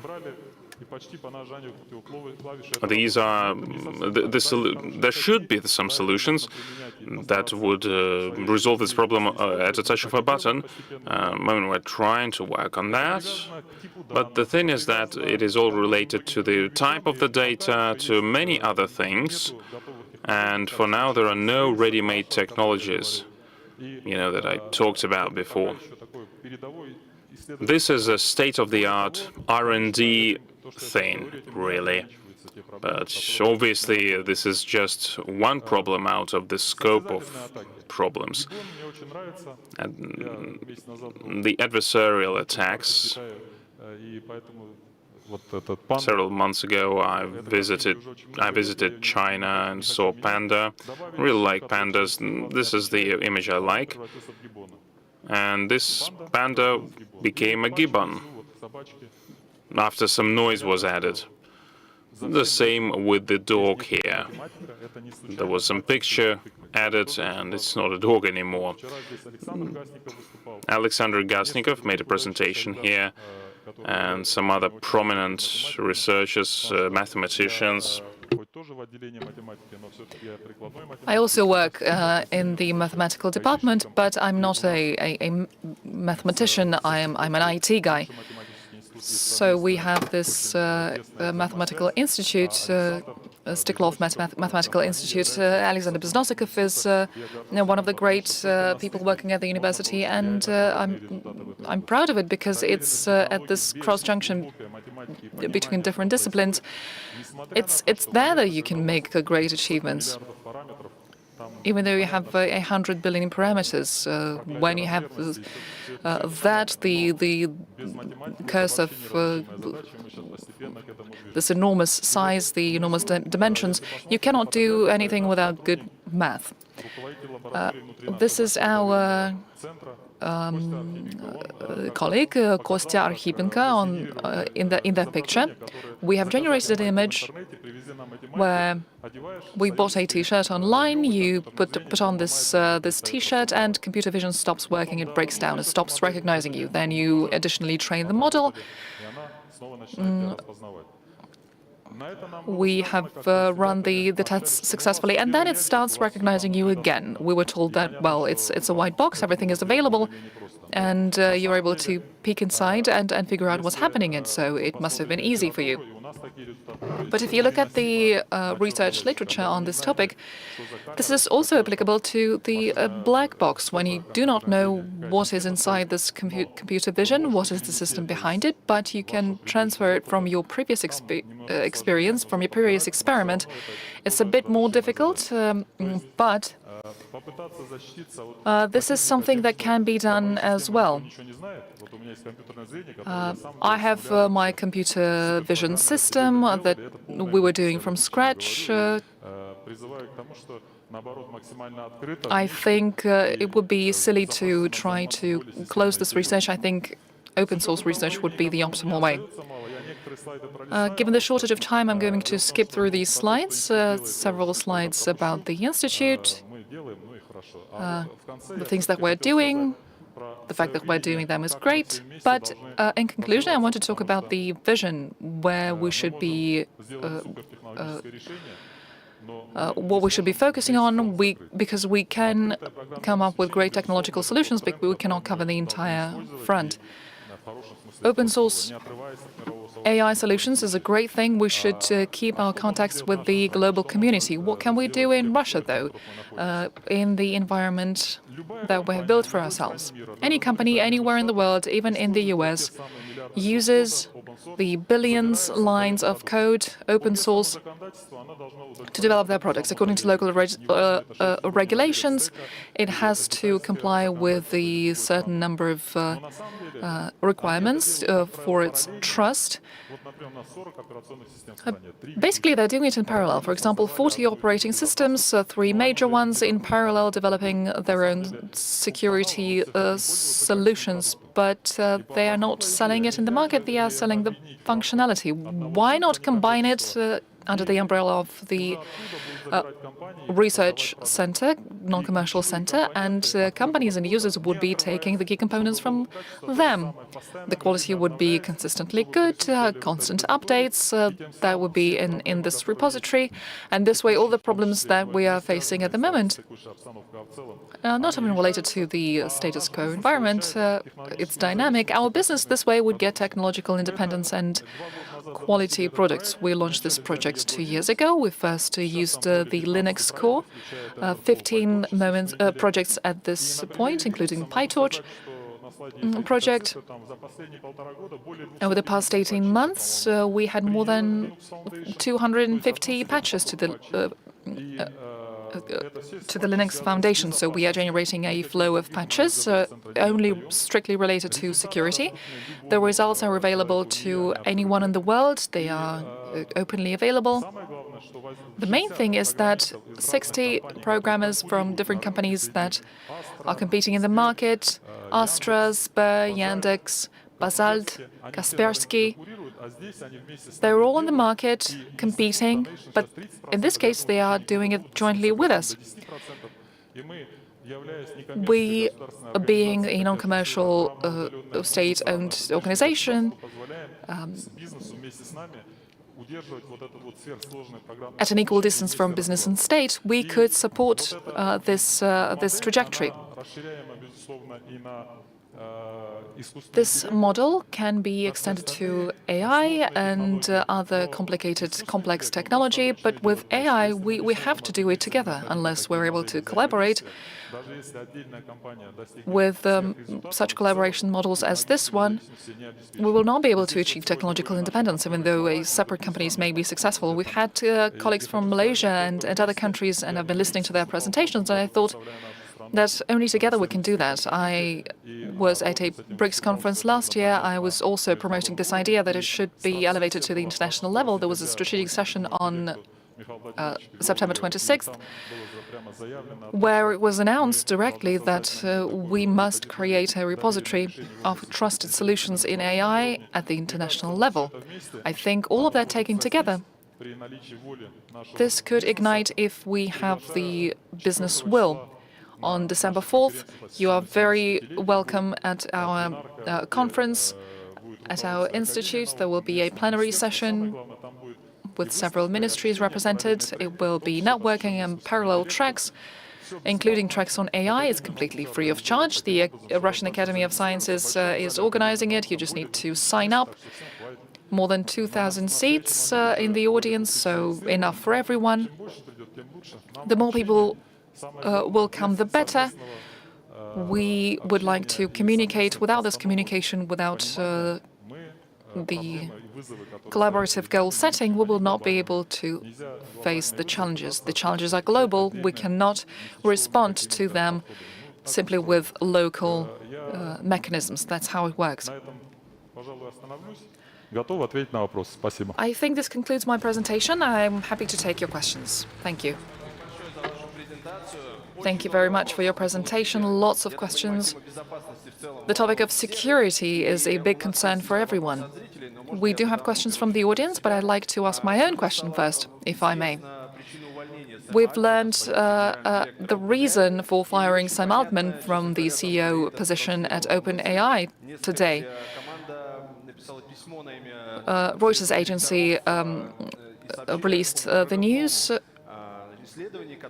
There was this breakthrough research that may be a threat to the entire humanity. What do you think about it? I don't know what mass media are writing about. I am a science guy. In my opinion, I know that there is this optimistic scenario, this optimistic vision about getting an AGI in the very near future. I don't think this is possible in the next dozens of years. Google published an article about it very recently, and I have been saying the same thing for many years now. You can look it up online. What I'm referring to is a narrow AI, which is basically an IT technology, a complex one. Speaking of the legal aspect of it, you can study the international discourse. No one is saying that we would give subjective agency to it. No such thing. This is just a complex IT technology. I think we need to delineate these things. If we do get AGI, this is what futurologists should be concerned with. Researchers keep working on it and receiving funding with great enthusiasm, but those are two separate worlds. From the marketing and promotional point of view, you can write anything, but it's going to be an AI that is very much advanced, but it's not general-purpose AI. Okay, thank you. A couple of questions from the audience, more domain-specific, but less clear to me. What are the prospects of AI training in domains where trust is key if datasets cannot be filtered and validated with 100% certainty? Great question, but a more simpler task is with regular software. When you are passing all these levels in Russia and abroad, no one's going to sign their name under the statement that we guarantee there are no errors in it. Formal verification can be a possible path. If there's more than 10,000 lines of code, you can't do anything, but with the 10,000 code, you need 100,000 codes of verification. There's a whole thing. I can speak for hours about it. It's not that we guarantee there's no errors in it. It's just that at the technological level we're at right now, we have explored all our opportunities. We have applied all our capabilities. At level 6 of the stack, you just need to provide the source. At 4th level, you need to produce a statistic analysis. At the 1st level, you need to verify certain parts, which is mandatory. It's too early to say. At the latest conference, the regulator said that we need 2 to 3 years to catch up with the technological base for serious regulations. The first draft has been prepared this year. It will be similar to what the US and the EU have. Technologically, we are pretty much on the same playing field. We guarantee that there are no errors in our systems. Well, this is the same statement as the statement, I'm never going to fall ill. You can take care of your health, but this is going to mitigate some risks, of course, but there is no 100% guarantee. Same goes for software. In principle, especially with what we have now, the technology is so complex that it poses even greater challenges. Another very complicated question. Does the Russian Academy of Sciences and your institute have any plans to develop PyTorch frameworks? Yes, PyTorch and TensorFlow. Right. Those frameworks based on SAFC. I've recently got this call from my friends asking, can you develop an operating system? I said, no. What do you mean? Well, we can develop it, but it would be impossible to maintain it for a long time and support it for a long time. Why have I been talking about the open source code? It's not that you can or cannot solve a problem today. Maybe you can, but can you maintain the development capabilities for many years to come? New ASICs, we have a Russian company that does neuromatrices. This is all changing all around us. You need enormous amounts of resources. PyTorch and TensorFlow requires lots and lots of innovation power, innovation capacities every day. Just sit down and think about it. Not necessarily these two. Compiler GC, for example, that was the main compiler of Linux. As soon as LLVM emerged, we had 5 official reviewers on our team, and they said, we love this project, but you really need to focus on it. When we started working on it, we got a lot of solutions.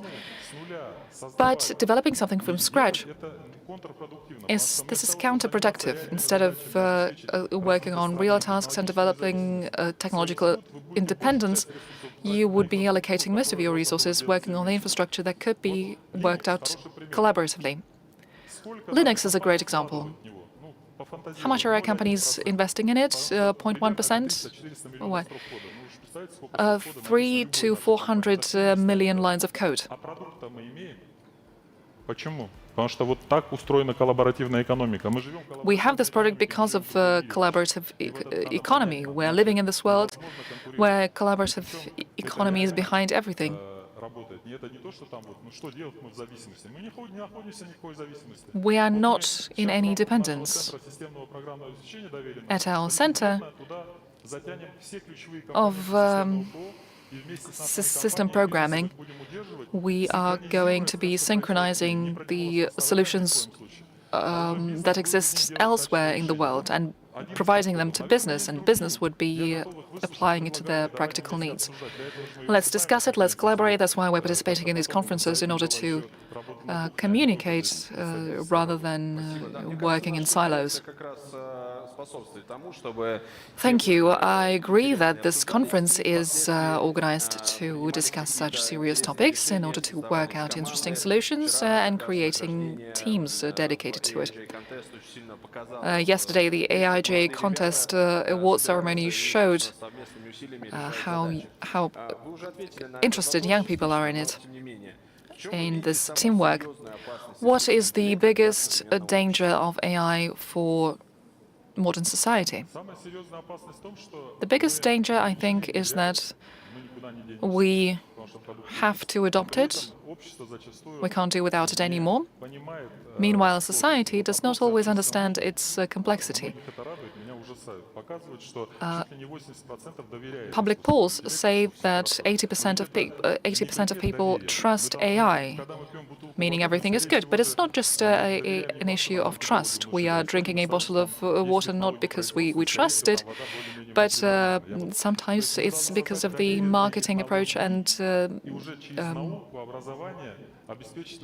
market analysts that made us trust it.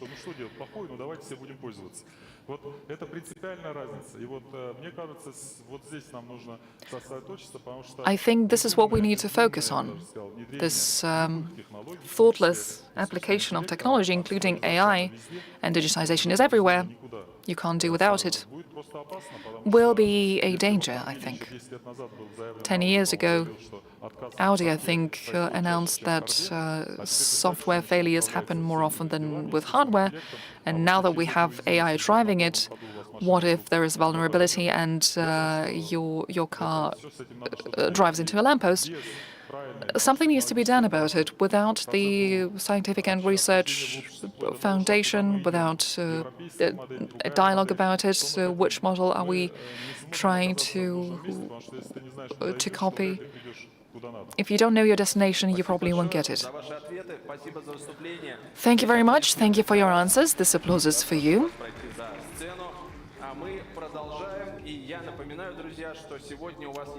Moving forward, you have a great opportunity to ask a question to the speaker. Scan the QR code on the screen and submit your questions. We have been focusing a lot at this conference on GigaChat and how it works. And now let's talk about the GigaChat conception, how it all started. Please meet on this stage the CEO of SberDevices, Denis Filipov. His topic is GigaChat, the superpower of your business. Hello everyone, my name is Denis Filipov. At Sber, I am in charge of GigaChat and Salute Digital Services. And today I would like to talk to you about generative AI and GigaChat. Welcome on board on the journey into the world of artificial intelligence. Artificial intelligence has been developing for a long time now. Many of you, I'm sure, are applying AI in your business, you're using it extensively. Since mid-20th century, we have had algorithms that help us recognize handwritten text. Then we got automation of contact centers, expert systems. And in early 2000s, we got our first recommendation systems. All of that was AI-based. At Sber in 2018, we have started this large-scale program for transforming business through AI. All that can be quantified, expressed in monetary value. We have calculated the AI effect for our business, hundreds of billions of rubles. This year it's going to be 350 billion rubles, so it's quantifiable. All clear. But for the second day, we have been talking about AI, and the world is talking about AI all the time. What is happening and why is this topic so hot if we have been applying it for such a long time? Clearly, everything changed. Everything changed about a year ago with large language models, and generative AI became this popular buzzword.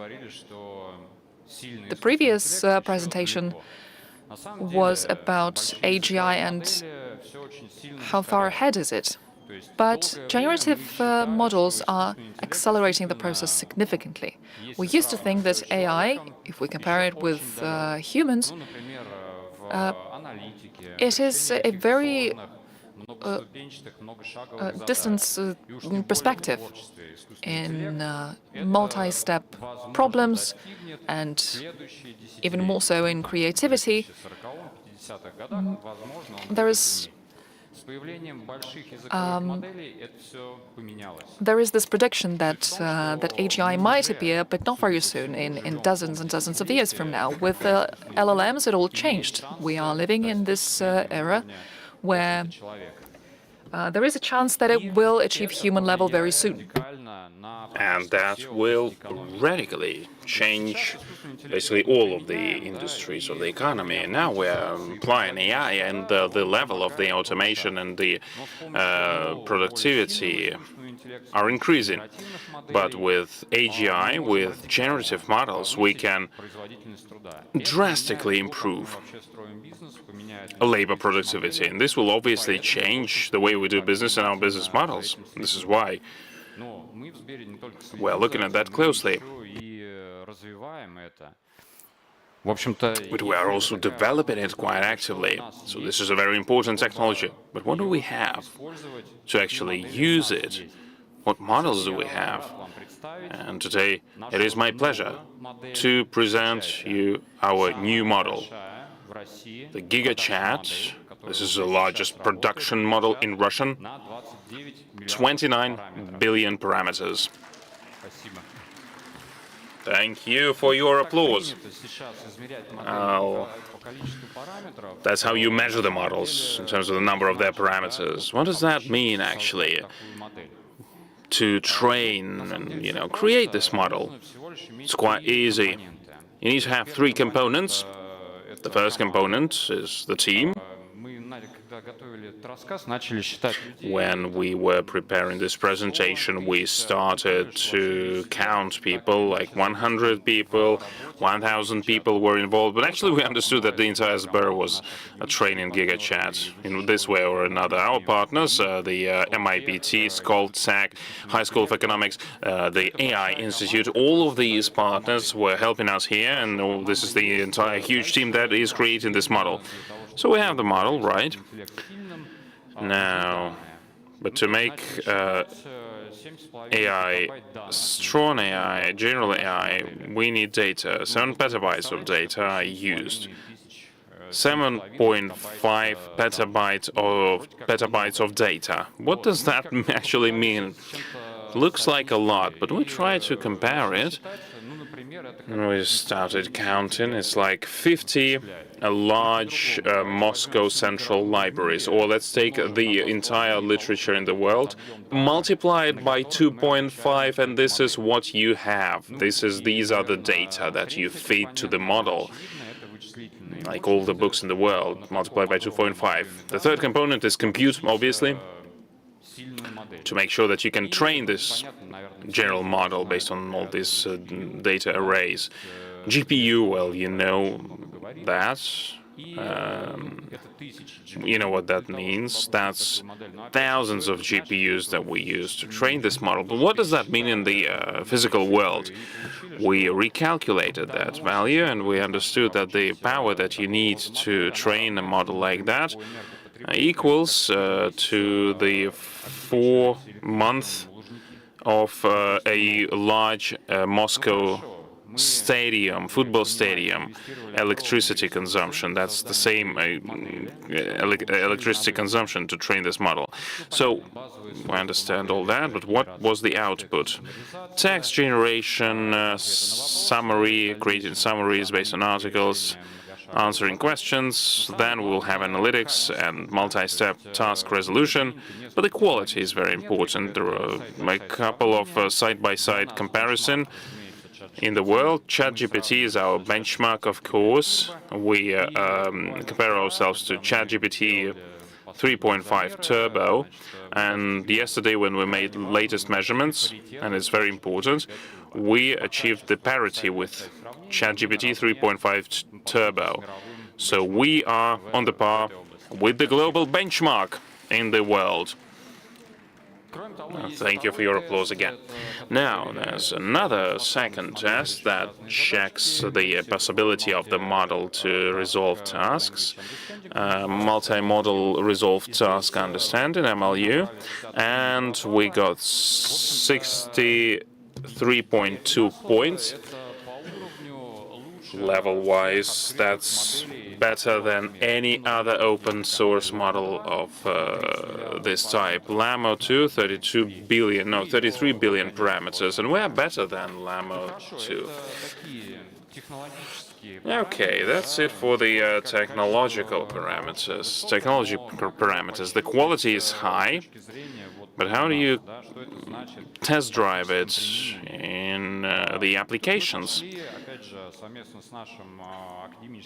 Together with our scientific partner, the High School of Economics, we decided to work on that and decided to actually use the same tests that we use for humans.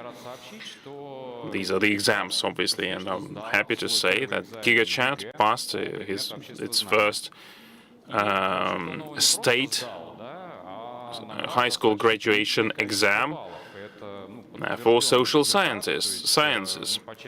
And the result was actually quite good, 67 points. Russian average is 42 points. That's a minimum number of points to file the documents to universities. 65 points if you want to go to the High School of Economics after you graduate from your high school.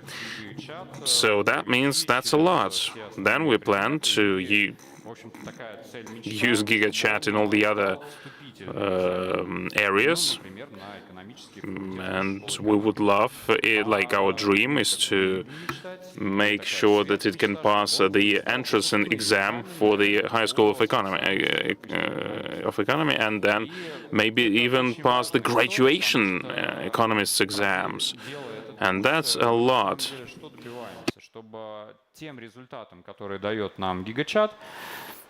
How do you apply and how you leverage all these results?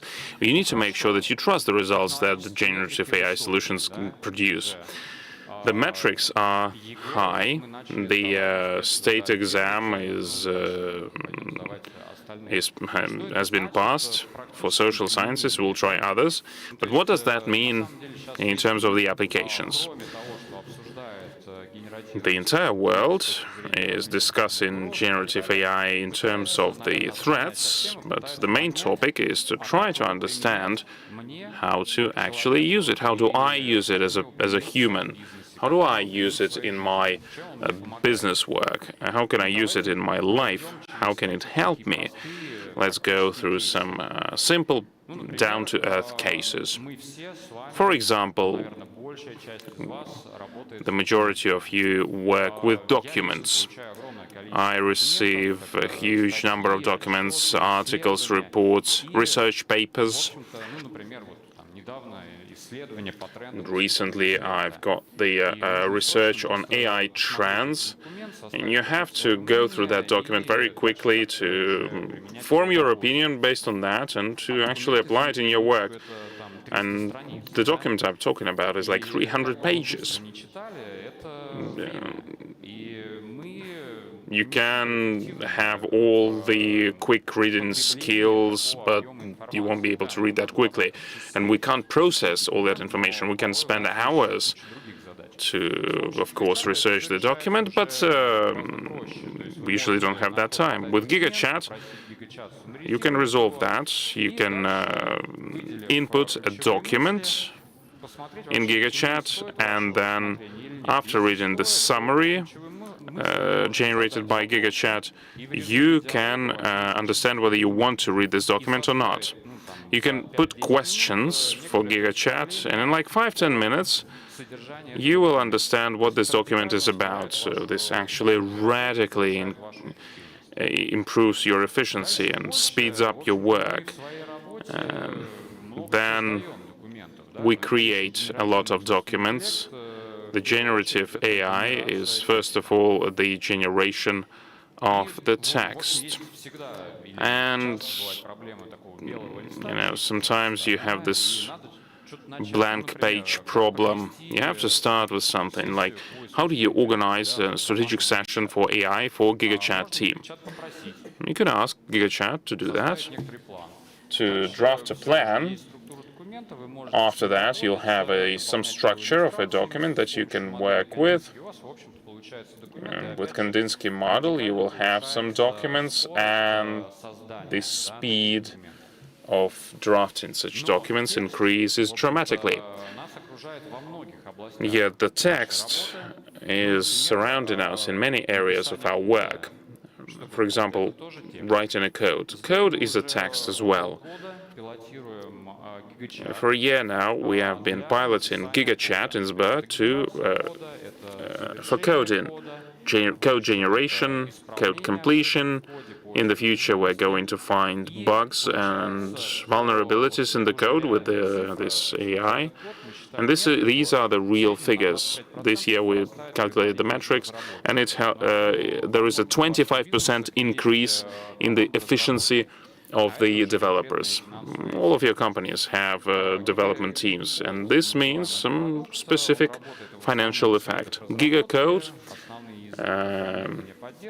supports the main development languages, programming languages, works for developers, and soon we will be ready to share this tool with you. Now, text is great, but if we talk about AGI, that is really strong AI, we are interested in multimodal interaction, where you can use text and other means to communicate, like voice. We have been developing voice technology since Sber for quite a while, and we are connecting it to GigaChat. That serves as a platform of generative AI. So we now have the capabilities to input a voice. On the output, you'll have the voice as well if you need. But I mean, there are all the other tools you can use, all the other features. You have a meeting, then the meeting is recorded, the voice is transferred to text, the text is summarized, and then the GigaChat is put in the follow-up plan, and those responsible for its execution, and send this follow-up automatically. So that improves productivity as well. Now, we are committed to helping people with disabilities, and recently we have developed a model, published a model that recognizes the sign language, and we integrated it into GigaChat, and you'll be able to talk with a person, even if this person uses sign language. Where do we use GigaChat? We try to make sure that we use our own tools ourselves. We use this entire platform for virtual assistants. Well, that's kind of obvious, I think, because thanks to the generative AI, the virtual assistants go to a principally new level. We have recently updated our outdated NLP-based brain of our assistants to GigaChat, and it improved the metrics. So the user engagement increased 2 times. So users are interested in talking with a virtual assistant. And another very important metric is that when you are talking with a virtual assistant, it might not understand you. that drives down the involvement metric, but GigaChat really pushes it up to the next level and better understands the user. Actually, Sber has implemented a very large-scale model. All Sber businesses are formulating hypotheses in GigaChat applications in their work. Now, virtual assistants, that's one application, and the second case is from our legal team. This is a very active team. We started to work with them very early on, and currently they have a working solution. It's very easy. We apply GigaChat to help legal experts to prepare for this or that case. And the productivity of a legal counsel increases 60 times. Legal experts, they have to analyze thousands of laws sometimes, and with GigaChat you can do that very quickly. And that means totally different economic indicators here. And that's a great success. We are actively piloting GigaChat within our business streams. And the set of these business streams is quite diverse. We're also actively engaging business partners. And I have very quick stories, success stories from our partner companies. The first company is Jivo.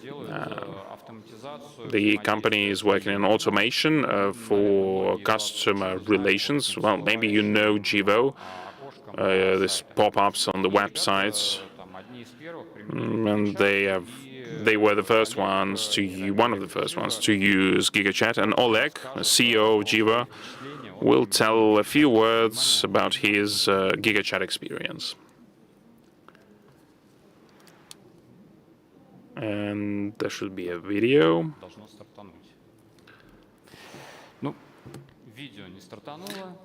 We were not able to launch the video, but trust me, Oleg just told us, yeah, thank you for your applause, that Jivo redesigned their customer relations. Jivo is the relations based on human-to-human interactions. Now, there are advanced AI agents that cover up to 80% of the tasks, and if needed, they are escalating the case to the human operator. Bittrex is Bittrex 24 as our other partner. Probably many of you have heard about this company. Now, the sales managers, how do they work? We will try to launch a video once again. Maybe it will work out. In Bittrex 24, you can work with the tasks and projects and to talk in chats and in feeds. We're using the most state-of-the-art technologies. We try to make sure that the working processes are easy to use, user-friendly for every employee. And now GigaChat helps us here. That is a part of a Copilot project. Copilot is a AI. This is your Copilot, basically your assistant that will help you to be more creative and to form your ideas better, to put the ideas and to summarize the long conversations. The Copilot will help you to find some non-standard creative solutions. You can discuss your ideas and decisions and solutions with a chat and help Copilot to organize all that work, and it will make you a checklist. The checklist of what you have to do in the right sequence. You can write, you can talk with Copilot basically as with a human being on any topic, and you have the text as well. So Bittrex 24 is the Copilot based on GigaChat. This is your creative and efficient assistant in your day-to-day work. Yeah, and the last example, maybe. Our partner, which is called My Office. We all working with emails. I receive several hundreds of emails a day, and well, you have to respond to them. And using GigaChat, you can radically change the way we work with emails and with communications in general. A short story about my office in GigaChat. The employees of a large company receive hundreds of emails every day, and messages as well. It can take up to 30 minutes to respond to an email.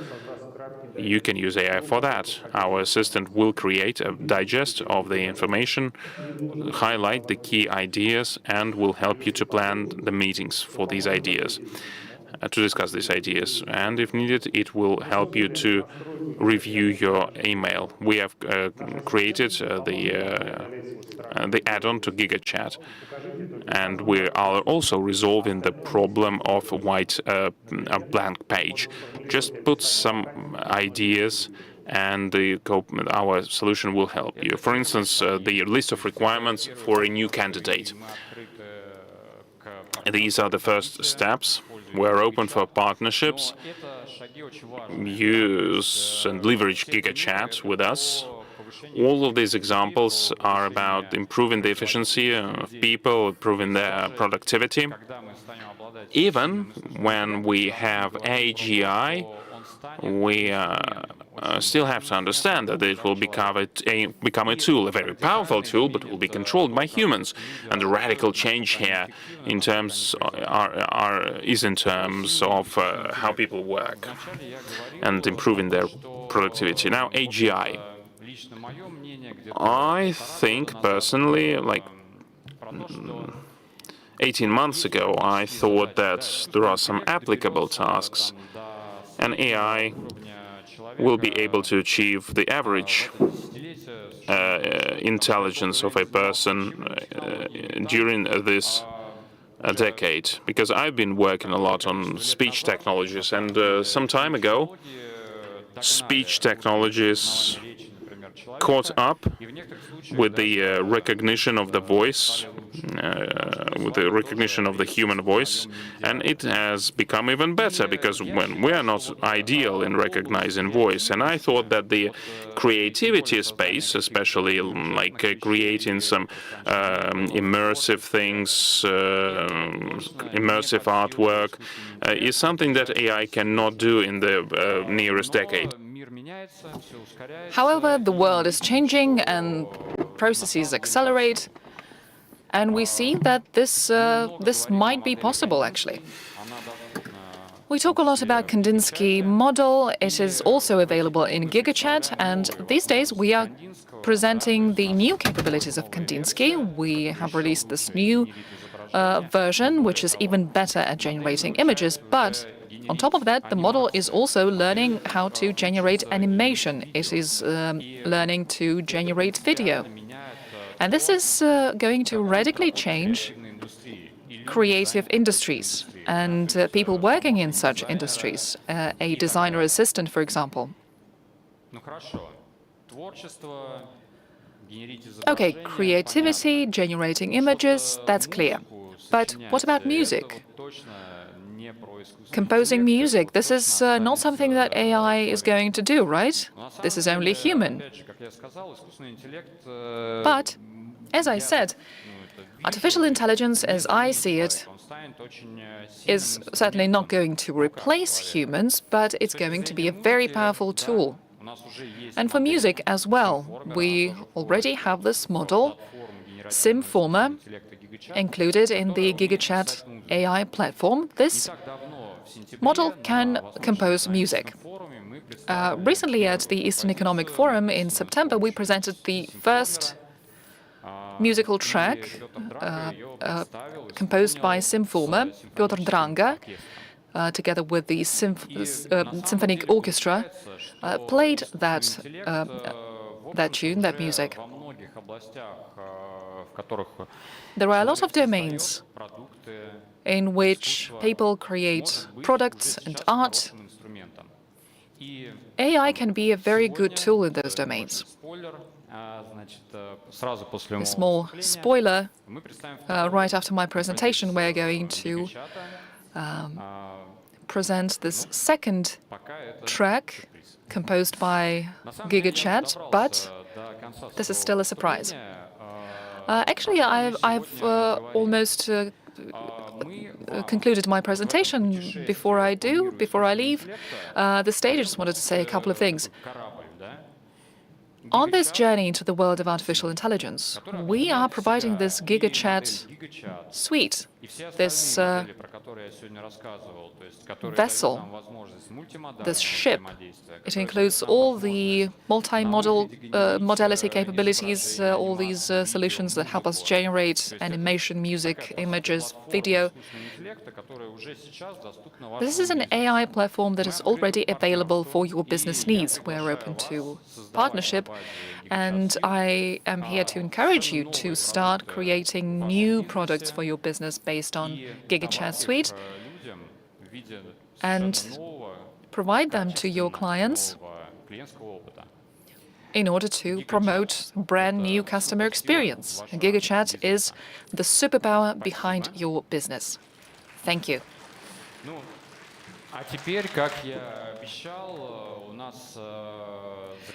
And now, like I promised, a surprise, the second piece of music that was composed by GigaChat, the second track on its playlist, composed together with Filatov and Kara's band. Please welcome them on the stage. GigaChat is the superpower of your business. Use it.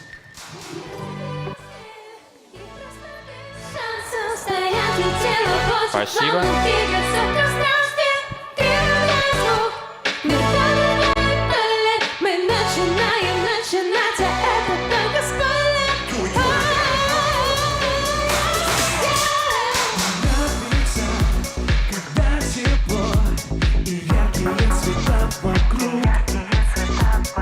Кажется, что повезло, и наконец замкнулся круг.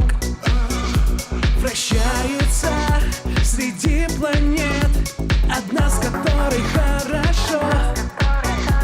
И кажется, что в этот раз себя нашел.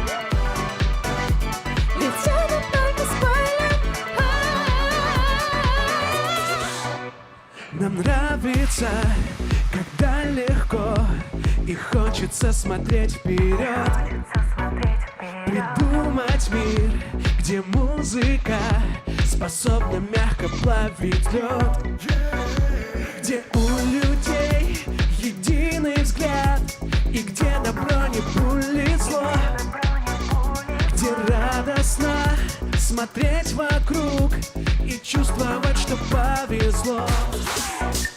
Мы раздаем стиль и просто без шанса стоять, ведь тело хочет плавно двигаться в пространстве. Прибавляй звук, мы добавляем пыль, мы начинаем начинать, а это только спойлер. Ведь это только спойлер.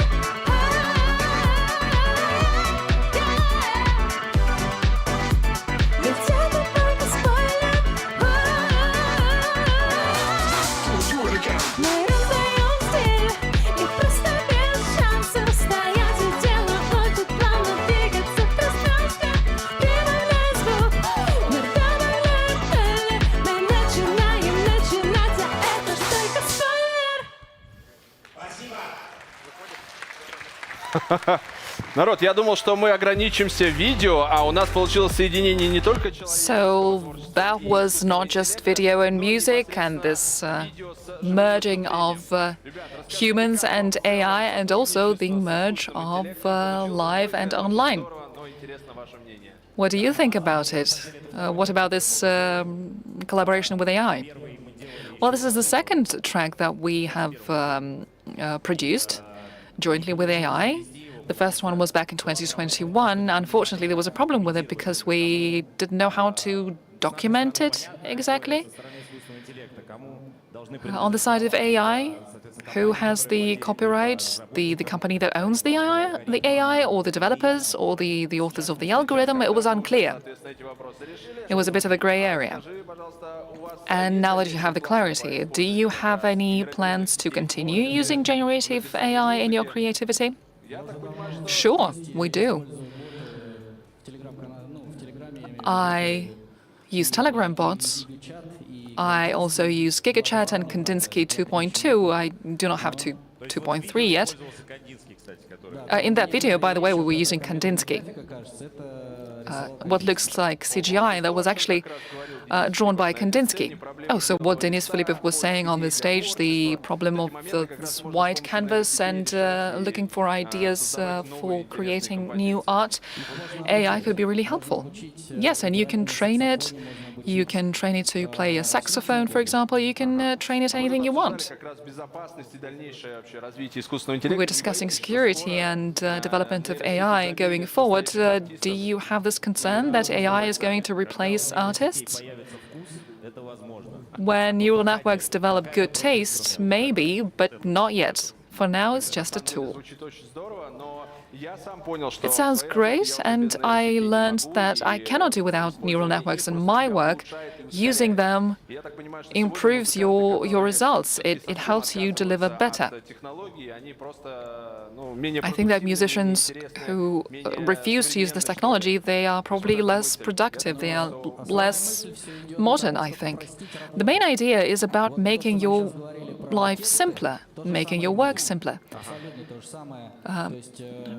What they were saying, what the previous speakers were saying about text, same goes for music. Synthesizers based on AI, they simply help, they assist you in your work. They are not the ultimate solution, they are just making you faster. Thank you. Do you think AI is going to be a separate genre, like rock and roll or jazz? There will be a separate genre of AI-based music, AI-generated music? Well, AI can work in multiple genres. It can create jazz music or music that is not subject to copyright, lounge music, for example, elevator music. But that's the level at this point. But we've had these examples in the US recently. Weeknd and Drake released this track, these huge US artists, but the voice was generated by AI, and so they released that track and it topped the charts. But then that track was removed from the charts. And then the Grammy organization said that they would like to nominate it for the Grammy Award. But what about the authorship, the copyright? And there's another problem. It's going to be released at digital platforms, but officially it no longer exists. Yes, this is a big question of copyright. Who owns the copyright? I think this is a transitional period. We're trying to figure out where we are, what we need to do next. And we do need to do something about it because the challenges will only increase. 100%. Would it be a shame for you to lose the top chart place to AI? Well, Garry Kasparov already lost to AI. You should ask him, probably. Yeah, that's progress.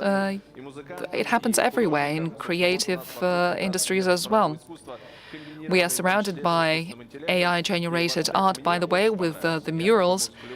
I really liked your track. I'm a fan of such music, and I will be looking forward to new releases from you in collaboration with AI or without it. Thank you very much. Please give it up for Filatov and Karas. Make sure to add that track to your playlist. So that was yet another demonstration of very productive and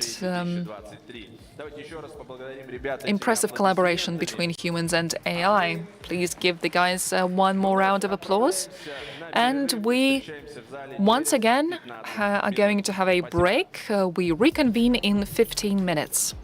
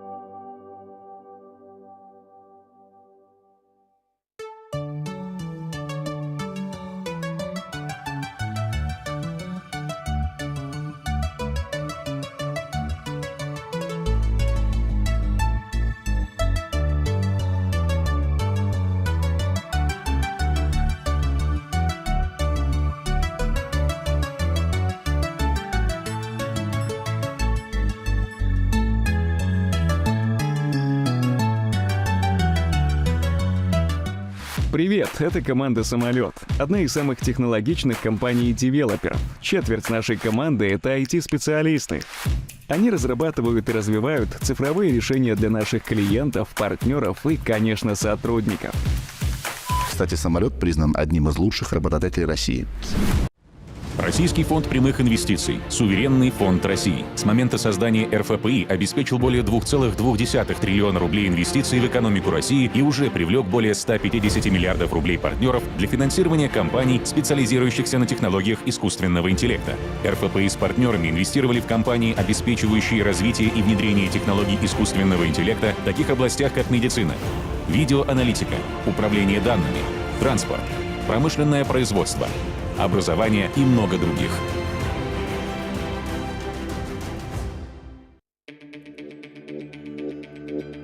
Цифровизация промышленности не только наиболее интересная задача для специалистов в области IT сегодня, но и один из способов значительного повышения эффективности бизнеса. Сибор получает десятки миллиардов рублей за счет цифровой трансформации своих процессов. Половину этого эффекта приносят решения на базе искусственного интеллекта для производства, маркетинга и продаж, логистики и управления цепями поставок.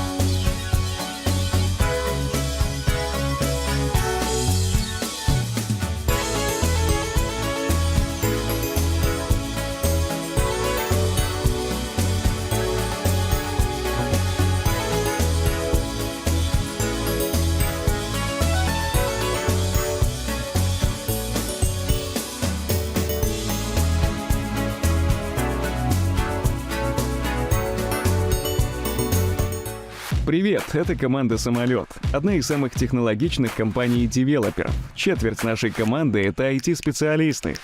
Они разрабатывают и развивают цифровые решения для наших клиентов, партнеров и, конечно, сотрудников. Кстати, «Самолет» признан одним из лучших работодателей России. Российский фонд прямых инвестиций, суверенный фонд России, с момента создания РФПИ обеспечил более 2,2 триллиона рублей инвестиций в экономику России и уже привлек более 150 миллиардов рублей партнеров для финансирования компаний, специализирующихся на технологиях искусственного интеллекта. РФПИ с партнерами инвестировали в компании, обеспечивающие развитие и внедрение технологий искусственного интеллекта в таких областях, как медицина, видеоаналитика, управление данными, транспорт, промышленное производство, образование и много других.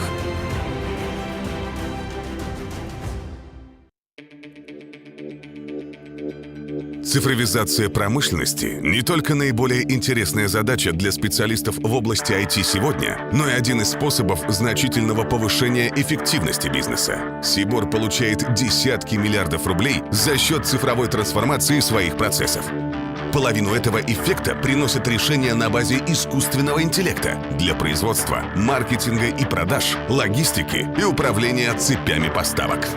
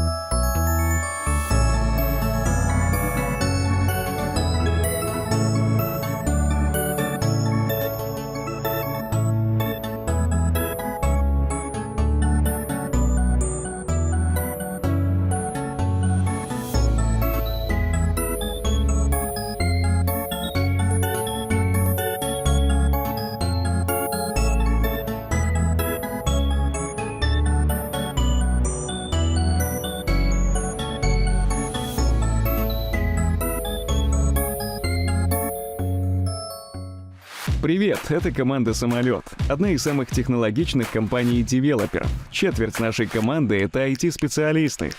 Они разрабатывают и развивают цифровые решения для наших клиентов, партнеров и, конечно, сотрудников. Кстати, «Самолет» признан одним из лучших работодателей России. Российский фонд прямых инвестиций, суверенный фонд России, с момента создания РФПИ обеспечил более 2,2 триллиона рублей инвестиций в экономику России и уже привлек более 150 миллиардов рублей партнеров для финансирования компаний, специализирующихся на технологиях искусственного интеллекта. РФПИ с партнерами инвестировали в компании, обеспечивающие развитие и внедрение технологий искусственного интеллекта в таких областях, как медицина, видеоаналитика, управление данными, транспорт, промышленное производство, образование и много других.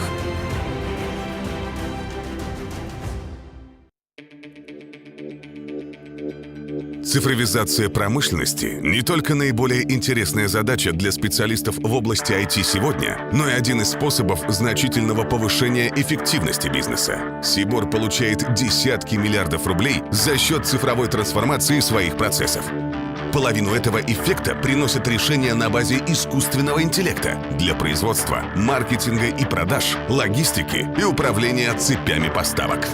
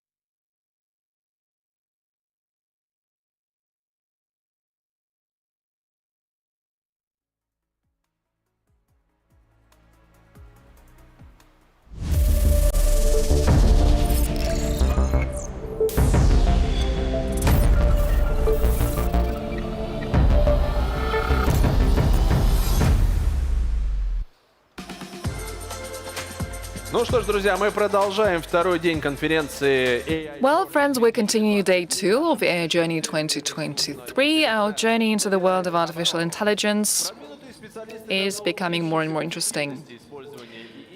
Experts in AI have already discovered its many applications for their business needs, and in connection with this, I have a question for you, people in the audience and online. Do you think you can implement AI technology across all domains in life?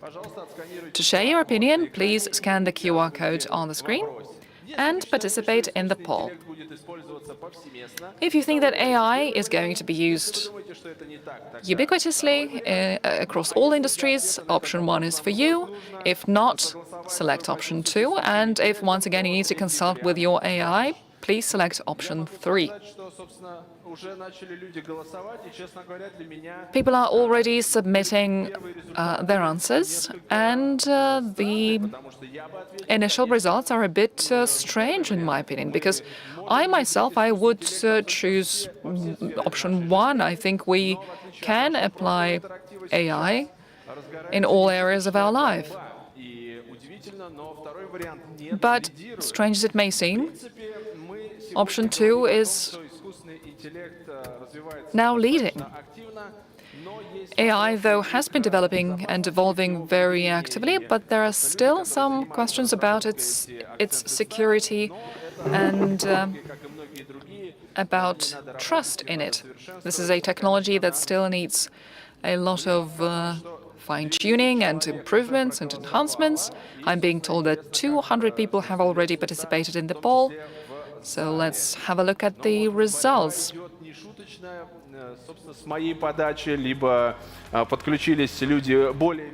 Very interesting. Marginal differences between the answers. Option 1 is now leading, but still 14% of respondents, a bit less at this point, do think that they first need to ask AI for advice. By the way, you can ask this question to GigaChat. It's interesting what kind of an answer it might give.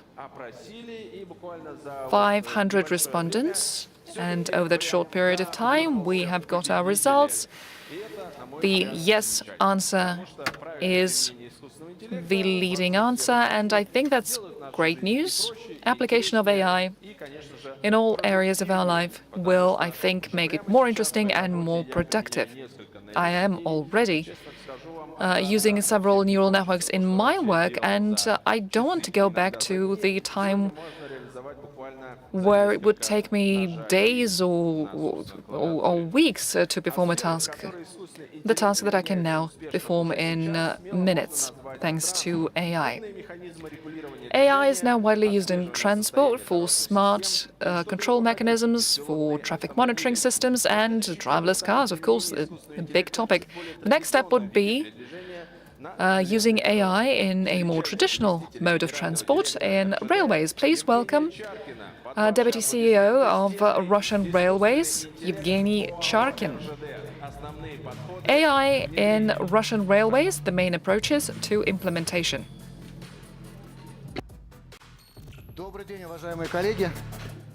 Good afternoon, dear colleagues. Let's continue the journey into the world of AI. This time, we are going to travel by train. The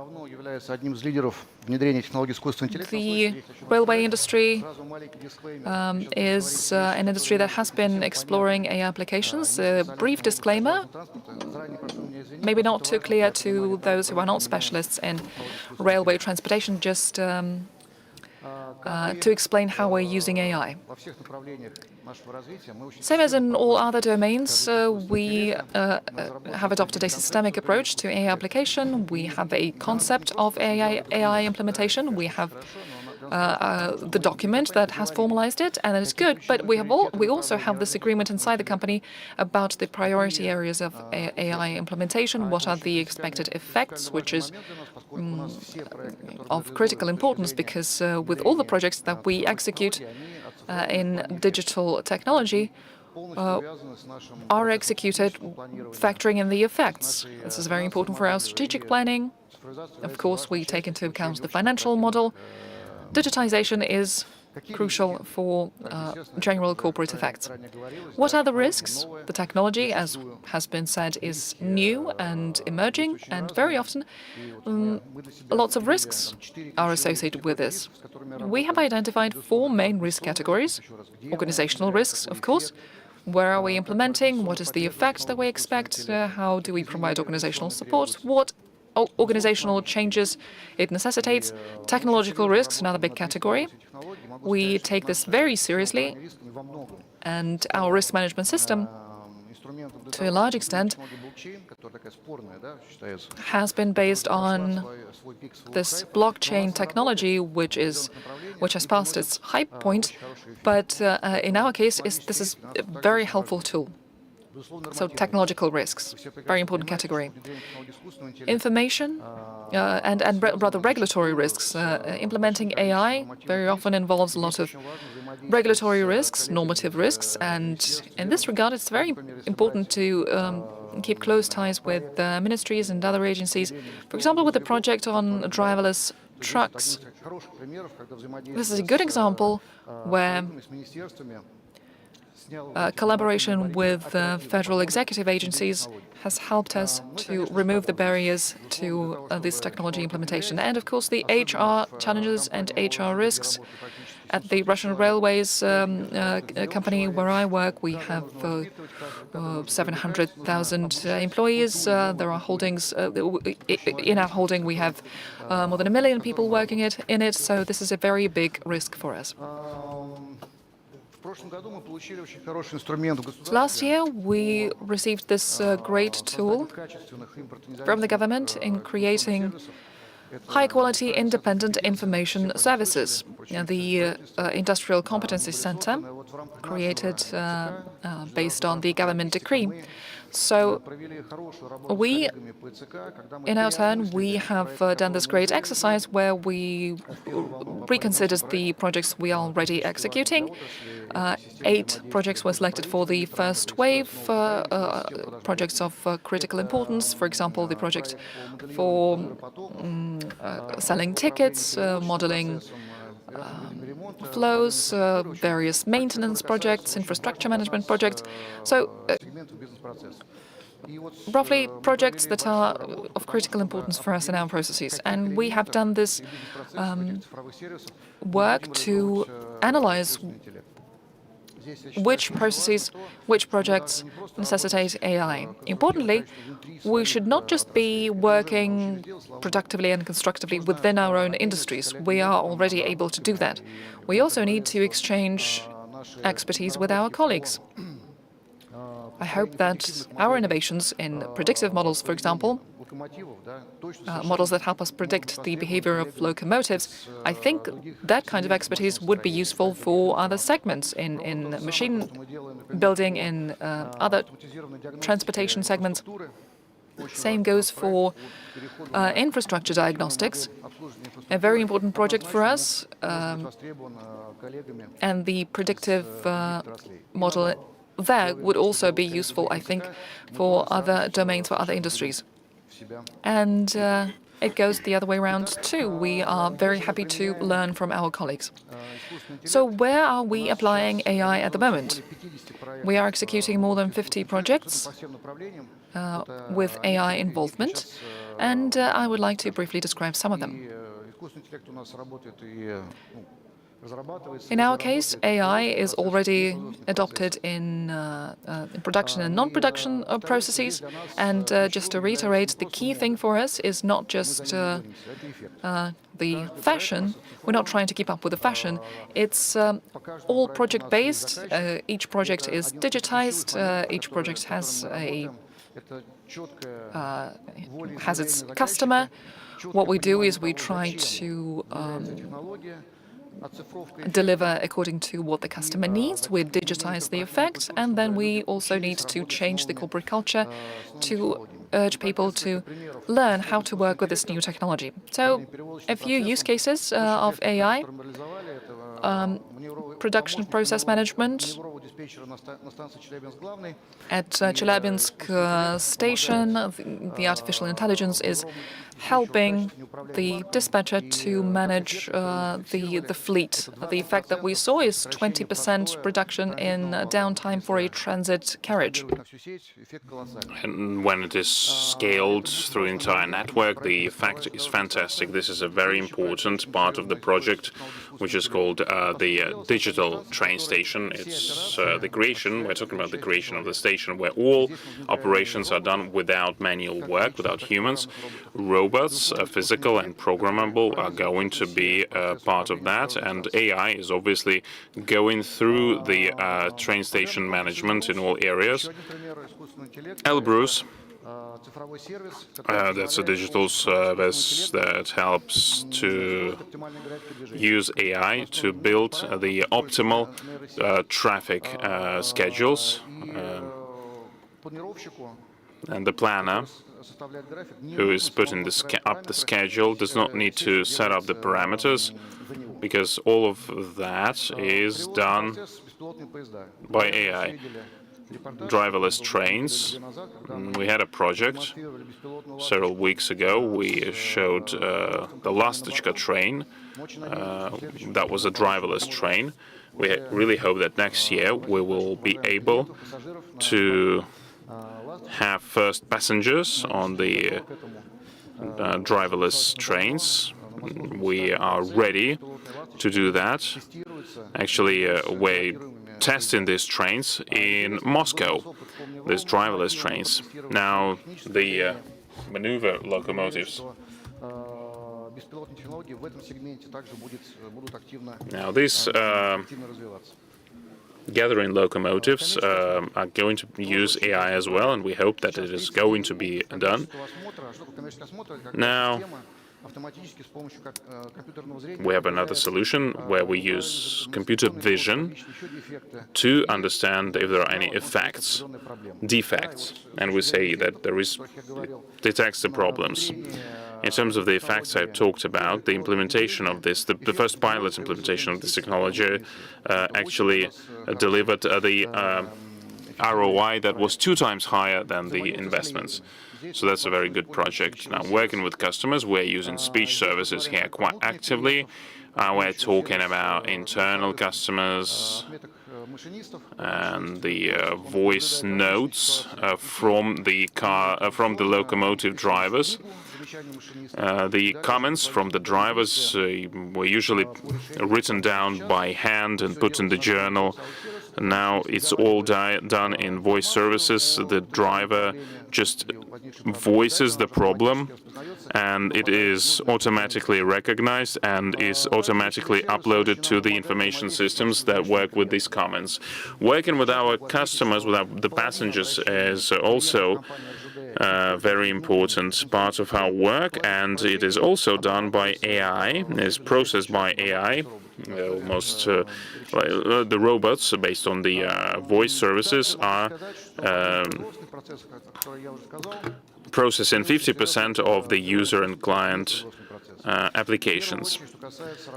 Now, as for working with HR, 700,000 people working in our company and 1 million in our holding. That means that working with a team determines our efficiency. We think that people is our main asset, so this is why we're focusing on HR and on technologies that we use to work with the people. So we have implemented AI in hiring processes across the country. Now, robots are calling the potential candidates, 8,000 calls per month. And these robots, they understand when to call, when it's better to call, based on the time zone differences. And the robot gives the first information, like about the schedule, about the type of work, and so on and so forth. And that really saves a lot of time.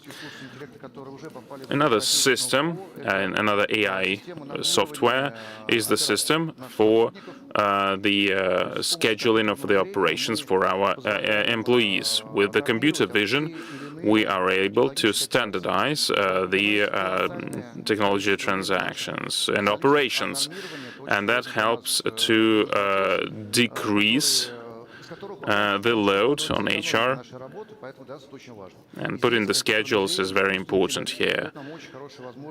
Creating schedules is a very important task that we do, and computer vision helps to optimize our efforts here.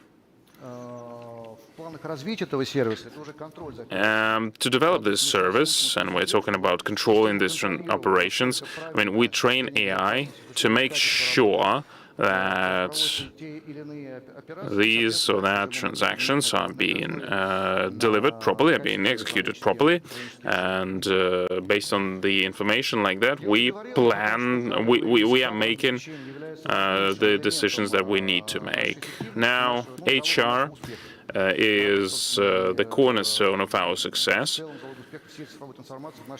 That goes the same for the if we talk about the entire digital transformation of our country. So we train, we invest a lot in the training of our employees and in growing digital competences and skills within our company.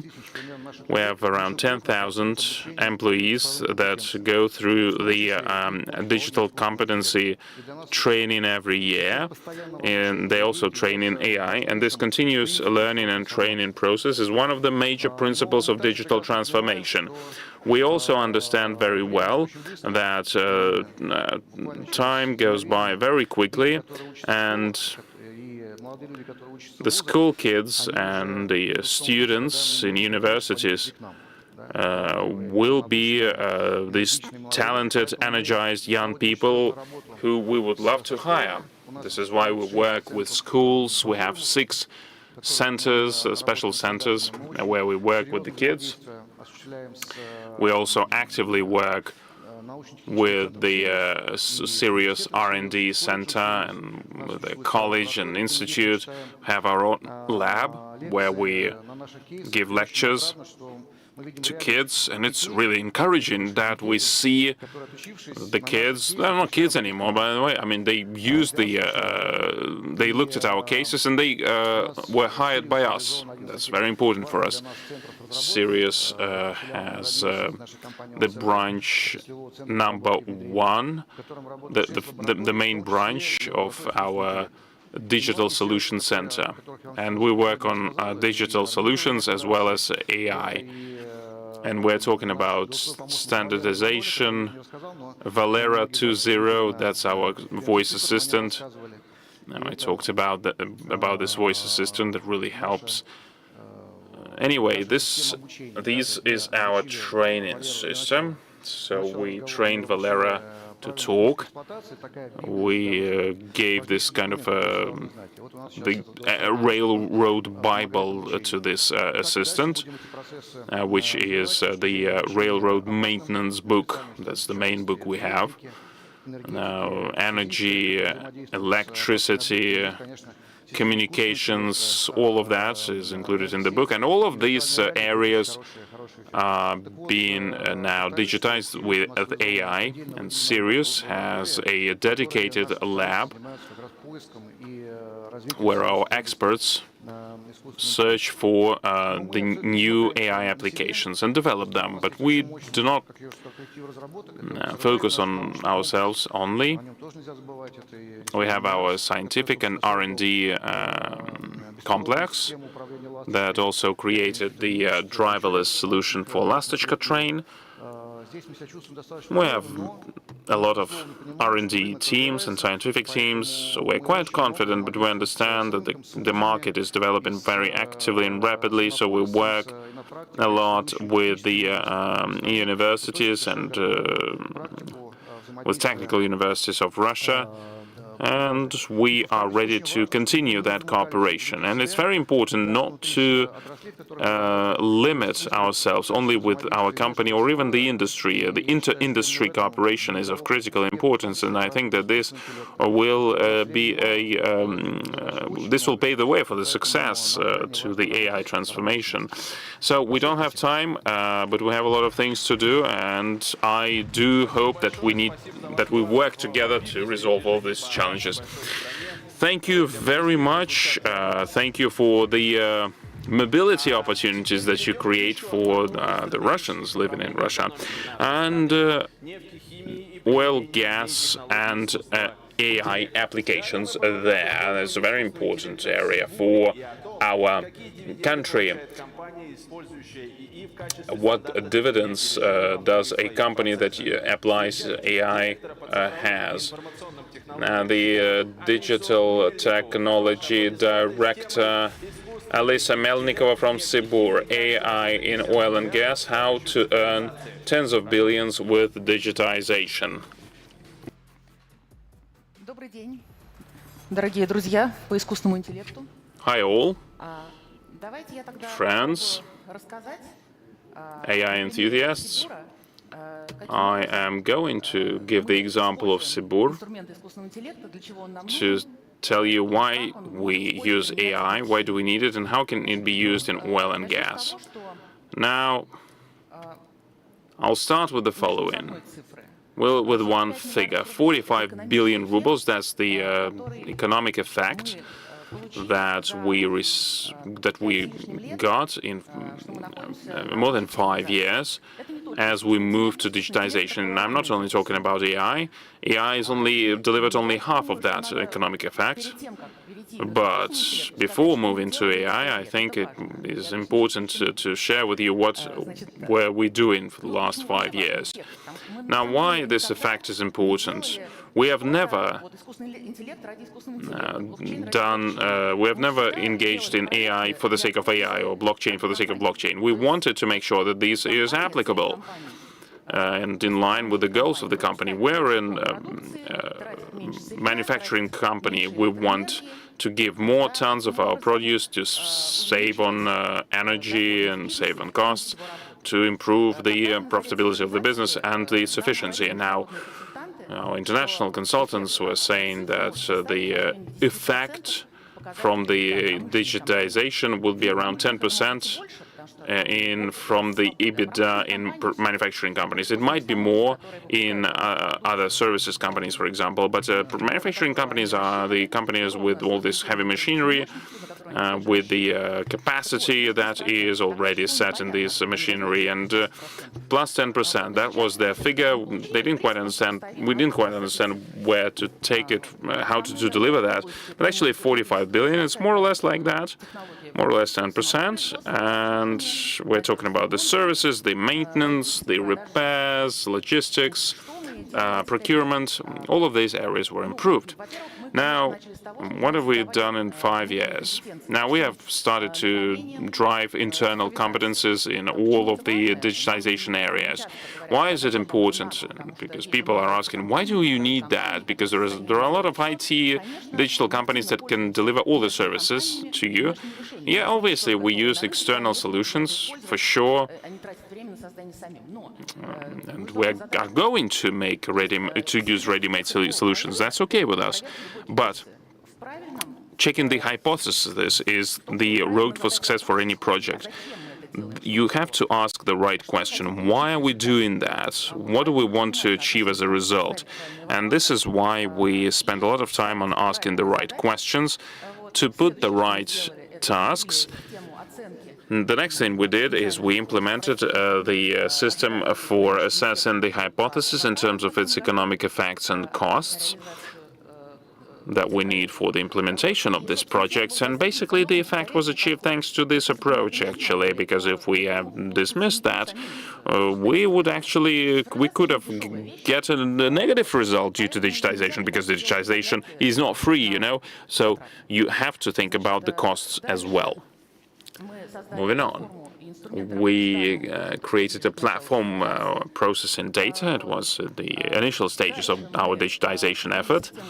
Then we implemented the change management system in the company that helped to improve the quality of the projects that we delivered and making sure that it is in line with the expectations from the project. Then the system for controlling and making sure that the solutions that are purchased are actually used, because sometimes the solutions are purchased, procured, but not used, and that's unacceptable. Then creating our own digital products across the perimeter of the company that in 2022 enlarged dramatically, and now it's 2023. Our task is to increase the share of the Russian solutions in IT landscape. Actually, the solutions that were created in the last 5-6 years are Russian-made solutions, so we actually can do all these technologies in Russia. And not only Sibur, actually, all of our technology partners are doing that, are doing technology digital solutions. 15 years ago, there were no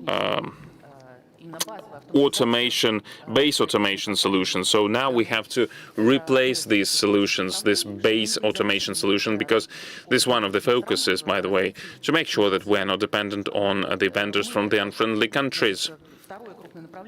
Another major area is generation of new hypotheses for AI applications.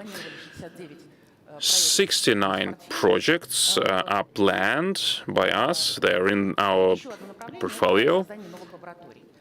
Creating new labs, that's another area. Why am I talking about that, actually? The entire digitization is actually needed to make sure that we can actually apply AI. Because it won't be possible without that. Without basic digitization, it's not possible, because if the process is not digitized, there are no data. If there are no data, there's no AI. If the solutions are not applied, nothing will happen as well. If we cannot deliver the project on time and check hypothesis, nothing will work out as well. So everything I'm talking about was actually required to make sure that AI applications deliver. Now, why AI is one of the major levers of increasing efficiency. Any manufacturing company, whatever it does, whatever products it produces, even if it's a continuous production cycle, all business processes of the company is a chain of making discrete decisions. So there are people who make decisions in terms of what to produce, what should be the grade of the produced goods, how much raw materials do we procure, what is the price of that, do we sell our inventory in 1 week or in 2 weeks, how do you organize the delivery, what transport are you using for that, how much do you pay for that, what should be the discount for the customer, what customer should you select. So whatever the process is, it is the chain of making decisions. So all decisions are made by people. This is how it works right now. But what are they using to make a decision? Usually they have their expert knowledge to make a decision. And they make the decisions based on the data. If they have data, it can be analyzed, interpreted, and calculate, and the decision will be accurate.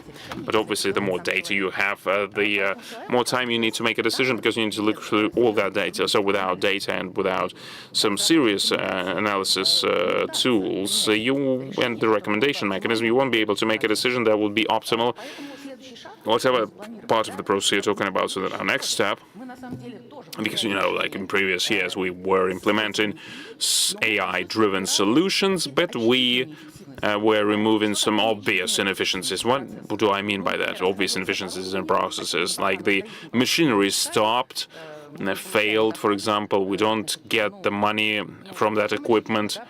That's kind of obvious, right?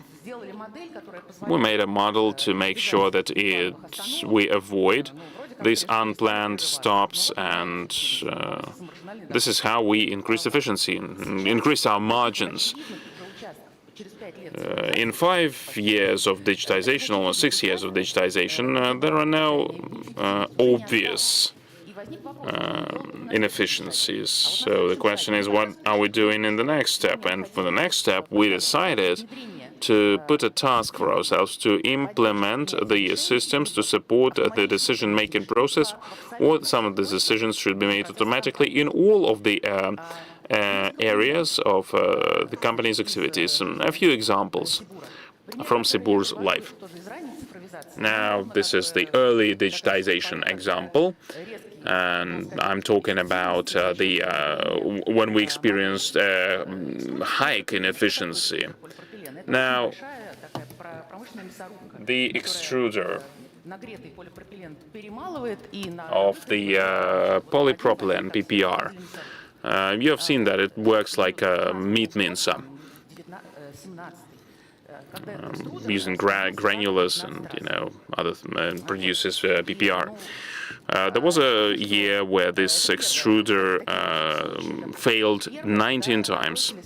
So this is where digitizers focused on in 2014.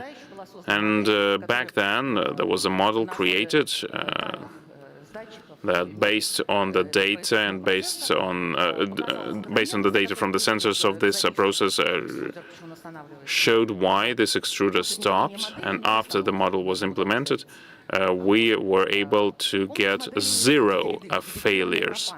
Now,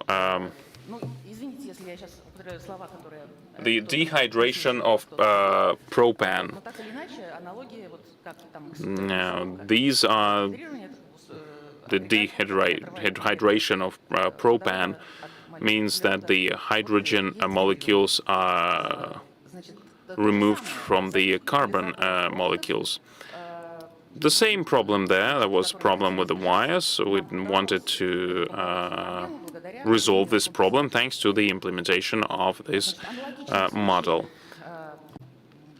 Similar cases, we looked at all production facilities, and Sybur has more than 25 production facilities, and obviously, if you talk about the production units, there are, dozens of them, hundreds of them, so we looked at these cases in detail. As for the effect, sometimes it was 10 million, 20 million, 3 billion was the economic effect from one of the solutions. We call our system Econs. Now, Econs is a system. It's like a dashboard of speedometers. And they recalculate the dependencies of between the economy of the production in rubles and correlates them to the parameters that we have. And I wouldn't say that these AI tools that we use are very powerful. The algorithms are quite simple, yet just having that solution when you have this dashboard in the operator room and all the operators are seeing whether the production facility earns money or loses money, that's a different thing. That's a psychological factor, because if you have this data in some database in the automated system and no one sees them, that's one thing. But if you see how much the company loses, that's another psychological effect that it has. So yes, there are data and there is some psychological effect. 3 billion, that was the total effect by the end of 2022. Hundreds of initiatives chipped in and contributed to this financial effect. Now, another complex of solutions were implemented for the marketing and for the sales, forecasting the demand, forecasting the quotes. As for the quotes, actually, when you talk about these evaluations, like about euros and dollars. Everyone knows about these ones. But if you talk about different grades of polypropylene and other materials, that you can't really say how much they cost on the market, because there's not a lot of materials like that. The better we understand the forecast of the market, the better we plan our production and our sales, and helps us to increase the marginality the margins, helps us to give better discounts and to understand where to put our products to. We have also implemented the lead generation, digital lead generation. We have analyzed the structure of the consumption of the products of the products that we produce based on our materials in different regions and different markets. And by knowing the structure of the demand of the consumption, we understand what to offer to which customers and how to organize the cross sales. Another case, we try to look at the end-to-end value addition chain. We looked at that when it ends at our customers and customers of our customers. We didn't put a task to find hypothesis by using some database. We don't approach this approach. First, we need to collect as much data as possible, and then you generate hypotheses. No, that was not our approach. We try to formulate specific tasks and specific queries. This time, the task was that the customer had problems with its film. It would break very often. So we analyzed the data from their equipment, from our equipment, and we did identify the reason. We saw that the reason was that at one of the machines within this chain, if you reduce the temperature by 1 degree, just 1 degree, that reduces the breakage of film by 10 times. In that case, the effect of that case was 200 million rubles. You can have a lot of cases like this. The only thing that is a bit of a hindrance for us at the moment is that since import substitution is happening not just in the digital space, but also in small tonnage chemistry, new catalyzers, new additives, and so clients and we ourselves are seeing that equipment is being produced by new brands according to new procedures, and so the quality is not as stable as we would like. But as soon as the quality stabilizes, we would like to recommence this work and provide this service to our clients. To sum up, I would say that these use cases with the biggest effect in the left column on the slide, these examples are from manufacturing and maintenance, logistics and sales, and then year 2024 and going forward, our main goals are, well, the first goal is to adopt AI at all points of decision-making, for AI to assist people in making these decisions and maybe take over the controls where possible. To achieve that, we need to increase the digital maturity of all processes in the company. If the process is not digital, you will not be able to collect the data. And without data, you cannot do anything else. This digitization, that was needed precisely in order to then start adopting AI for decision-making. You can look at it from this angle. Before that, many decisions that we would implement, they looked as if the digital solutions are being implemented because they are convenient. The effect is small, but it's convenient. No, all these projects were prerequisites. For example, a mobile supervisor, people going around the site, inspecting equipment. A lot of these things can be done by drones and other machines, but still there are people who go around and inspect equipment. Mobile inspectors. What is the effect? financial effect, probably. Now they're using not a sheet of paper, but a tablet. Yes, that's probably more convenient. But let's look at it from a different angle. We are collecting data about the equipment, its maintenance, its failure. We are collecting huge arrays of data in order to then make decisions on our maintenance strategies. High-quality development of maintenance strategies using AI tools. That is where the effect is enormous. One more area which we haven't really covered that much with AI tools is R&D. Hypotheses in creating new materials and new manufacturing procedures, and also reducing the number of lab tests, which are quite labor-intensive and expensive, in favor of digital experiments. So we are testing hypotheses in a digital environment. We've also started this year a large number of AI and generative AI initiatives, specifically in this area. And in conclusion of my presentation, I would like to say a couple of words about why AI matters for us. This is a great lever for increasing the efficiency of business. This is a great tool for improving performance and productivity. There are a lot of economists saying that the biggest problem for many companies is going to be not money, not budget, but talent, staffing, not just in IT, across all industries.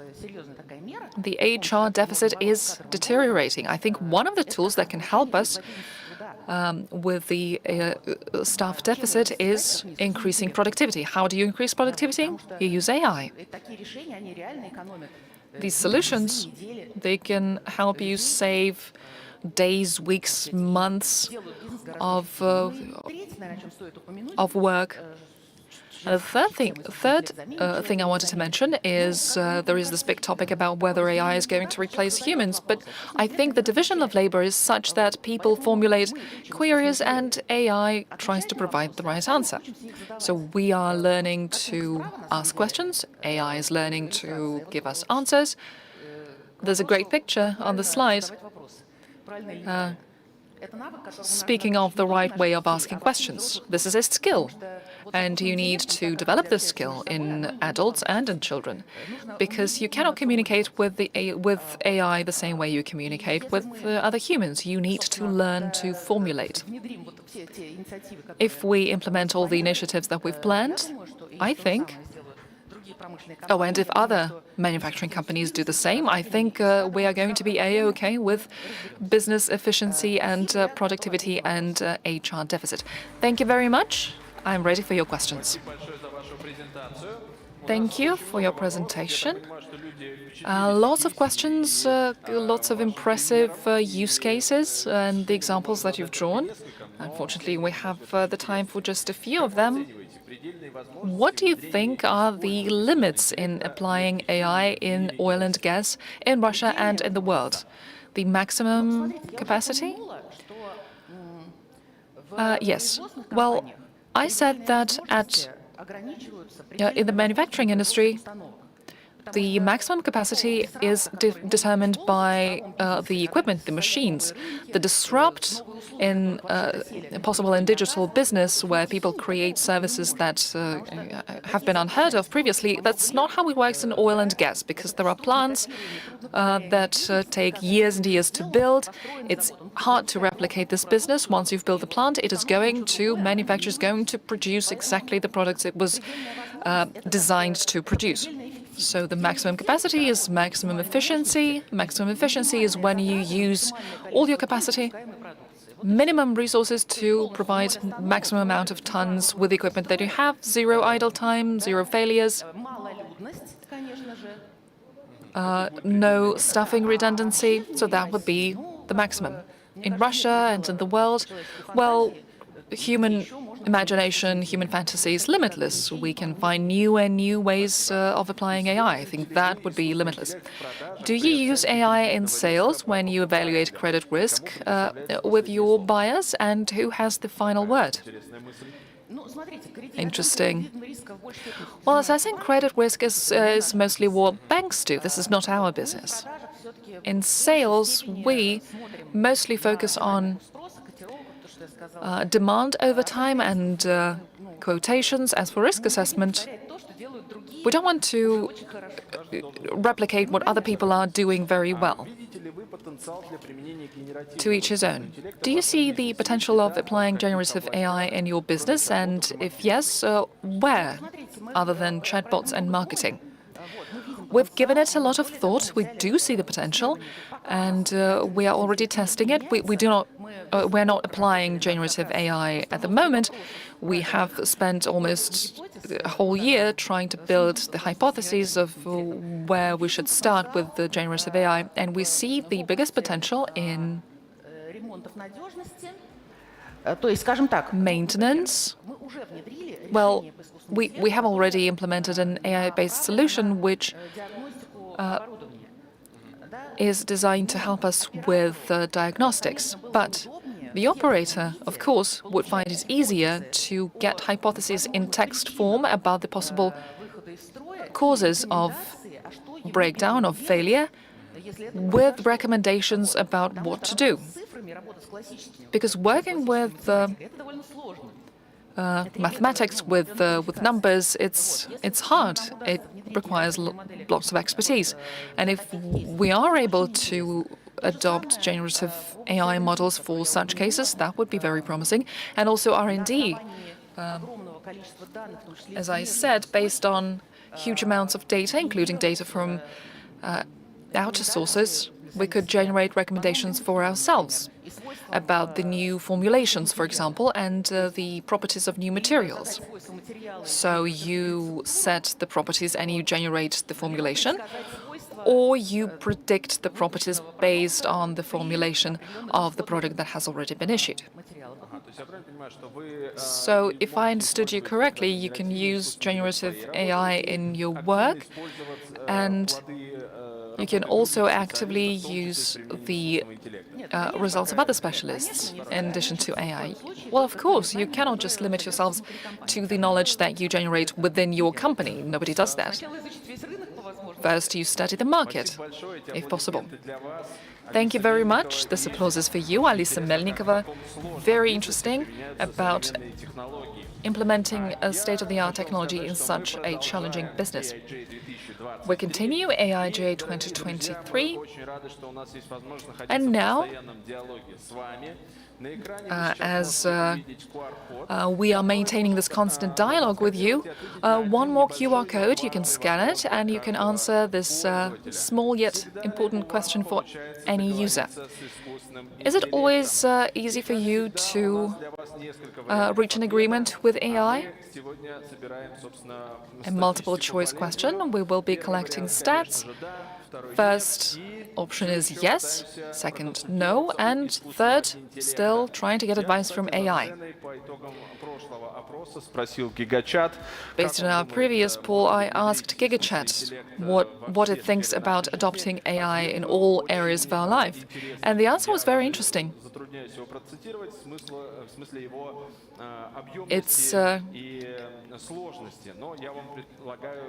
It's very expansive and sophisticated. You can see it for yourself. You can check out GigaChat in Telegram bot and in Sber application, Sberbank Online.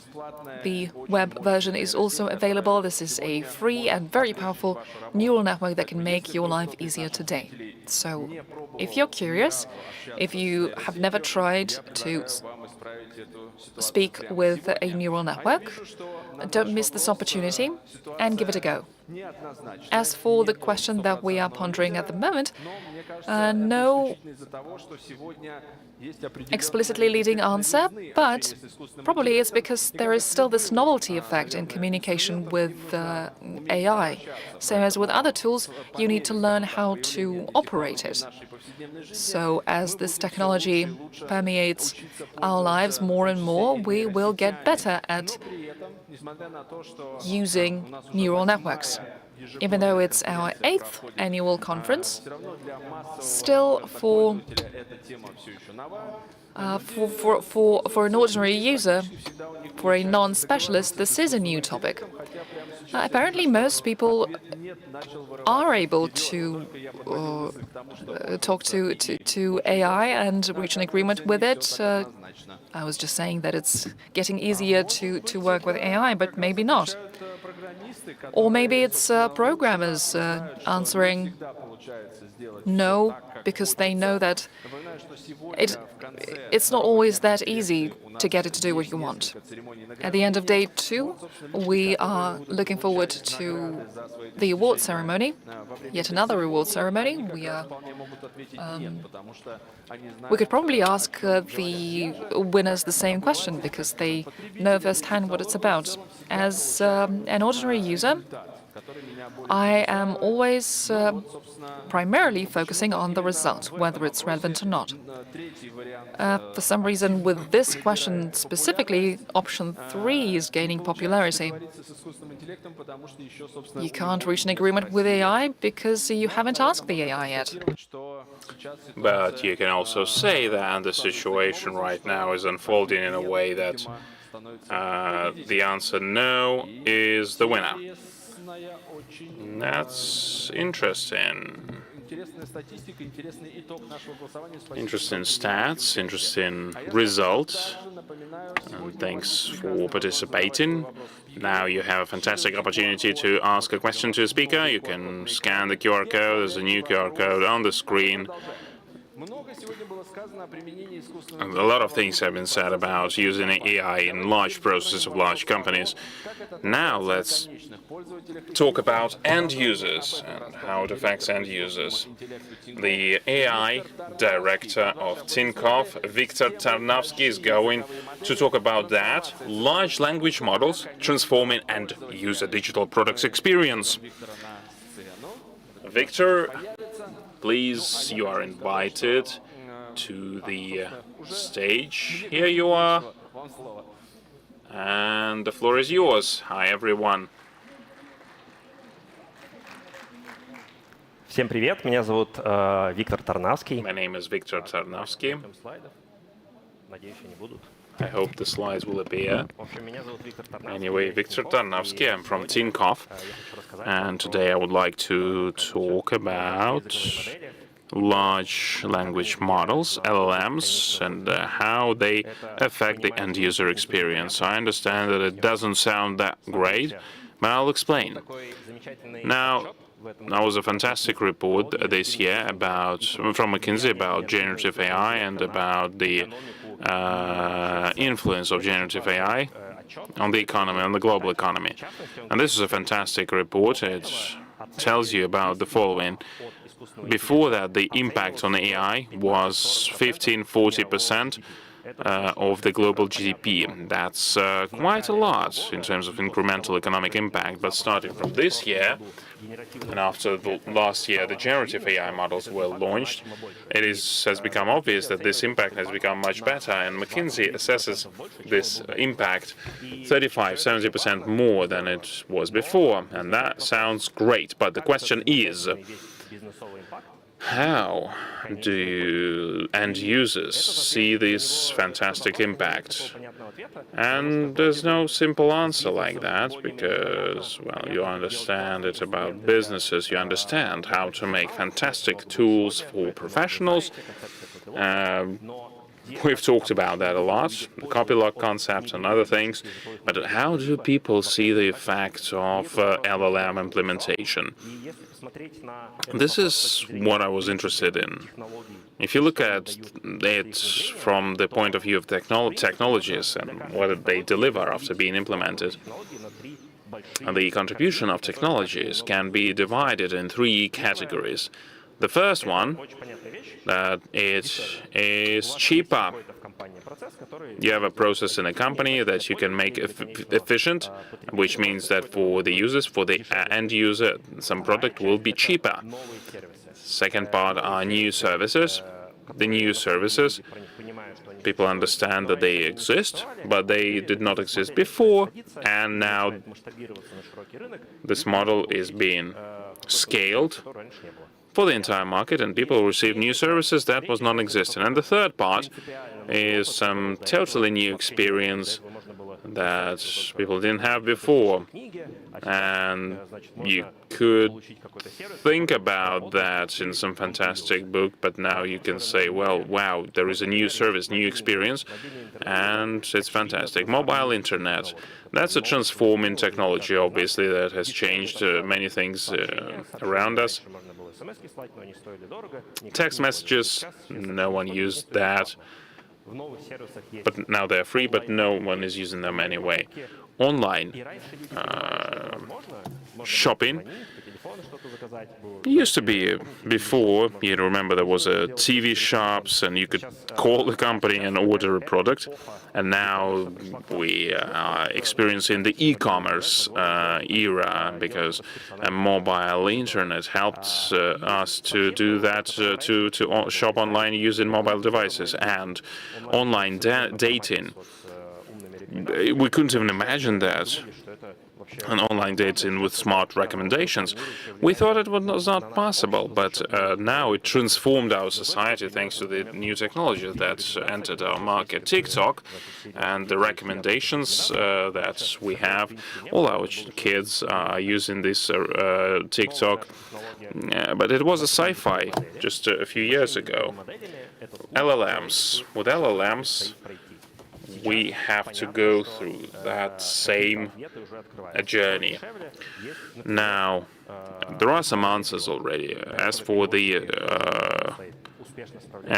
cheaper professional translation, now it can be used.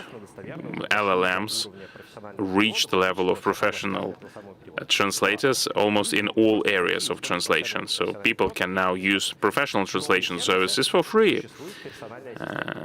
Personal assistants, that's new services. This is not Alisa or Siri, but these are the ones that resolve your tasks, really resolve your tasks. And based on LLMs, you can create personal assistants that are scalable for everyone. I mean, obviously now it's not possible. Only the rich people can use that, can use the services of personal assistants, but now it will be democratized. As for the new experience, we don't know yet. As new technologies emerge, we do not know what can be delivered to the users. We think that we are innovators in terms of the user experience and in terms of the products for end users, and this is the topic we're most interested in. I'm going to show you a slide from a report. This is a report of a prompt for LLMs, a research paper. You know, there is a LLM, there is an order, and making the prompt more detailed. And one of the phrases that won was take a deep breath and work on this problem step by step. Well, we understand that the LLM, like any technology, cannot take a deep breath. You know, that's surreal, really. But if you put a command like that, the results will be much better. Why? Because LLMs are actually, it's a bridge between the world of people and how we think and talk with each other and the digital world populated by computers. And when you say such a absurd phrase like take a deep breath to the computer, it understands that because it speaks the human language. Because if you say that to a human, maybe the human will be able to resolve the task better if you say take a deep breath. Now, you need to look at the positive changes in user experience. You need to understand what can be done, and in LLMs it can talk with people with human language.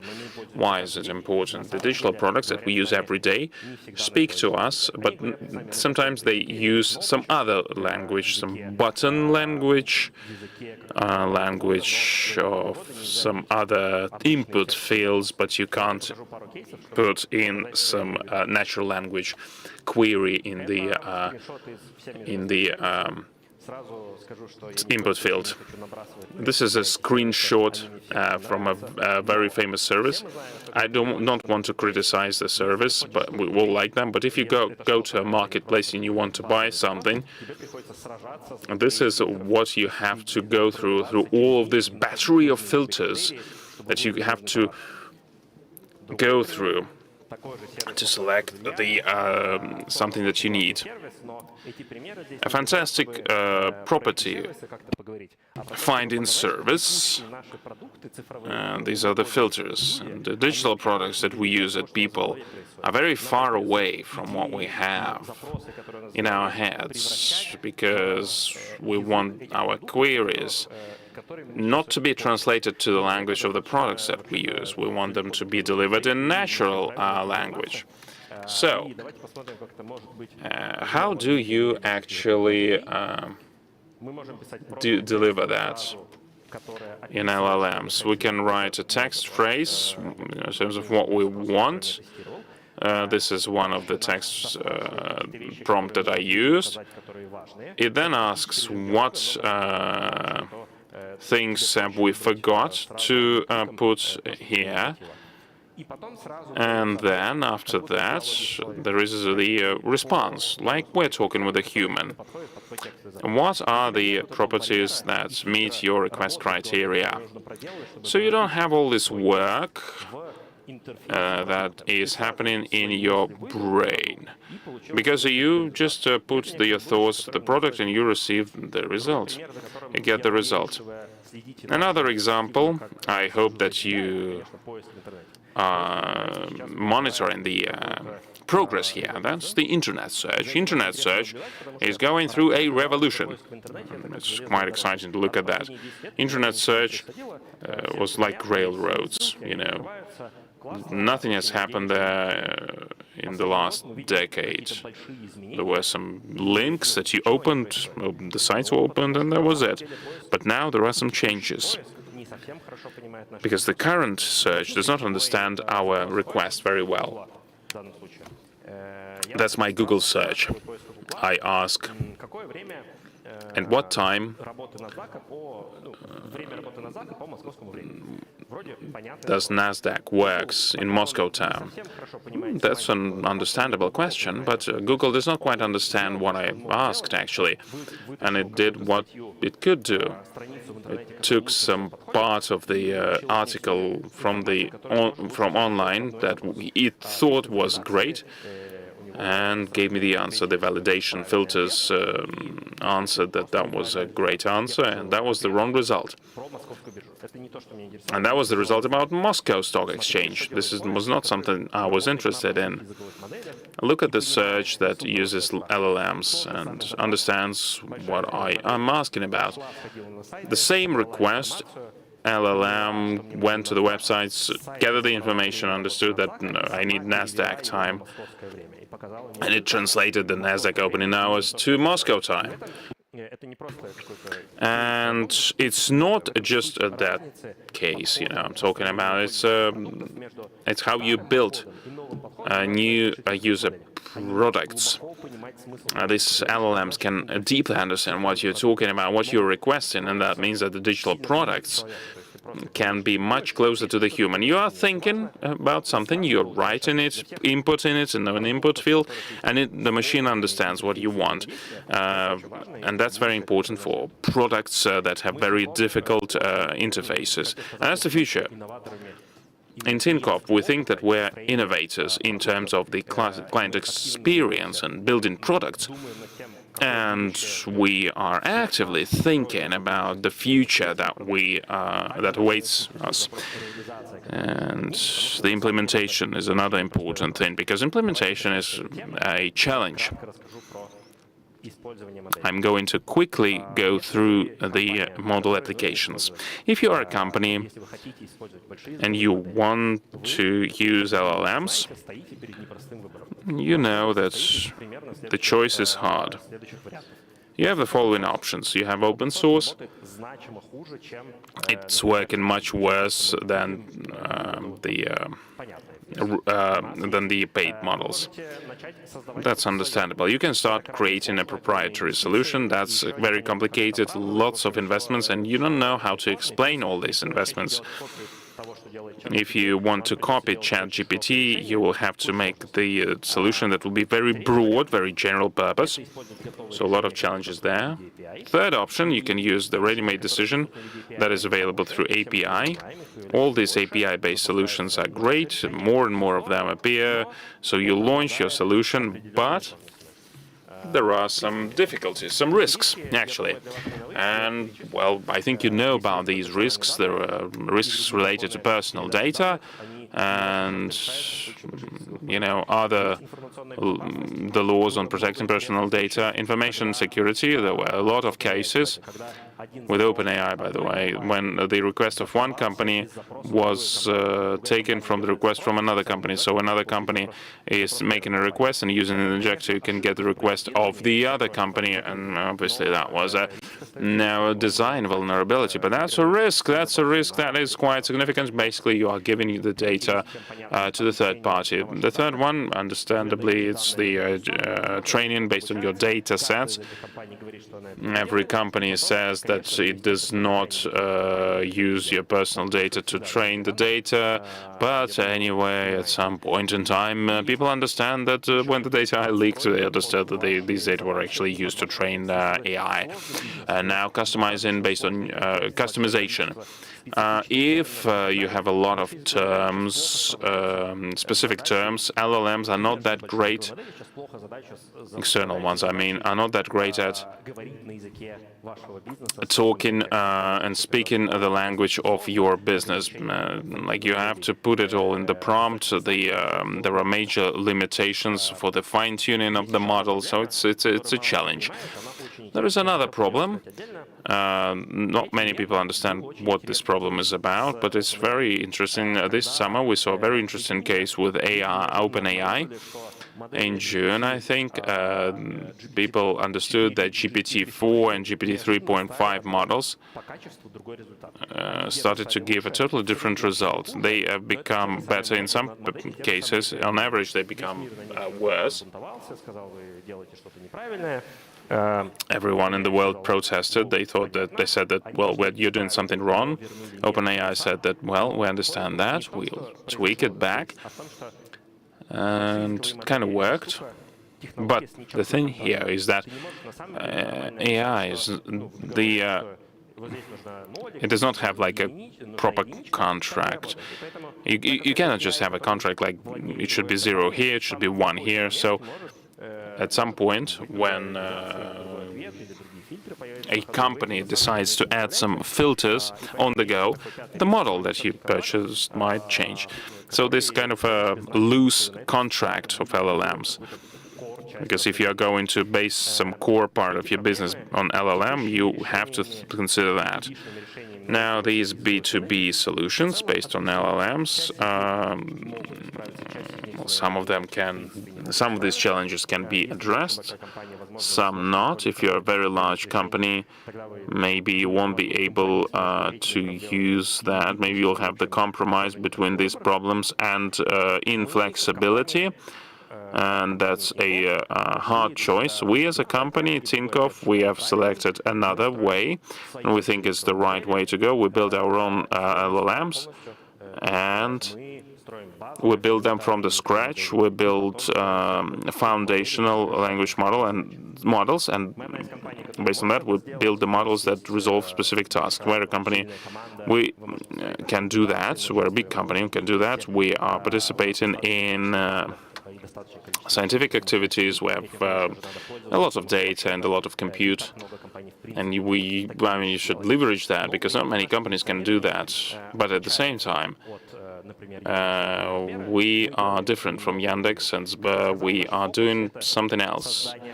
We want to create fantastic products, to create a state-of-the-art products for retail and corporate customers, and we're focused on that. Specialized, that's the word that's very important. Our LLMs are tailored to our products. That means that if you focus on the task, you understand how to make our models better quality-wise. Why is it important? If you want to build ChatGPT and that's your task, the task is too general because you have to be able to pass the exams, and maybe you won't need that. Maybe you need some kind of broad AGI here. If you're making the LLM, specific LLM, specialized LLM, they will be better than ChatGPT in this specific domain. And this is an understandable task. We're going to focus on that. What does that mean? That means that, well, it's not a B2B solution because we're not going to launch our B2B solutions in LLM, based on LLM, but that means that Tinkoff is going to deliver the products and services based on LLM. We think that through the products and through the product value for end users and for the businesses, we are going to unlock the potential that we see in LLMs. That's it for me. Victor Tarnavsky. Again, I'm responsible for AI in Tinkoff. This is my Telegram channel. On the right-hand side, this is the QR code related to our AI news, because we're quite proud of our AI achievements, and I'm ready to answer your questions. Thank you.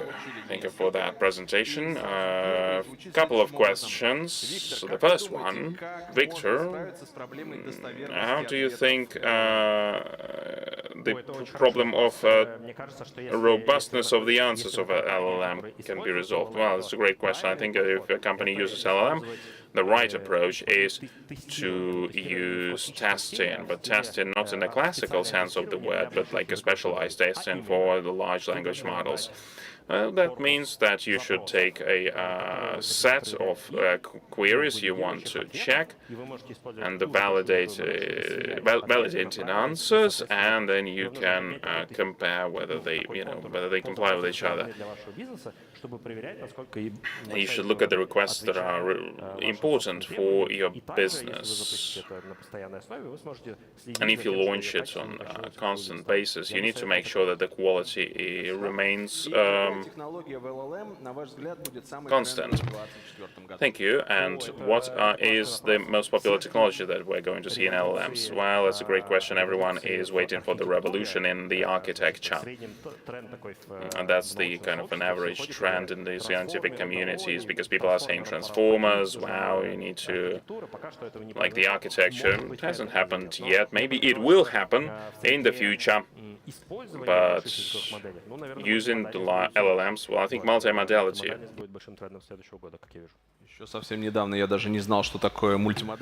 So, I didn't know what is a multimodal architecture. Thanks a lot. Thanks a lot for your presentation. And thank you for that applause. And we're continuing. Next speaker is going to talk about the latest trends in microelectronics that are needed to support AI. So the Executive Director of SberPro, Sergey Belousov, main trends in microelectronics to support AI. Thank you very much.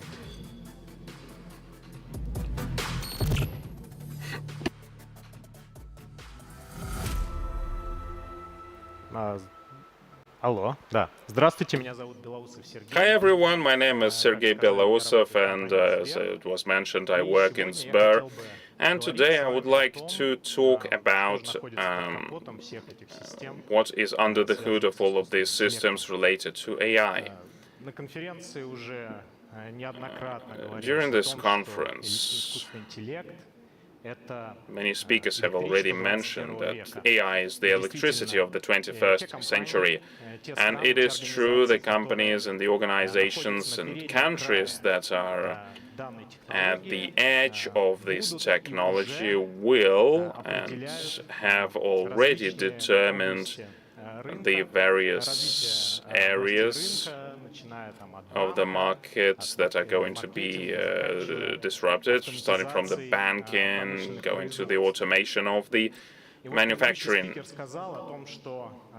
The previous speaker has said that the scientific community expects some revolution, some disruption, a new architecture will appear. But currently, however, the neural networks, the transformer announced, are still relevant.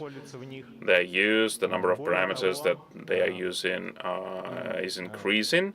And moreover, the visual transformers are catching up. These are the two most relevant technologies in the area. But when we talk about AI, when we talk about NN, we are forgetting about the fact that there is something that underpins these technologies, and these technologies are working based on the hardware. And the developers and producers that present in the market continue with to develop new products with better specs, with better efficiency, better productivity. If we talk about AI-driven compute, there are two major areas here. CPU compute, using specialized devices to compute, like accelerators. Three main types are general-purpose GPU, tensor modules, and compute modules similar to data flow.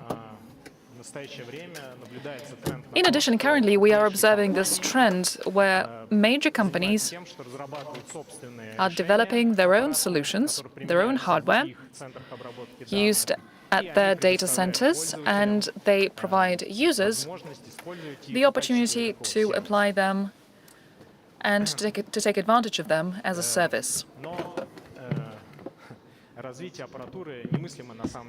However, development of hardware would be unimaginable if we didn't consider the technology that underpins it.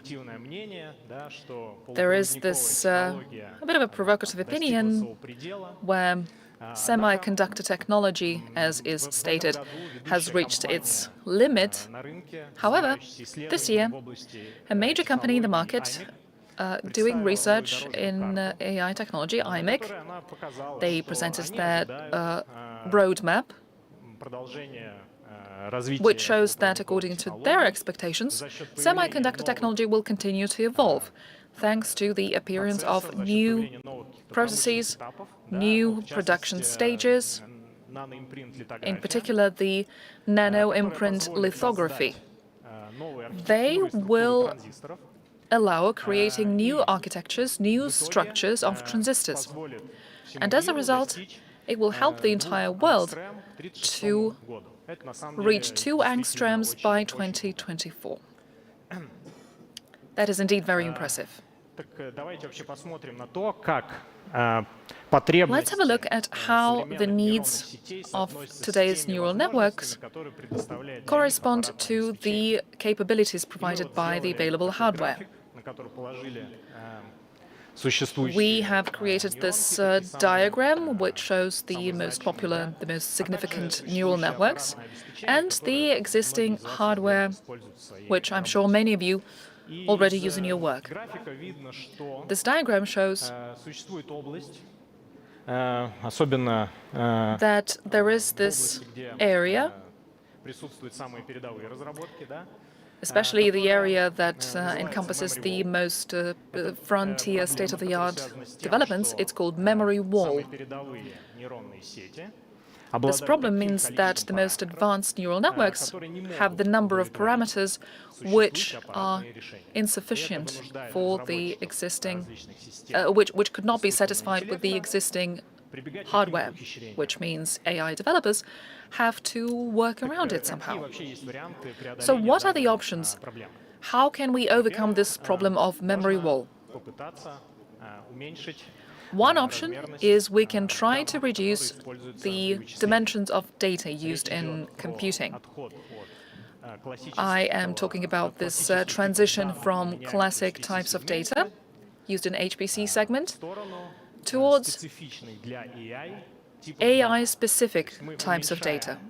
This way, we are reducing the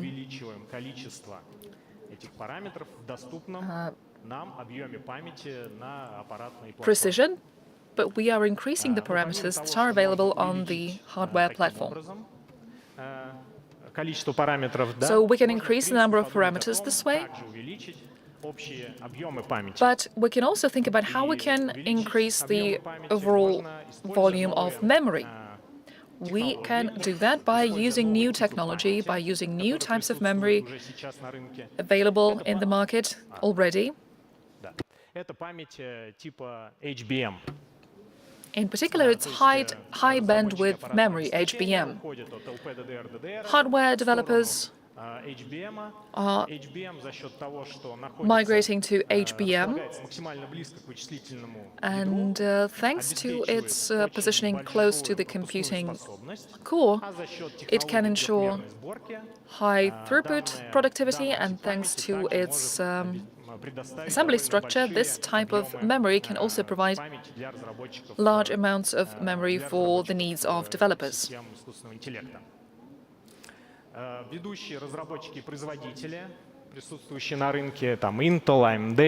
Major hardware manufacturers, Intel, AMD, and NVIDIA, are already actively using HBM in their hardware, in their devices. And in addition, HBM overall continues evolving. We expect new standards to appear very soon, HBM4. This new standard will more than double the throughput capacity of the channel. The memory module will double the number of signal lines between the memory and the computing module. And thanks to 3D assembly, the overall capacity of the memory will also go up.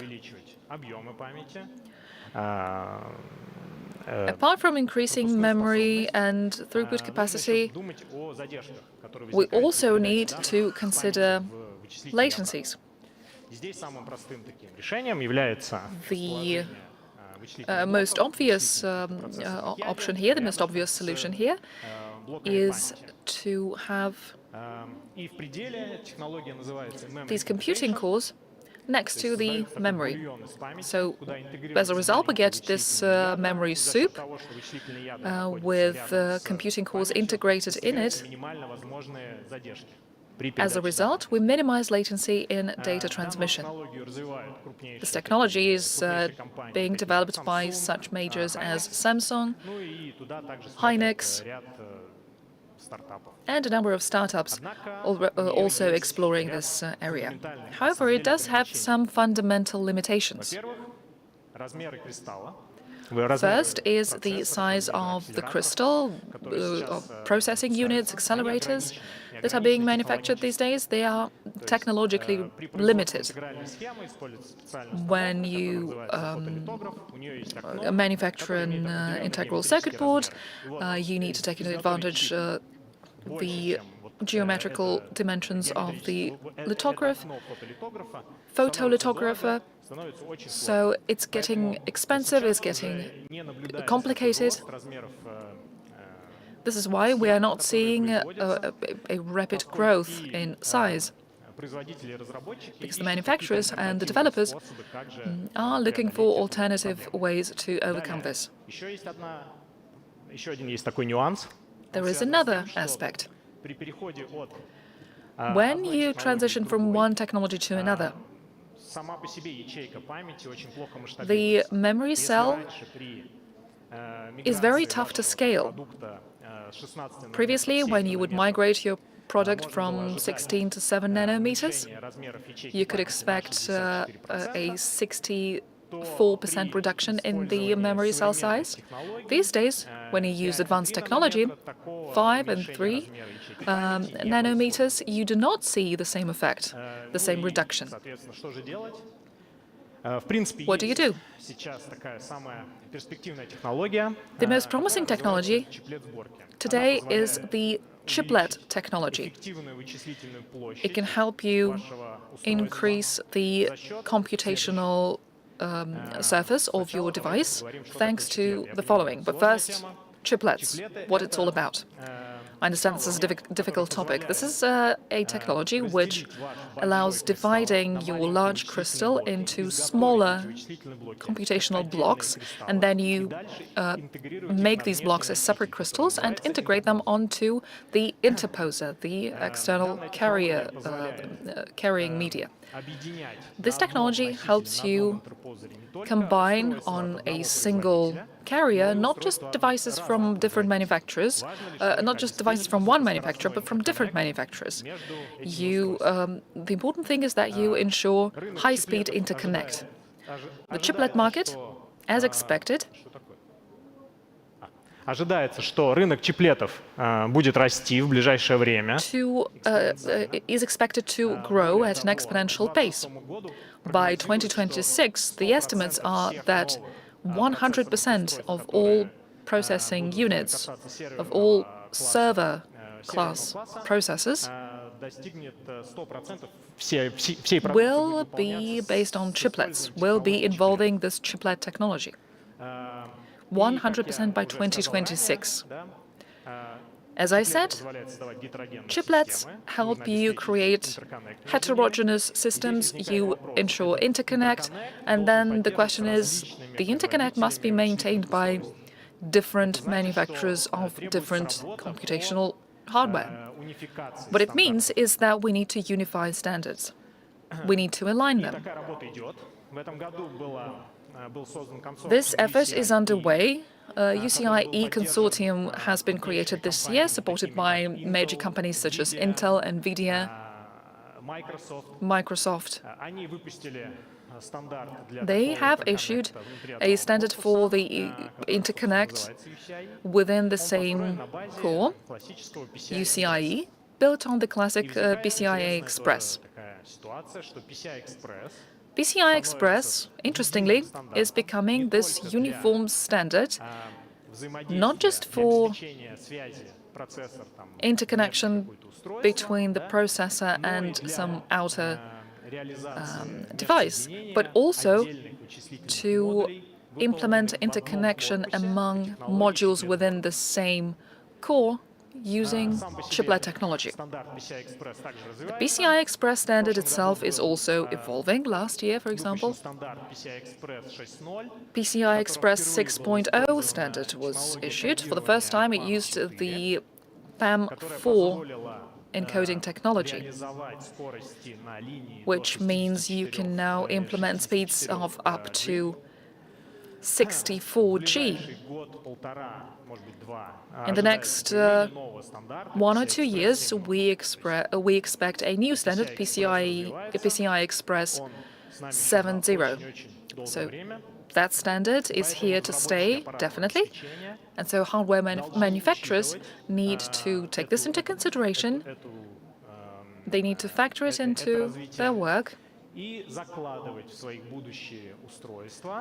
And with their future hardware, they need to integrate the latest versions of the PCI Express standard. What else is used in addition to that standard? I'm sure you all know the word optics.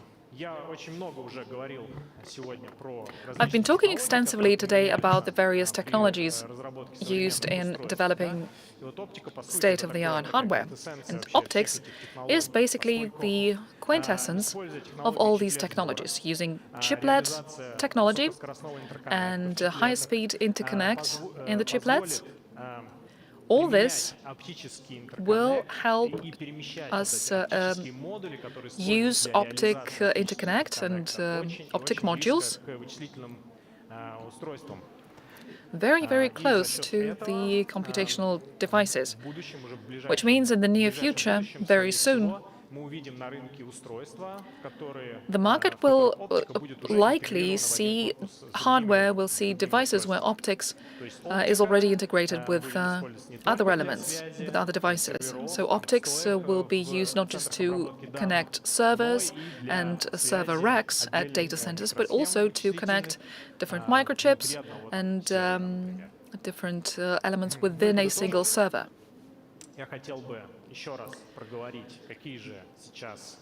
And in conclusion, I just wanted to once again briefly outline the main trends in hardware as related to AI. The first main trend is using AI-specific data.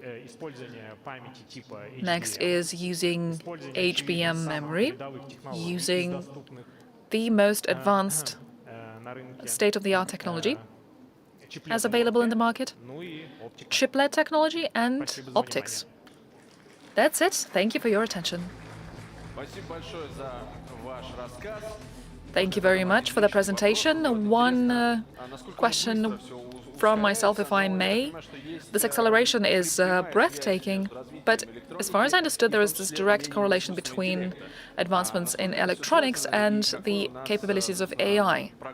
To what extent are they interconnected, and what is your forecast for the near future?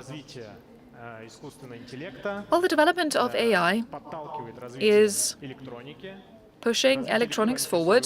Electronics is driving microelectronics, and microelectronics, in its turn, is ensuring the evolution of AI. So this is a cycle.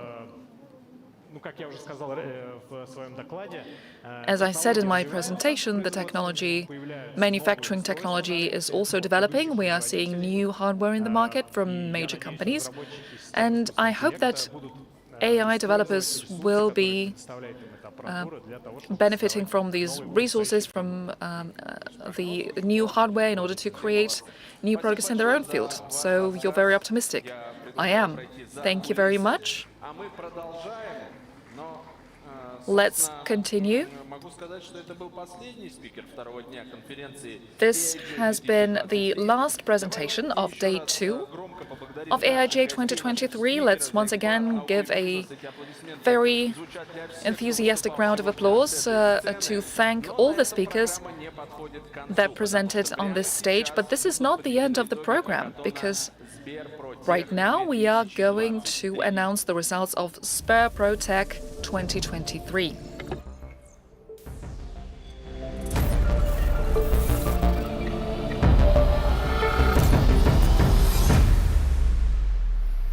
Церемония награждения SberPro Tech. SberPro Tech 2023 award ceremony. The digitization of business is no longer just a strategy, it's an existential need. A big problem is finding talented developers who will be developing and implementing the technology. In 2023, Sber has launched SberPro Tech competition. 171 companies were represented. Their developers have been trying to figure out how to use AI in their products in the most efficient way. 30 most interesting projects have been selected, and right now we are going to announce the winners. To sum up the results of the hackathon, I would like to welcome on the stage Senior Vice President of Sber, Vladimir Sitnov. Please give it up for Vladimir. Vladimir, over to you. Hello, dear friends. Very happy to see you all here. Hi, everyone watching us online. This is our second hackathon. This is an event that we have decided to organize for our partners and clients, everyone working on digital transformation. We have more than 500 clients that are digitizing themselves. When we were just embarking on the journey of digitization, we thought that we could do the digitization for all our clients ourselves. At some point, we realized that we were wrong. We are not able to do this for all our clients. So we decided to look for partners. In March 2022, we signed our first agreement, partnership agreement, with an IT company. And essentially, this launched this big new business area of partnering up with companies to help clients digitize. We have more than 300 partners on board helping us digitize.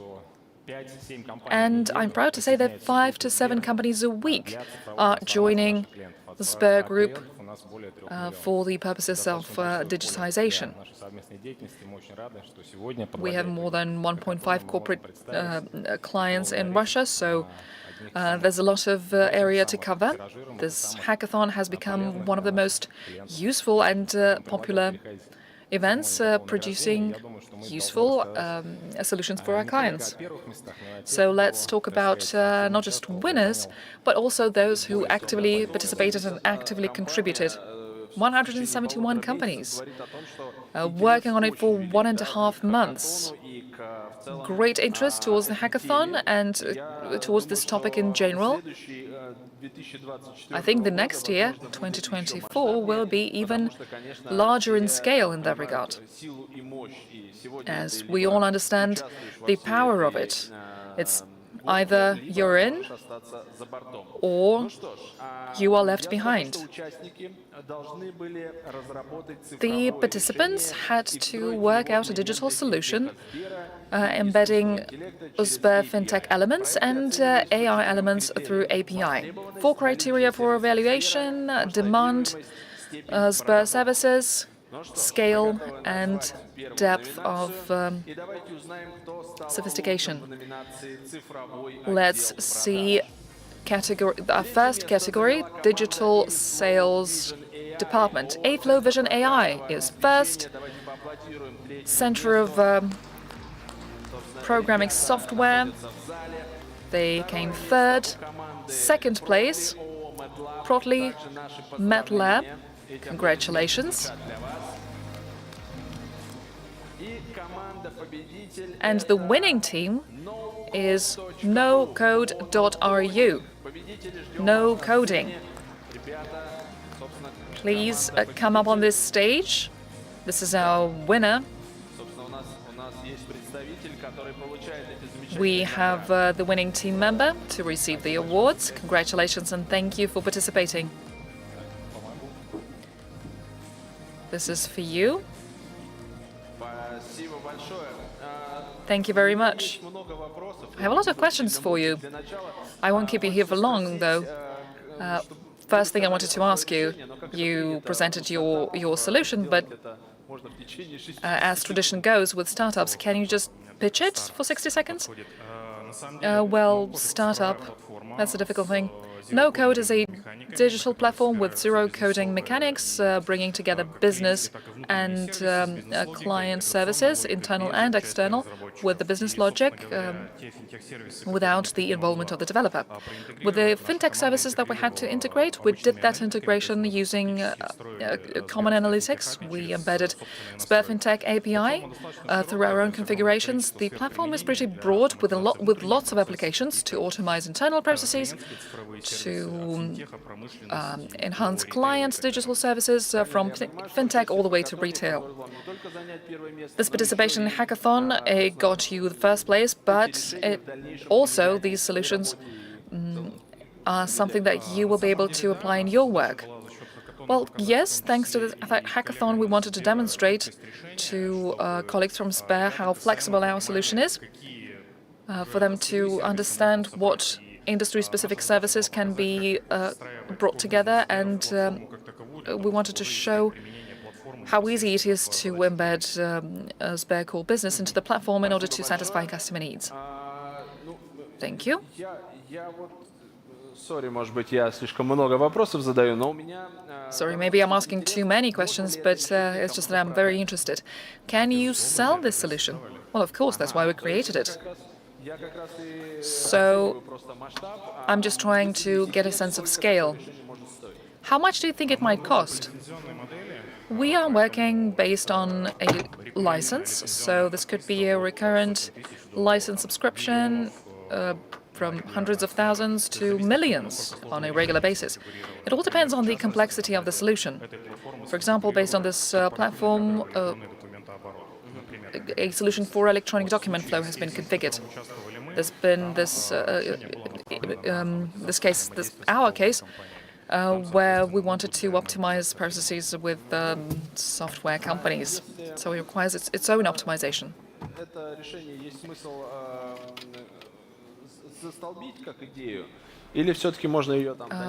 Do you want to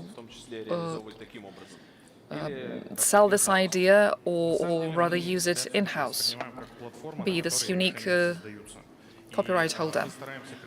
We are trying to create a platform to attract as many partners as we can, product owners also, who will be able to configure final solutions. We are a vendor that develops the technological platform, but some solutions, final solutions for the clients, are something that we put on the shelves ourselves through distribution channels, partner channels. But our goal here is to attract as many tech partners as possible, for them to be able to execute their own digitization projects based on our platform in all kinds of industries. And also in terms of this approach to distribution, it could be a SaaS solution in SberCloud, or it could also be a solution exported from the cloud on-prem. If your corporate security policy requires it. Thank you very much. Perhaps I need my own team to participate in the next hackathon. Very useful in many aspects. Thank you very much. This applause is for you. Thank you. Moving on.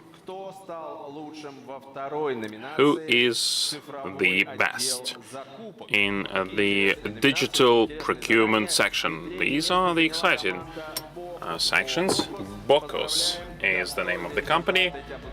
Second place, great results, and a round of applause for you. Third place, I'm sorry. Second place, Agora from Centromed. And the winner is Cenovik Pro for NTAT. Please welcome to the scene, to the stage, and a round of applause for you. Поздравляю. Спасибо большое за участие. Отличный результат. Congrats. Thank you for participating. Great result. Well, maybe a few words. How did you organize your work, and what was the result apart from the victory? Obviously, my colleagues, great to meet you here. I would like to thank Sber team for supporting us. They rated us and supported us all along the way. Now, the companies with a low automation level usually face the challenges such as the operational costs. Sometimes the procurement procedure is more expensive than the procurement itself. Lack of transparency and the payment discipline, the settlements between the company and between companies and the partners, the vendors, and the inability to spend customer enterprise solutions on customer enterprise solutions. If you talk about SMEs, so we have created an enterprise solution to integrate all end-to-end processes of the procurement activity. So we digitize all processes, starting with the core needs and go into the guarantee work. Settlements with the services, the instant payments with Sber, legal entity ranking thanks to data from Sber as well. And we have out-of-the-box solution. You need 1 or 2 days to fine-tune the process, and you have a ready-made out-of-the-box solution that you can work with.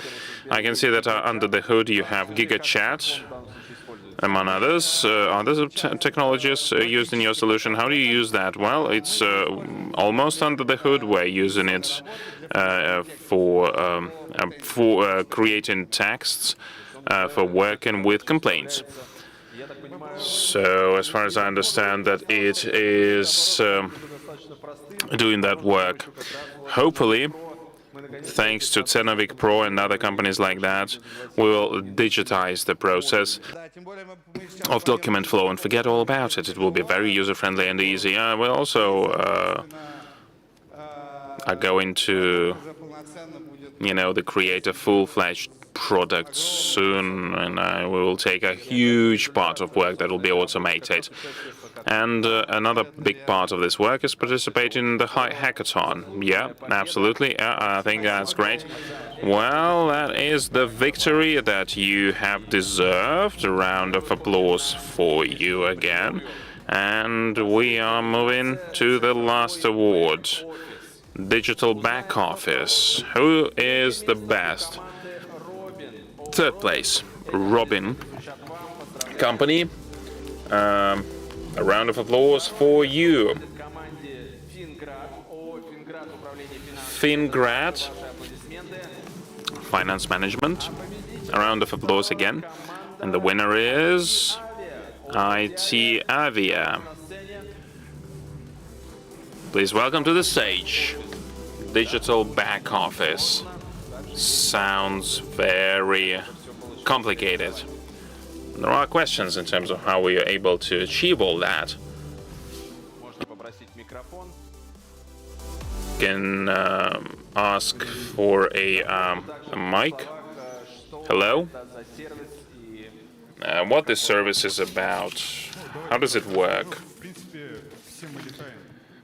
Well, in a few words, we all use planes, and the plane carries passengers and cargo.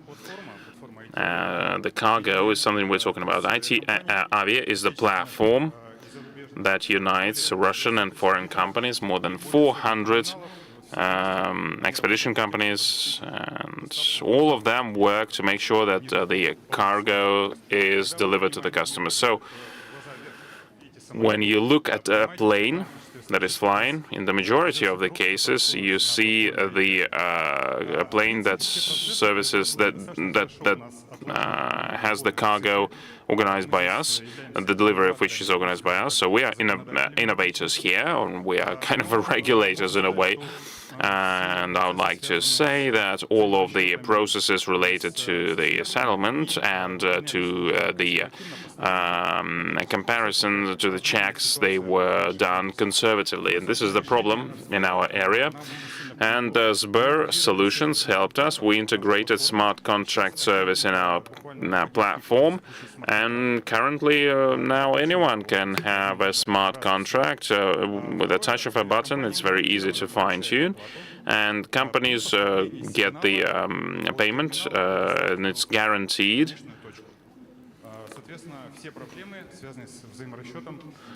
So everything related to the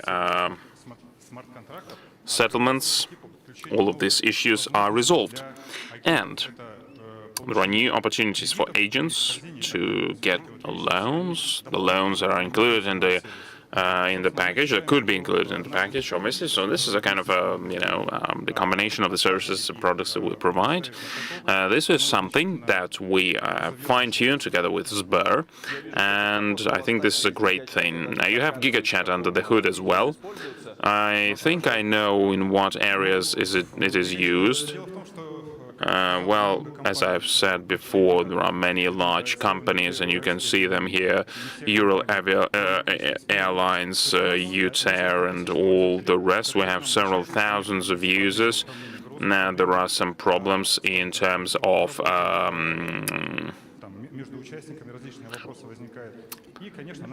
registering the cargo.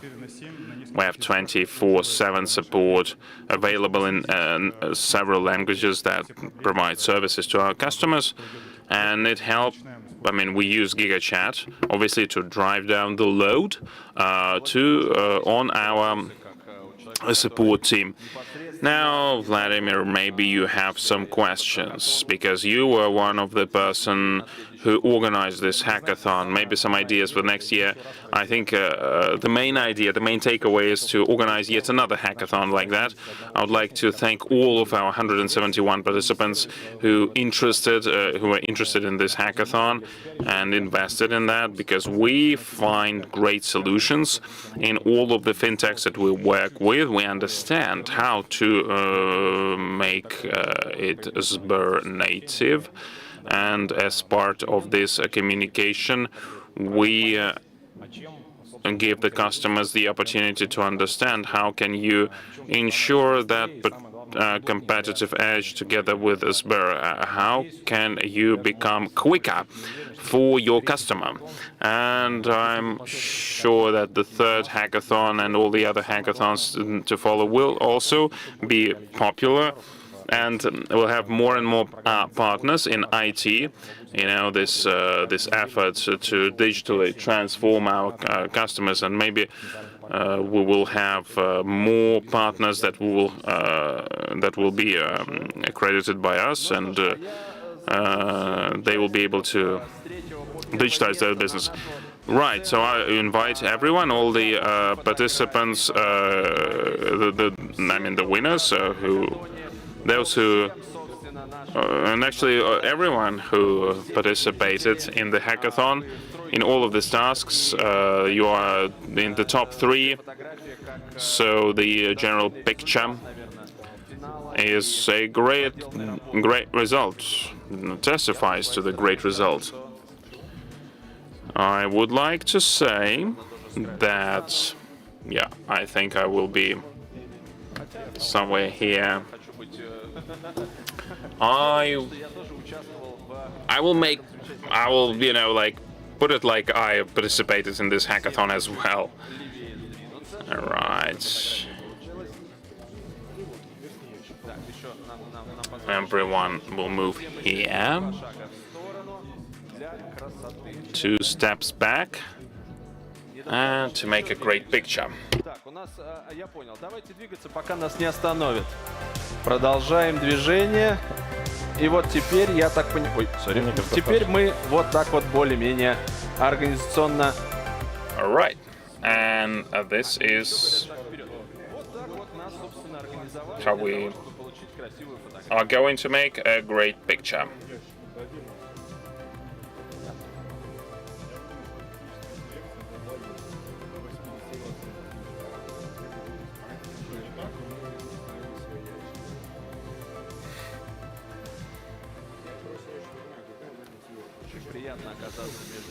And it's great to be among these advanced people who invented all these great solutions. So thank you all, everyone. Fantastic job.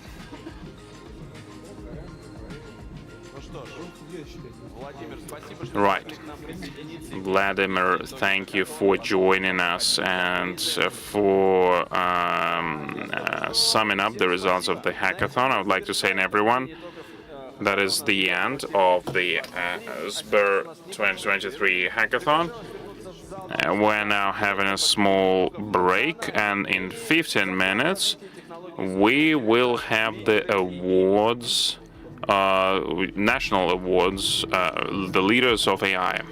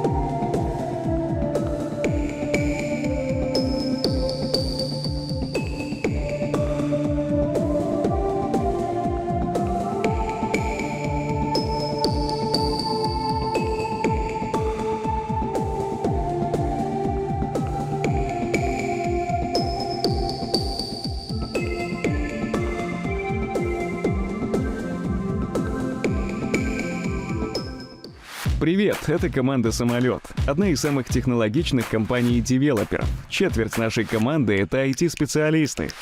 Они разрабатывают и развивают цифровые решения для наших клиентов, партнеров и, конечно, сотрудников. Кстати, «Самолет» признан одним из лучших работодателей России.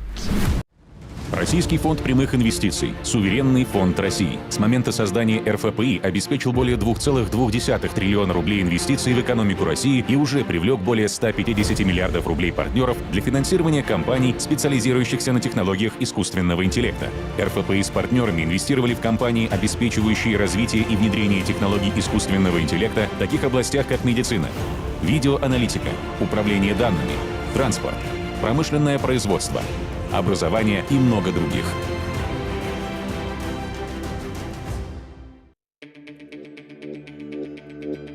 Цифровизация промышленности — не только наиболее интересная задача для специалистов в области IT сегодня, но и один из способов значительного повышения эффективности бизнеса. Сибор получает десятки миллиардов рублей за счет цифровой трансформации своих процессов. Половину этого эффекта приносят решения на базе искусственного интеллекта для производства, маркетинга и продаж, логистики и управления цепями поставок.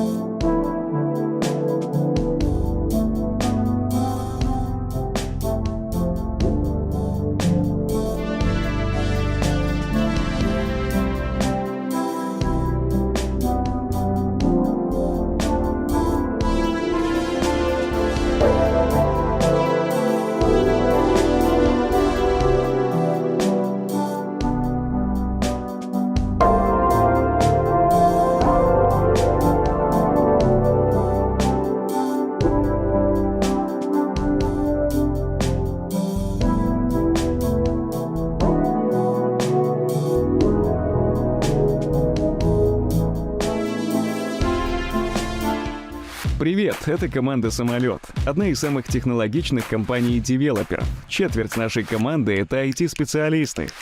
Они разрабатывают и развивают цифровые решения для наших клиентов, партнеров и, конечно, сотрудников. Кстати, «Самолет» признан одним из лучших работодателей России. Российский фонд прямых инвестиций, суверенный фонд России, с момента создания РФПИ обеспечил более 2,2 триллиона рублей инвестиций в экономику России и уже привлек более 150 миллиардов рублей партнеров для финансирования компаний, специализирующихся на технологиях искусственного интеллекта. РФПИ с партнерами инвестировали в компании, обеспечивающие развитие и внедрение технологий искусственного интеллекта в таких областях, как медицина, видеоаналитика, управление данными, транспорт, промышленное производство, образование и много других.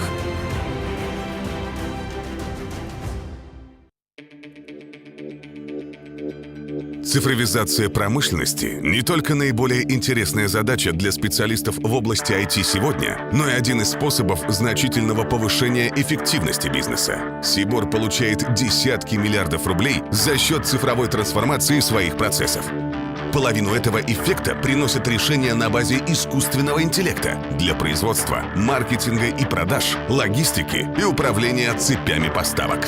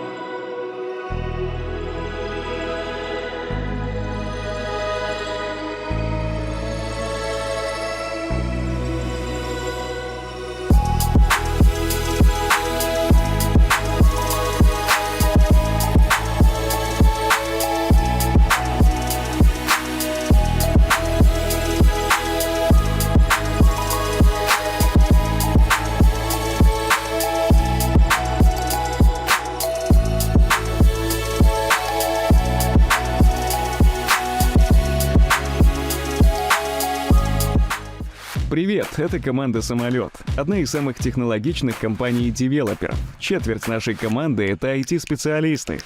Они разрабатывают и развивают цифровые решения для наших клиентов, партнеров и, конечно, сотрудников. Кстати, «Самолет» признан одним из лучших работодателей России.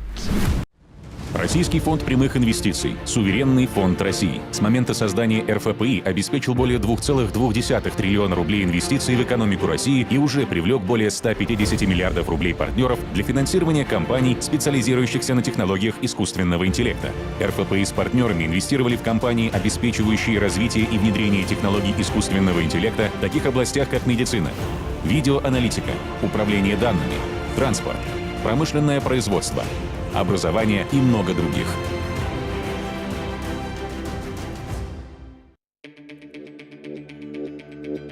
Цифровизация промышленности — не только наиболее интересная задача для специалистов в области IT сегодня, но и один из способов значительного повышения эффективности бизнеса. Сибор получает десятки миллиардов рублей за счет цифровой трансформации своих процессов.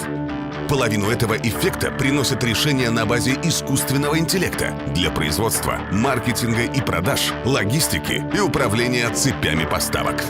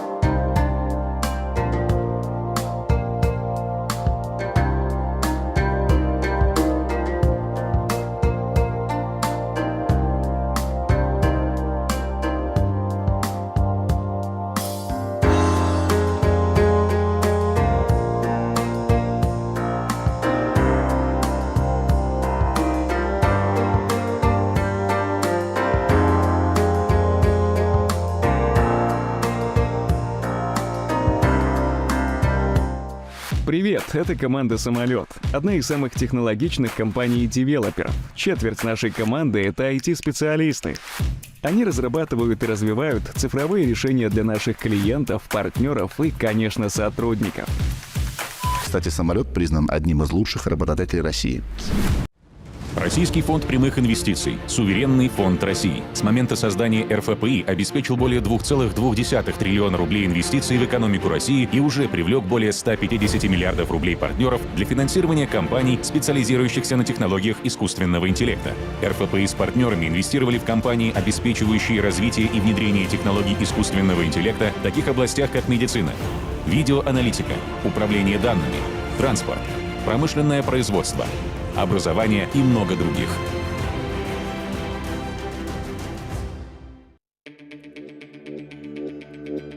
Цифровизация промышленности не только наиболее интересная задача для специалистов в области IT сегодня, но и один из способов значительного повышения эффективности бизнеса. Сибор получает десятки миллиардов рублей за счет цифровой трансформации своих процессов.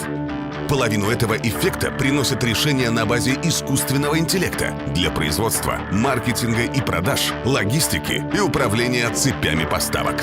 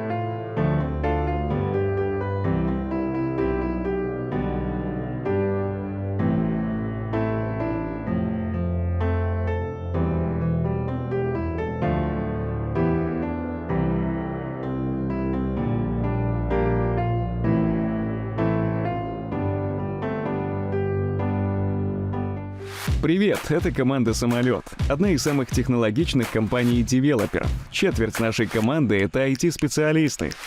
Они разрабатывают и развивают цифровые решения для наших клиентов, партнеров и, конечно, сотрудников. Кстати, «Самолет» признан одним из лучших работодателей России.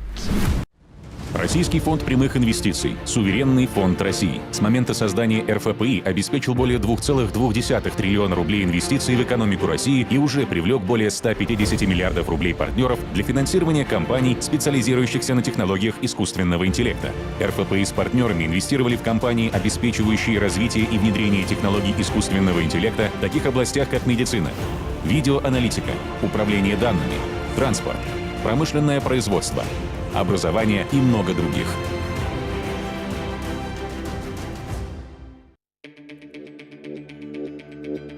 Цифровизация промышленности не только наиболее интересная задача для специалистов в области IT сегодня, но и один из способов значительного повышения эффективности бизнеса. Сибор получает десятки миллиардов рублей за счет цифровой трансформации своих процессов.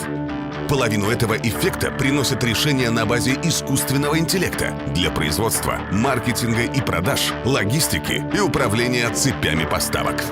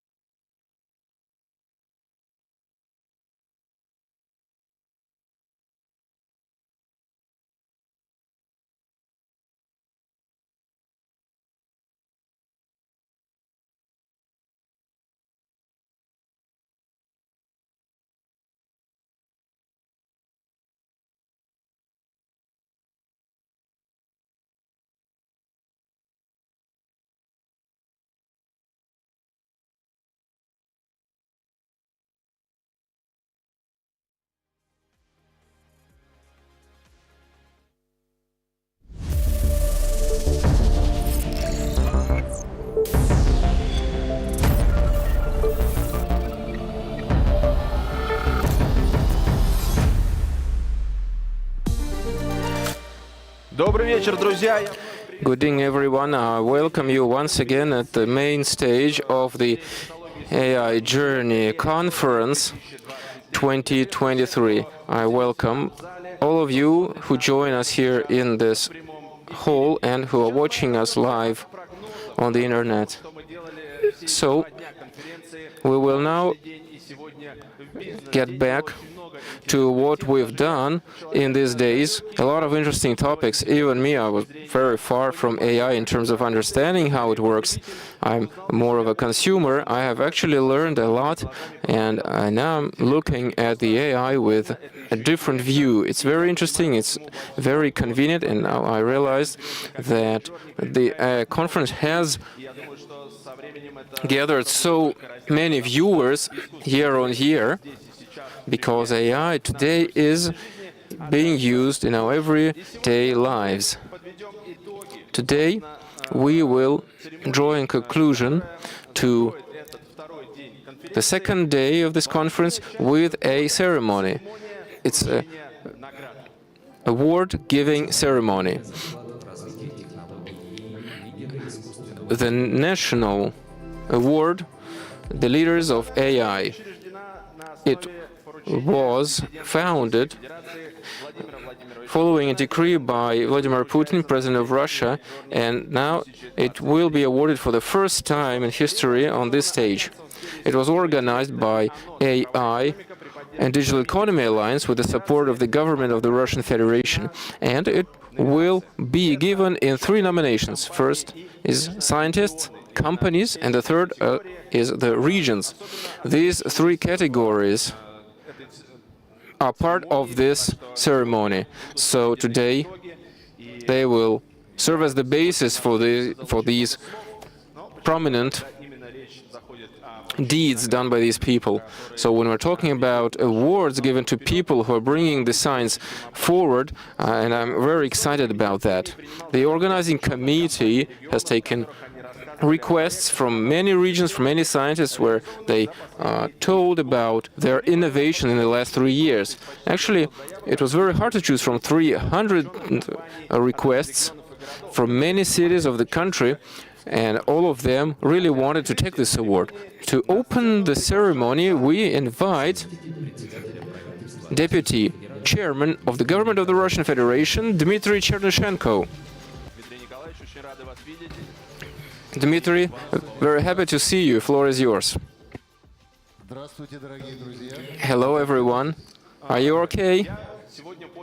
Actually, today I realized that before that, I thought I had known something and that I understood something about technology, but after listening to people from the scientific circles, I realized that I had been very far from it all.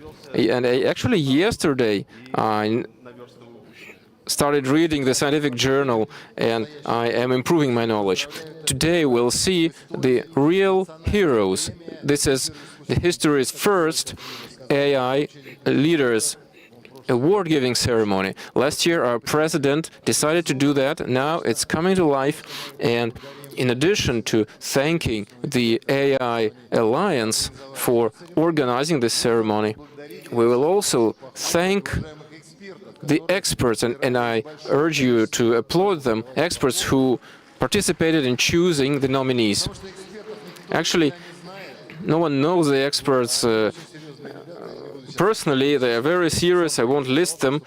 Actually, I know about some of them, so I know who chose the laureates of this first in history award in AI. So we'll cherish them, these people who showed very prospective results and became best of the best.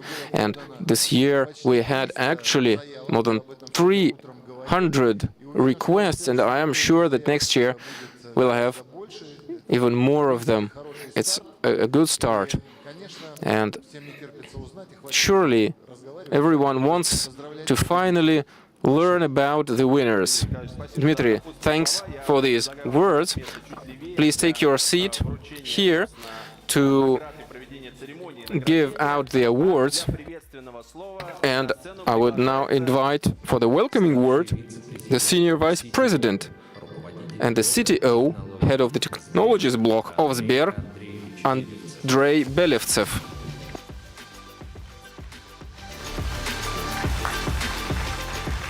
Андрей, пожалуйста. Andrei, floor is yours now. Hello, dear friends. I'm very happy to welcome you to this unique event, and it's for the first time that we're giving these awards, and it's already a national award ceremony because we have the support of the government. It's very pleasant for me to open up this on behalf of the AI Alliance, which is a union of the best companies in our country that invest in AI. We had a lot of requests, and this proves the words voiced here at this stage. It's not just a revolutionary breakthrough in AI, it's the development of the fundamental models, generative AI, and already the impending AGI. Also, we're speeding up in mass implementation of AI solutions. The Russian companies, together with flagship companies, members of the alliance, demonstrate their interest to AI and to optimization of business processes. The regions are going through the initiative and going along their unique ways of automation and digitalization. Surely, the main drivers of AI revolution are our fantastic scientists, who bring us closer to newer breakthroughs. And this Leaders of AI award is the best way to show them how important they are. Thanks, Andrei. We are very happy that this conference, the AI Journey, has become the place where the leading people from the technology meet and where we learn about the best solutions. Actually, the companies of the alliance, long-term, long-standing companies, long-standing leaders of the company, are not always nominated because the purpose of this ceremony is to highlight the new developments. And because the AI is giving already a multi-million dollar effect, such as implementation of analytics in agriculture, drones, and other technology. The first award will be to the scientists. This is our first nomination, which is what is the foundation of any development is the new horizons, the secret that may be uncovered. So I think that it is a very interesting but also a hard work for the scientists to open up, discover new horizons, to see how the result of your work is coming to life. So these people, they dream and also bring to life. To give these awards, we invite the director for the AI technology development at Yandex, Alexander Krynov.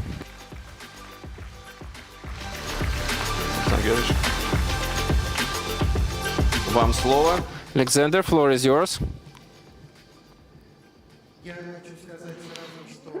Actually, I wanted to say right away that it was very interesting to choose because there are a lot of, things to choose from, because sometimes it's very hard because you need to give it to someone, but there's actually no one to give it to. But this time there were a lot of very strong competitors, people who were worthy of getting this award.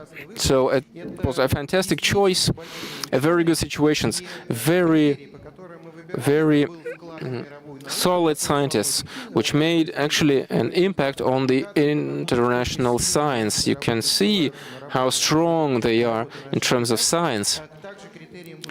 Also, the criteria were about implementation, and there's something to boast, because in this area, science and production are actually close, they go hand in hand, and all the services that you're using that are based on AI, in their foundation, they have scientific developments which are very close to production. Actually, the goal of the engineers is to make a product based on the development. And last but not least is the the people who are working on science and that actually impact a lot the education. And the fact that we as an industry are getting good staff, it's happening thanks to our science, because science and education, they also go hand in hand. I think we shall now see the laureates. I'm very happy to see them here. Really want to do that. And we will now invite the nominee in the leaders of AI. We're talking about the scientists who are young specialists up to 35 years old who became successful in AI development. An important thing is that these are developments acknowledged by the scientific community. There were more than 75 applications. Most of them were the High School of the Economics, Tech, and the IRI Institute.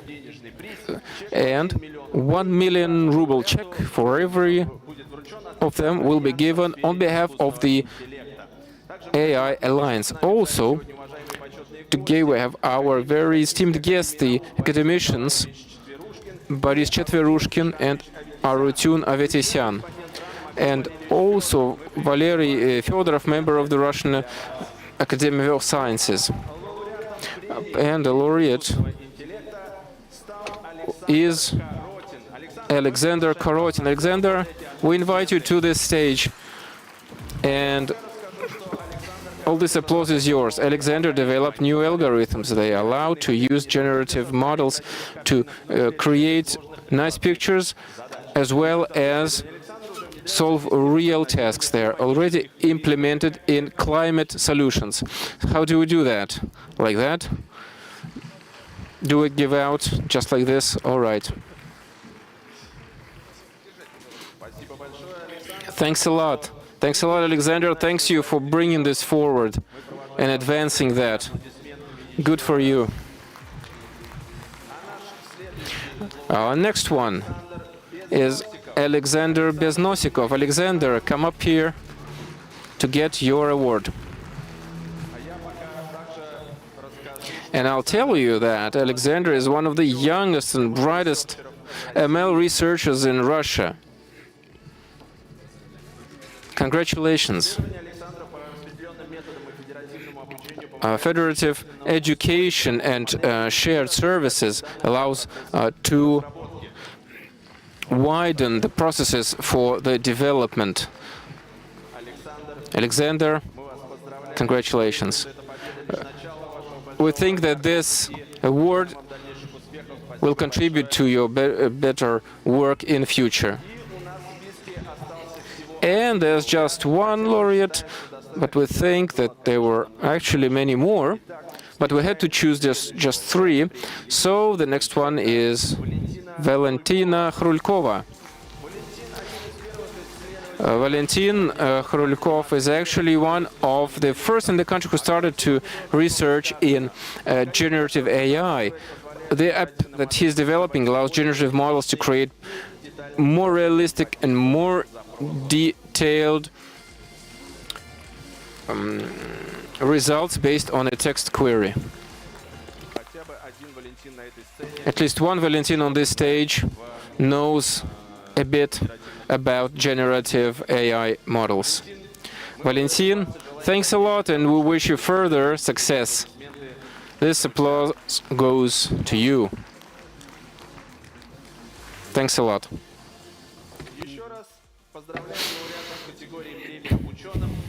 Again, congratulations to the guys, and we thank Mr. Krainov and Mr. Chernyshenko for participation in this award-giving ceremony.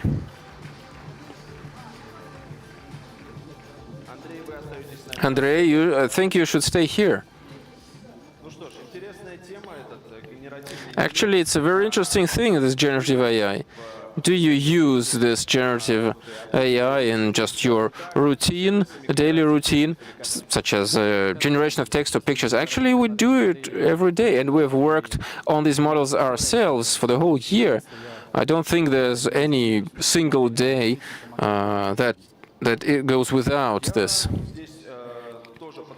Frankly, I will catch this up and I'll say that without such services, well, it will be very hard for us, and actually it's very interesting. I'm so hyped about meeting people who actually do something in these areas.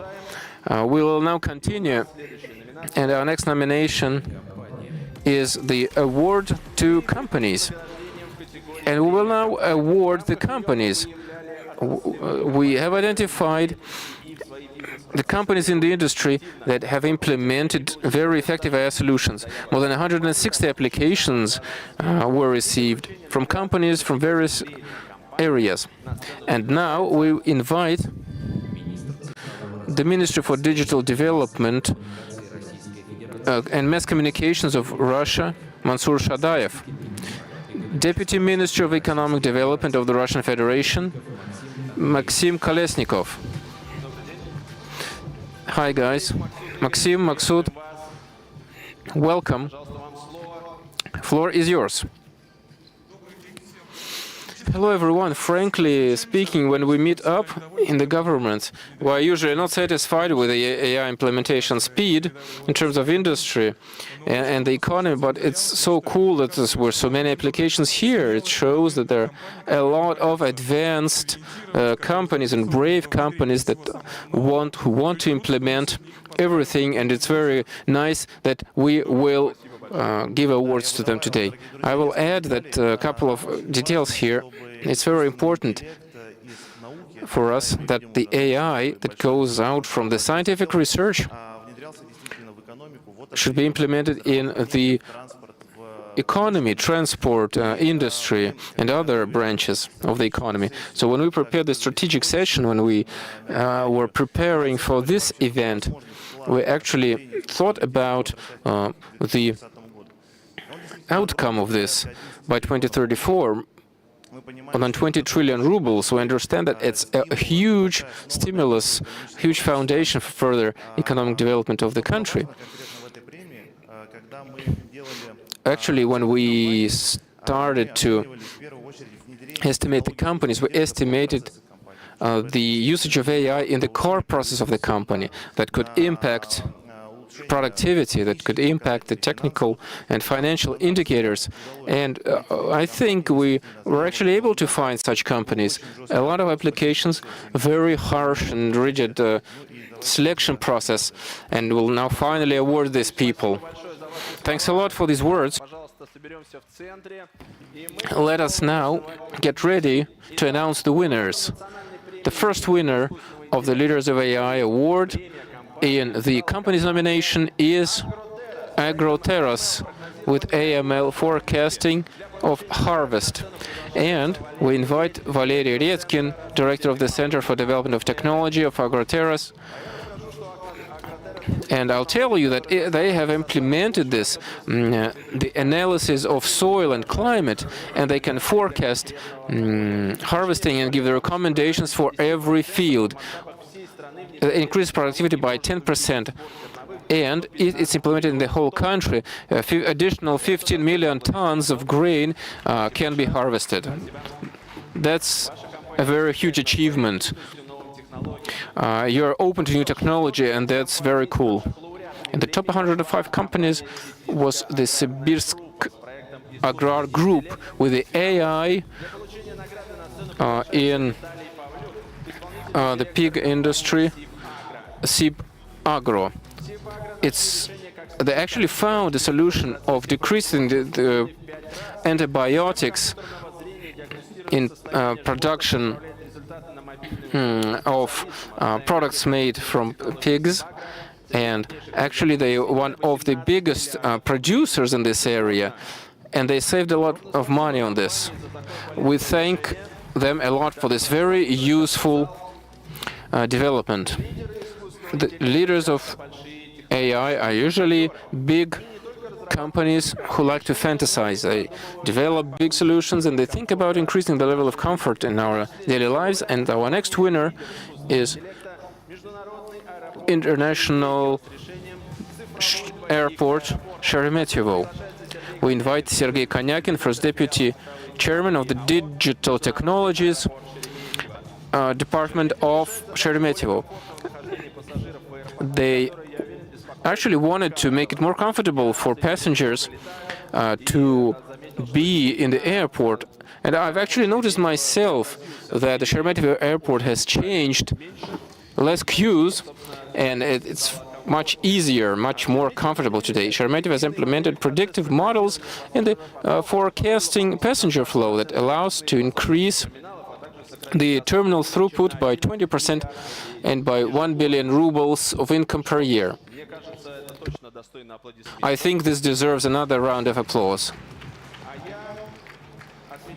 And I will also say that all of our prize winners are very flexible. We learn to reach new heights from you guys. Thanks, Sergey.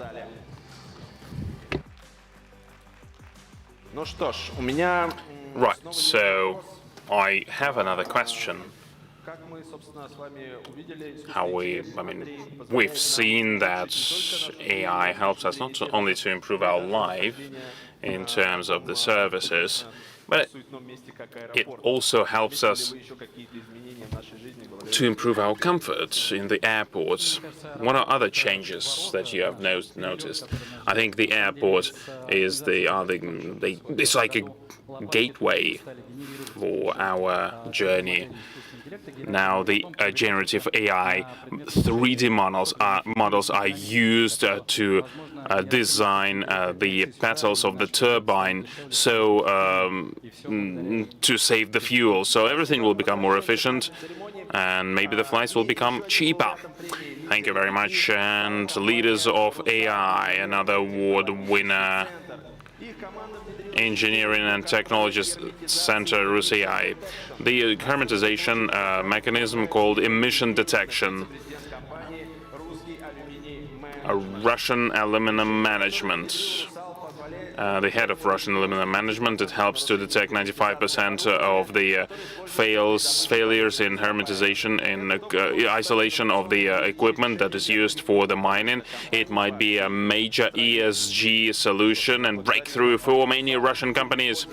We thank Rusal for using and applying these state-of-the-art technologies. Elena, thank you very much for your contribution. Well, I can tell you that we are going to the fifth company that is the winner, and the leader of AI in Russia is going to end our techno chart of the Russian companies on national scale. The practical clinical center of the diagnostics and clinical research of the healthcare department of Moscow. The main expert in the radioactive technologies using computer vision in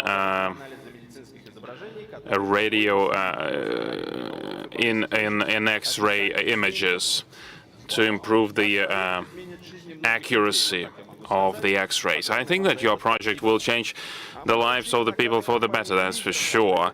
Now, the companies that are leading in terms of these, in terms of the results, you were one of the leaders.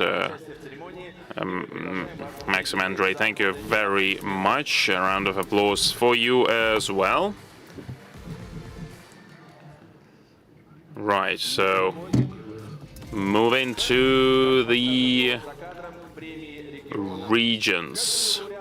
Now, the regions, 5 regions who are efficient in applying AI to resolve challenges. They're already using AI to monitor environment and road infrastructure and delivering public services. More than 50 applications were sent, and we're going to see the leaders right now. Now, the head of the Office of the President of Russia for the Development of Information, Communication Technologies and Infrastructure for the Communications, Tatiana Matveyeva, is invited to the stage. Madam Matveyeva, glad to see you. You have the floor, please. Good evening, friends. I would like to say right off the bat and to join other speakers in saying that there were many more regions that could have received this award, not only the top 5 of them. We have seen a lot of exciting projects, and some of them were quite unexpected, and it really tells you that the government bodies are ready for the digital transformation in terms of the implementation of AI technologies, and that is fantastic, because they should be the leaders that will be the ones who share this experience and share their best practices with other regions of Russia. Actually, some of the projects that we have seen are really building on each other and creating great synergies so that the regions can actually work together to maximize its effect. I'd like to say that this is the first step, but not the last one for sure, in terms of implementing AI in the governance system. And I hope that together with the regions, we were able to go through that journey efficiently and very quickly. And thank you very much. A round of applause for you. The awards to the regions. Sakhalin Oblast, the leader in AI technologies, applying AI for geographical data. Mr. Novikov, the deputy head of the government of the Far Eastern Oblast. The oblast is located on the island, and they used AI to find the unauthorized wastelands. Thank you very much for the Sakhalin Oblast for such a fantastic and useful project. The complexity of applying AI is not only limited by technologies and the funding. You need to train people how to actually leverage the AI in line with the research. Up 20% of the Russians still don't have smartphones. So you need to make sure that end users actually use the application. It's not enough to develop that. Lipetsk region implemented a regional platform of the AI-driven analytics. The governor of the Lipetsk region will now receive the award. More than 60 offenses in Lipetsk region per 100 are resolved by AI. They have found a maniac who was terrorizing the locals. It also can help to control the access for the critical facilities, and also to find missing people. I hope that other regions will leverage that solution. Tatarstan Republic, analysis of the medical scans project. Ayrat Khalulin, the Minister of Digital Development and Information Technologies and Communications Technologies of Tatarstan Republic, please. Tatarstan Republic has become one of the first regions to provide the high qualified medical diagnostic services to the faraway regions. The best X-ray experts are delivered to the doorstep of those who live in the remote villages, and that helped to improve the efficiency fivefold. Thank you very much for such an important project. And we are going through the AI journey and looking at AI regions. Bashkortostan Republic with the self-driving mobile complex, the analytics complex. Ruslan Gaisin, the director of the Center of Digital Technologies of Bashkortostan Republic. I think that many citizens of the Republic were able to leverage the solution. The monitoring is now 20 times more efficient, and they monitor the road infrastructure and the problems on the roads, potholes and other things. Obviously, all of that improves the quality of life of the people. Only 5 regions were selected, I would like to remind you that, and the next region to be in the top 5, Yugra, Khanty-Mansiyski Autonomous Okrug, Pavel Tseporin, the deputy head of the governor of the Okrug and the head of the digital development of the Okrug. Forests take more than 25 million hectares in Khanty-Mansiysk, 50 million football fields, that is. And the solution helped to monitor the entire area, and they use satellite images to decrease by 63% the illegal login. Now, this is not it. A small surprise that we have not heard before. The organizing committee, together with the jury members, decided to give a special prize to other regions for high results in AI implementation and for rolling out their experience across the country, across Russia. Moscow, for implementing AI-driven technologies in construction and urban construction, and Madam Kurilova, who is heading the urban development of Moscow City, is invited to the stage. Я попрошу после вручения остаться на сцене. Мы приглашаем представителя республики. Yes, and then Sakha Republic for implementation of AI in the governance. The first Deputy Minister of Digital Development and IT of Sakha Republic. Tyumen region for using AI in telemedicine, and in Belgorod region using AI in agriculture. Unfortunately, there's no one to represent these regions right now. I think that it is AI that keep them busy. Right, so we are congratulating all of the winners. We would like to thank all of the regions for these disruptive and leading and state-of-the-art solutions.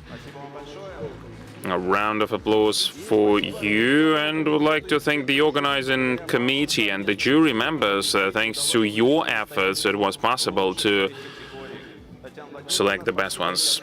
Tatiana, thank you very much. And Andrei, to wrap up this day, I would really like you to give some closing remarks for all of the guests and the participants of the conference.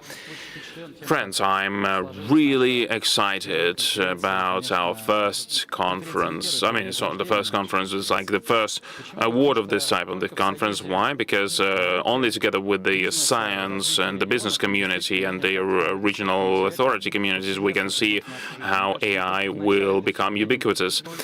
We are only starting on the journey, and we're only making the first steps, and the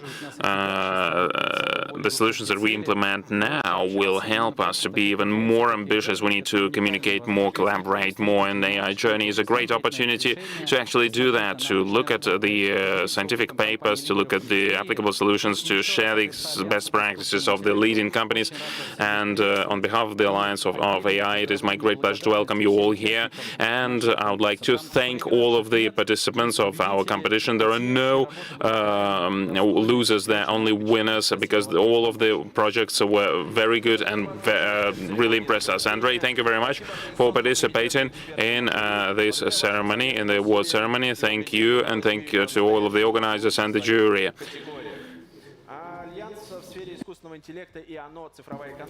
And the AI Alliance thanks the organizers of AI Journey for this fantastic stage and platform. I would like to say personally that I have not only learned a lot of new things, but I have changed my perception of AI and its development. I understand many new things now. I have a lot of questions to ask, and I think this is a great thing about this conference. It unites the business and scientific community. and government community, and just the AI enthusiasts and those who look into our bright future. Thank you to the AI journey, because it makes the great thing. It moves our science forward. A round of applause, and this is the end of the second day of the conference. Tomorrow we're going to talk about ESG AI applications, a totally new format. There will be a podcast, AI for the Planet Studio, biodiversity, creativity, biotransitioning, and the conference will be closed by the main panel's plenary session that will discuss the generative models, the LLMs, the new opportunities that these technologies give us all together. I'm confident that it will be a fantastic day. See you tomorrow here. Thank you very much.